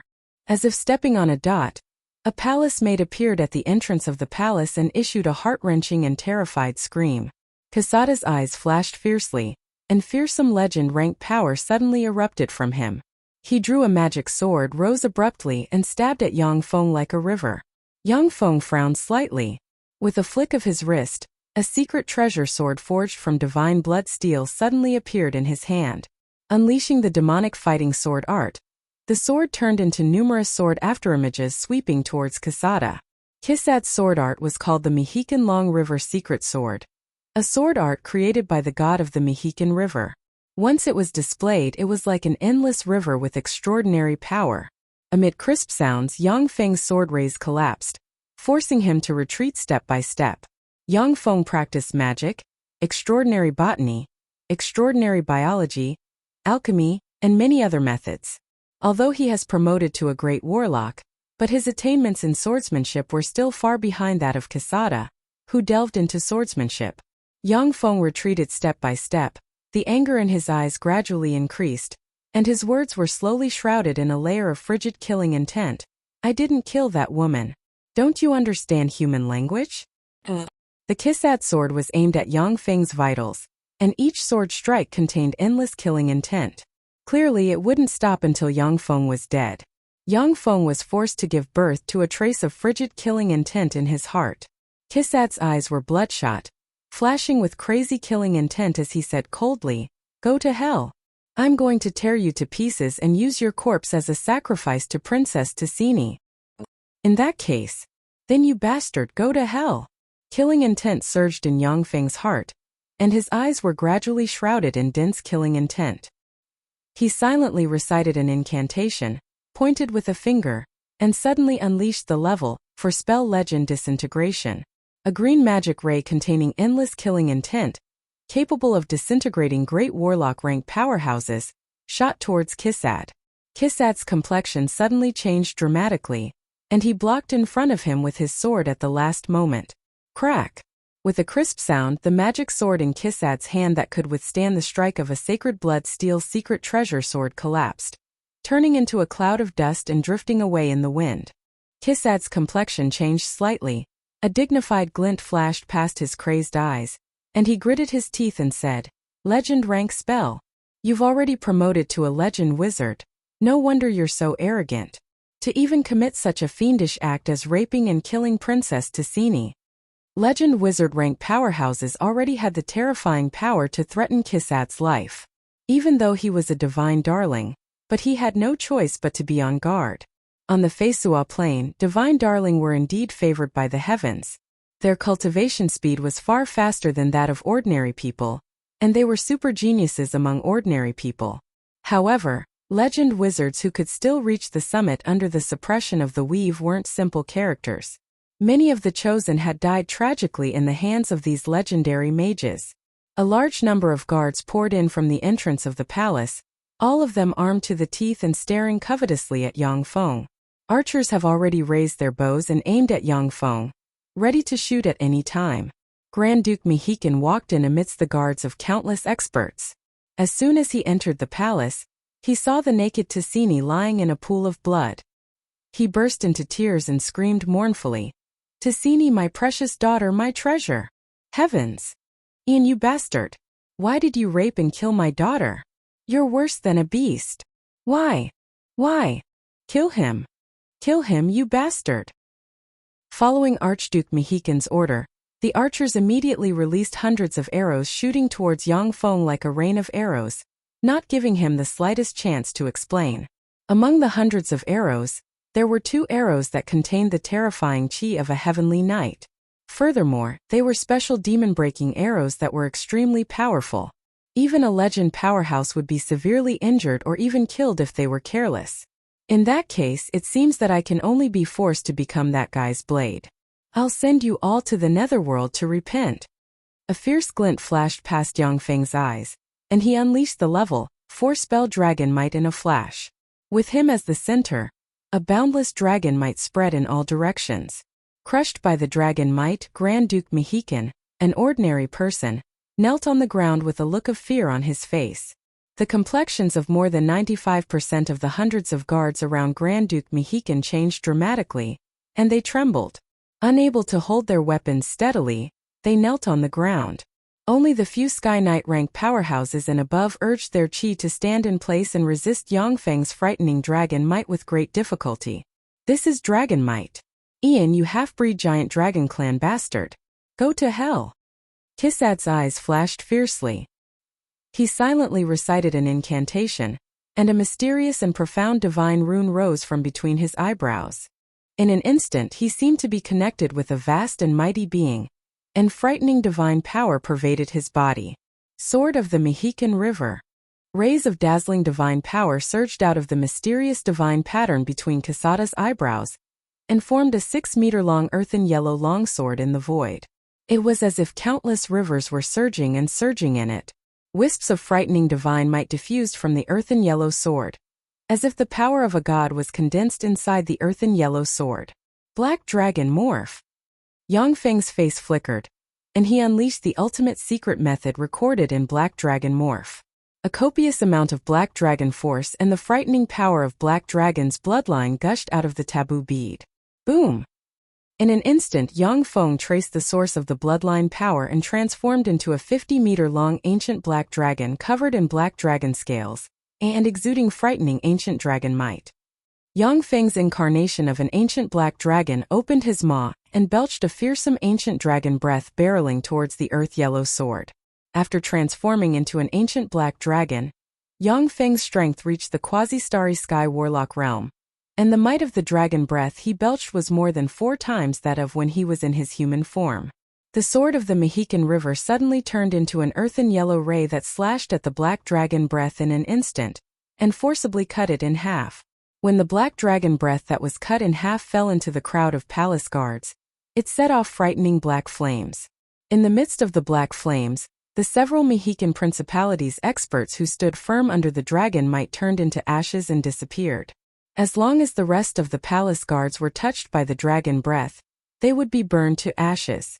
The Archduke of the Mexican Principality was also turned into ashes by the might of the black dragon breath.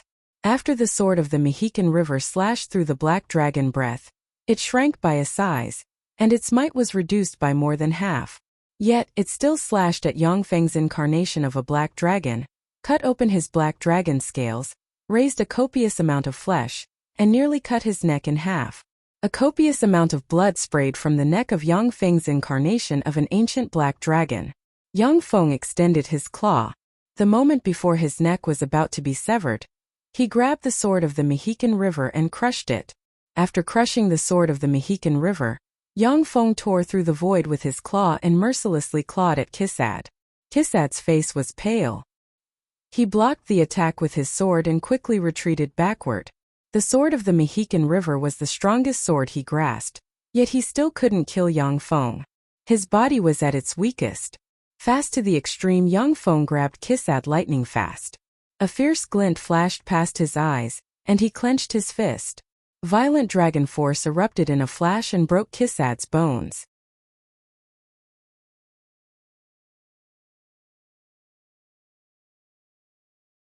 Chapter 345. Stop! You bastard!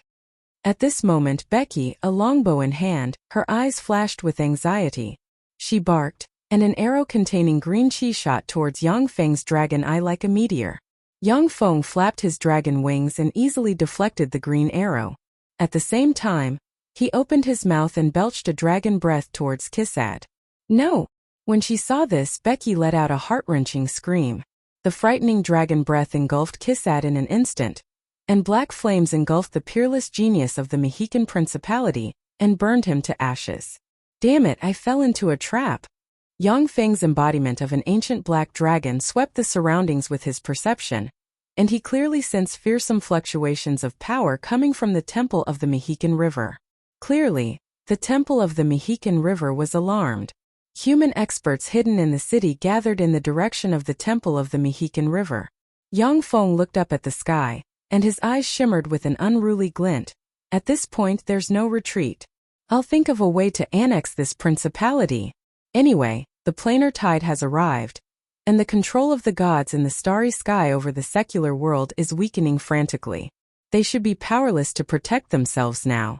This will surely come as a great surprise to the person behind the scenes.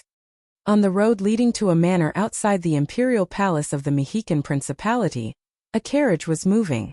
Inside the carriage sat two beautiful women, Gleistar and Isramia. On both sides of the carriage were 10 cavalrymen, who were the guards assigned to them by Grand Duke Mexican. Stop! Suddenly, a team of heavily armed soldiers emerged from both sides of the road. The leader of the team, who was wearing a magic armor and holding a magic sword, pointed at the coachman and barked. As if they had eyes of their own, the crossbow bolts shot into the 10 cavalrymen, killing them one by one. The coachman pulled on the reins, and the carriage came to a halt. His eyes were filled with fear. The leader, wearing magic armor and holding a magic sword, said in a low voice, "Ladies, please come down." Gleistar and Isramia immediately alighted from the carriage. A deep voice came from the magic armor, "Ladies, please come with us. As long as you're honest, we can guarantee your safety." "Who are you people? Why did you capture us? What do you want?" Gleistar grabbed her skirt with one hand and the evening gown on her chest with the other. Her beautiful eyes filled with panic. She looked like a delicate, pitiful, lovable, and delicate beauty who could provoke men to bully her from the bottom of their hearts. Under the moonlight, Gleistar looked even more beautiful and lovable. Behind the leader covered in magic armor, the ordinary warriors stared at Gleistar's curvaceous and sexy body, their eyes filled with greed. The leader said in a hoarse voice, "You don't need to know what we want to do. You just have to come with us." Gleistar smiled sweetly, her disguise completely disappearing, and she said with a curious smile, "Strange, did I already use a charm spell? Why don't you kill each other? Could it be that you're not humans? Moreover, you have high resistance to charm spells?"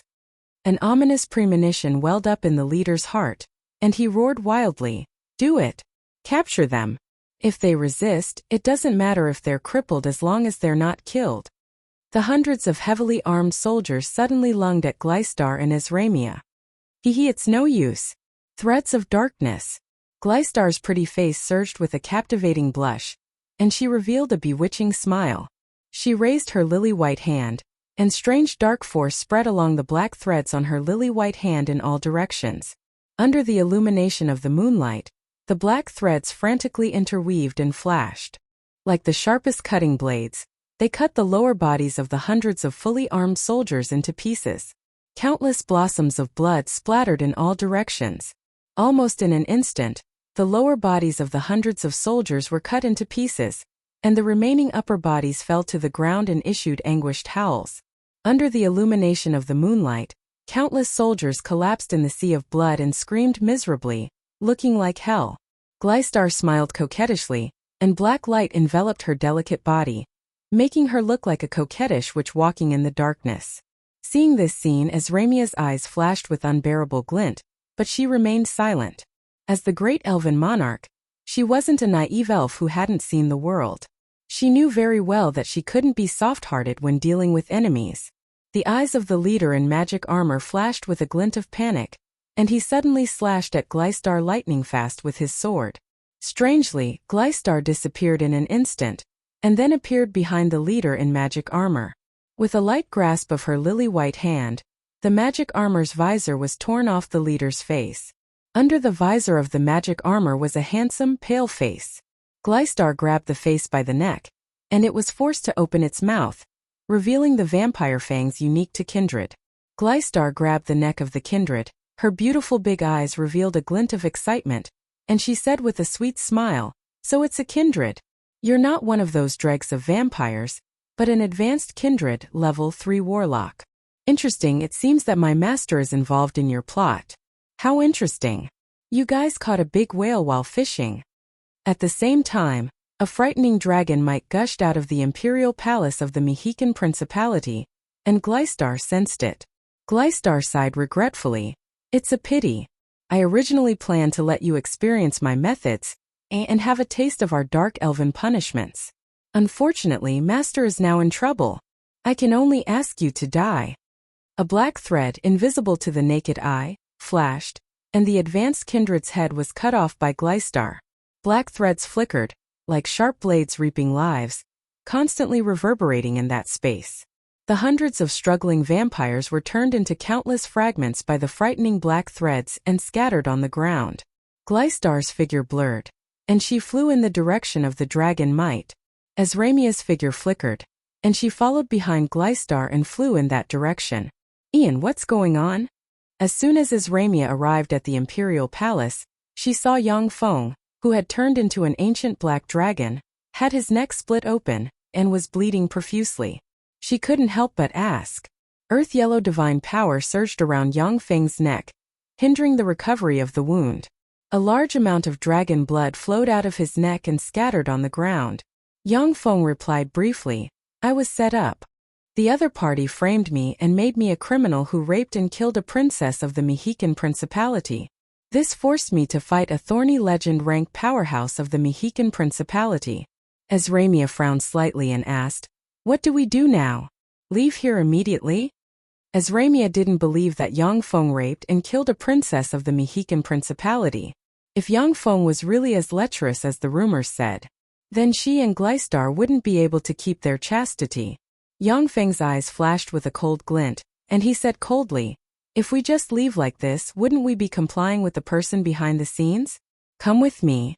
We'll first uproot the temple of the god of the Mexican Principality, and then annex the Mexican Principality. Anyway, the planar tide has already begun, and the gods have no time to care about these trifles. Originally, Yang Feng didn't have any intention of annexing the Mexican Principality, but now that something like this happened, he didn't mind baring his fangs and annexing the Mexican Principality. After Yang Feng practiced cultivation to the great warlock realm, even though he had the taboo text, but on the Feisua plane, due to the suppression of the planar laws, it was very difficult for him to evolve. Ascending to godhood was the right path to evolution. Ascending to godhood, however, required a huge foundation of believers and a vast territory. Without the planar tide, Yang Feng could only slowly manage the Red Earth wasteland and the Funes province. But with the planar tide, it was difficult for the gods in the starry sky to interfere with the secular world. This was his best opportunity. Yang Feng could guess that once the planar tide arrived, all the monsters hidden in the history of the Feisua plane would jump out and do whatever it took to ascend to godhood. Gleistar looked at Yang Feng with a hopeful look in her beautiful eyes, the corners of her mouth raised slightly, and her eyes revealed an intoxicated look.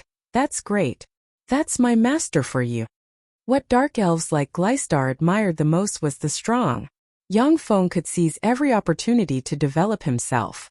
Such a powerhouse was the one she admired and was willing to follow. Azramia was slightly surprised and took a deep look at Yang Feng. This was the first time she saw a man who didn't care about the gods, and she couldn't help but feel puzzled. Isn't he a fanatic of the Weave Goddess? Why is he so disdainful of the gods? Let's go. Yang Feng blurred into motion and rushed towards the temple of the god of the Mexican River. As long as the temple of the god of the Mexican River was destroyed, no one in the Mexican Principality would be a match for Yang Feng's group of 3.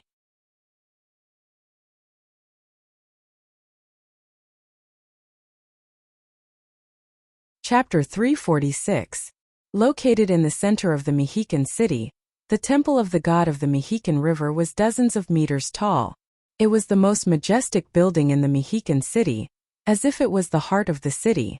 At this moment, rays of incomparably dazzling divine light gathered in the huge temple, forming an incomparably powerful barrier of divine power that completely protected the huge temple. Countless experts of the Mexican Principality gathered towards the temple of the god of the Mexican River. The ancient black dragon Yang Feng transformed into flapped its wings, flew into the air, opened its bloody maw, and belched a fearsome ancient dragon breath at the temple of the god of the Mexican River. Pope Pavon of the god of the Mexican River held a scepter in his hand and recited an incantation. Shrouded in sacred and formidable light, he floated in the air and his eyes flashed with golden light, looking like an existence that didn't belong to the secular world. He pointed with the scepter in his hand and conjured the level, for divine spell protection of the god of the Mexican River. Earth-yellow divine power flowed out of the temple and formed a formidable earth-yellow barrier in front of the temple, completely protecting it. When the fearsome dragon breath Yang Feng belched slammed into the earth-yellow barrier, it burned frantically and eroded the barrier. The frightening dragon power of the ancient black dragon and the divine power of the god of the Mexican River clashed endlessly on the earth-yellow boundary, causing ripples to set off on the verge of collapse. Inside the temple of the god of the Mexican River, hundreds of official priests, bishops, and alternate priests came to the temple, knelt on the ground, and recited prayers devoutly. Their power of faith and power poured into the shrine in a steady stream, strengthening the shrine's barrier. Pavon's gaze congealed, and he asked loudly, "Ian, why are you attacking the temple of the god of the Mexican River?" "I suspect that the temple of the god of the Mexican River is colluding with other races. Give up resistance, surrender, and wait for my investigation. If you haven't colluded with other races, then I'll set you free. If you resist, then today will be the day you human traitors die." Yang Feng's embodiment of an ancient black dragon looked at the temple of the god of the Mexican River with frigid light in his eyes. He opened his maw, and a dragon breath descended from the sky and landed on the powerful earth-yellow barrier, burning it until it trembled. "Ian, you're the traitor who colluded with the aliens. Not only did you rape and kill Princess Ticini, you also killed His Majesty the Grand Duke. Now you still want to deceive us. You deserve to die 10,000 times over. On behalf of the great god of the Mexican River, I will destroy you, traitor of humanity, damned heretic." A trace of anger flashed in Pavon's eyes. He flipped his hand, and a palm-sized plate shrouded in terrifying divine power appeared in his hand. When Yang Feng saw the earth-yellow plate, alarm bells went off in his mind. The ancient black dragon rank extraordinary perception reminded him that the earth-yellow plate contained a terrifying power. Even if he possessed quasi-starry sky warlock rank strength after his body transformation, he would still die if he was the slightest bit careless. Yang Feng opened his maw and belched a fearsome ancient dragon breath that slammed into the huge earth-yellow barrier. With a pious expression on his face, Pavon pointed at Yang Feng. "Mighty god of the Mexican River Magina, your most devout believers are calling to you. Please grant us the power to purify the evil before us." The void distorted, and a boundless divine might spread out. Clearly, the god of the Mexican River Magina had responded to Pavon's summon from the distant void. An earth-yellow divine light containing terrifying divine might crossed the endless void, responded to Pavon's prayer, and entered the earth-yellow disc semi-divine armament plate of the Mexican River in his hand. The semi-divine armament plate of the Mexican River lit up at once, and mysterious and abstruse runes containing the power of law flickered on the plate of the Mexican River. An earth-yellow river gushed out of the plate of the Mexican River, and swept towards Yang Feng's incarnation of an ancient black dragon. Yang Feng opened his maw and belched an ancient dragon breath that slammed into the earth-yellow river like a meteor. The earth-yellow river easily swept up the ancient dragon breath, devoured it, and then turned into a terrifying torrent that engulfed Yang Feng's incarnation of an ancient black dragon.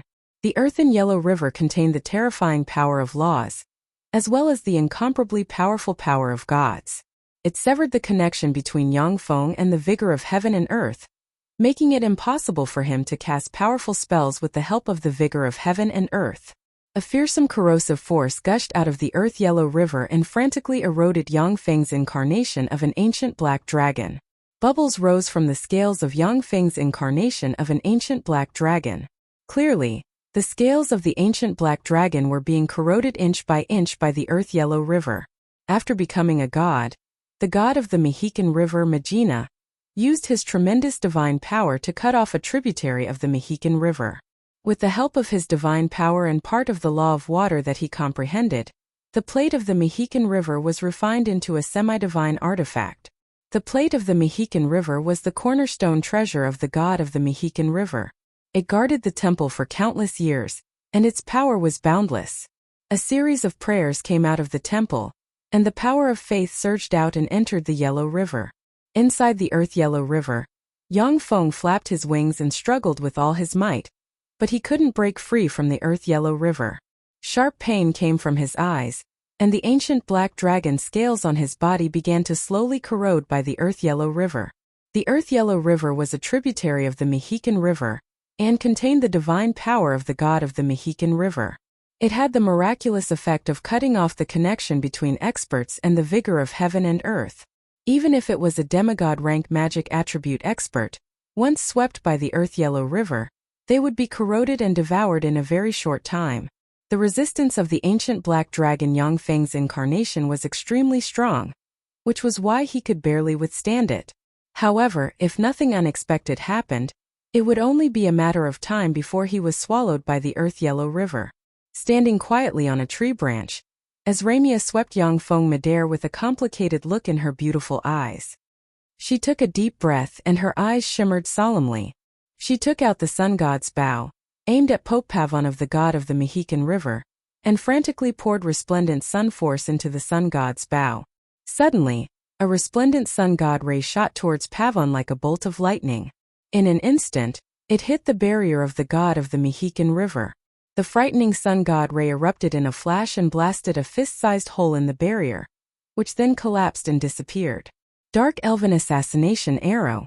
Almost in an instant, a pitch-black arrow that contained a terrifying dark energy as deep as the sea instantly shot out from the fist-sized hole. It silently pierced through Pavon's forehead and penetrated his brain. How could this be? This was the last thought that flashed through Pavon's mind. His body trembled slightly, and he slumped to the ground. The demigod armament plate of the Mexican River in his hand fell to the ground as well.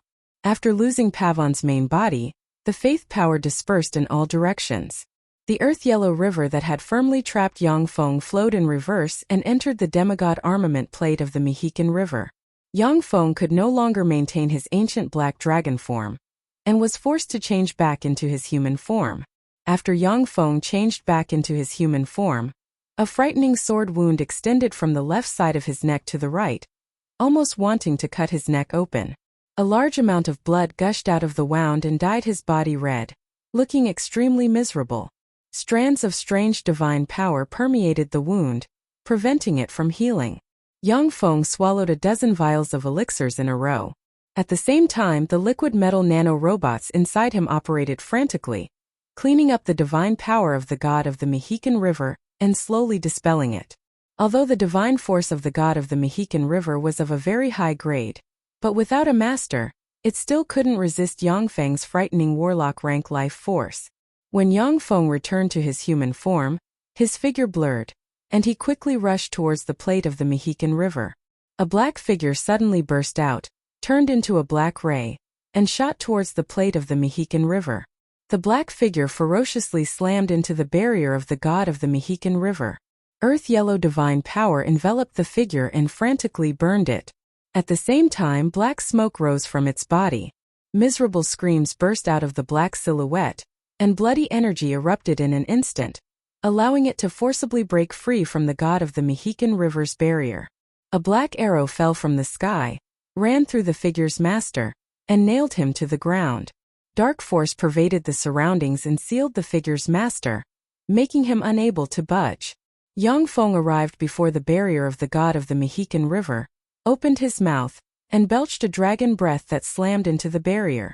Without Pavon presiding over the temple, the power in the temple could no longer condense, and Yang Feng's dragon breath easily burned a big hole in the barrier protecting the god of the Mexican River.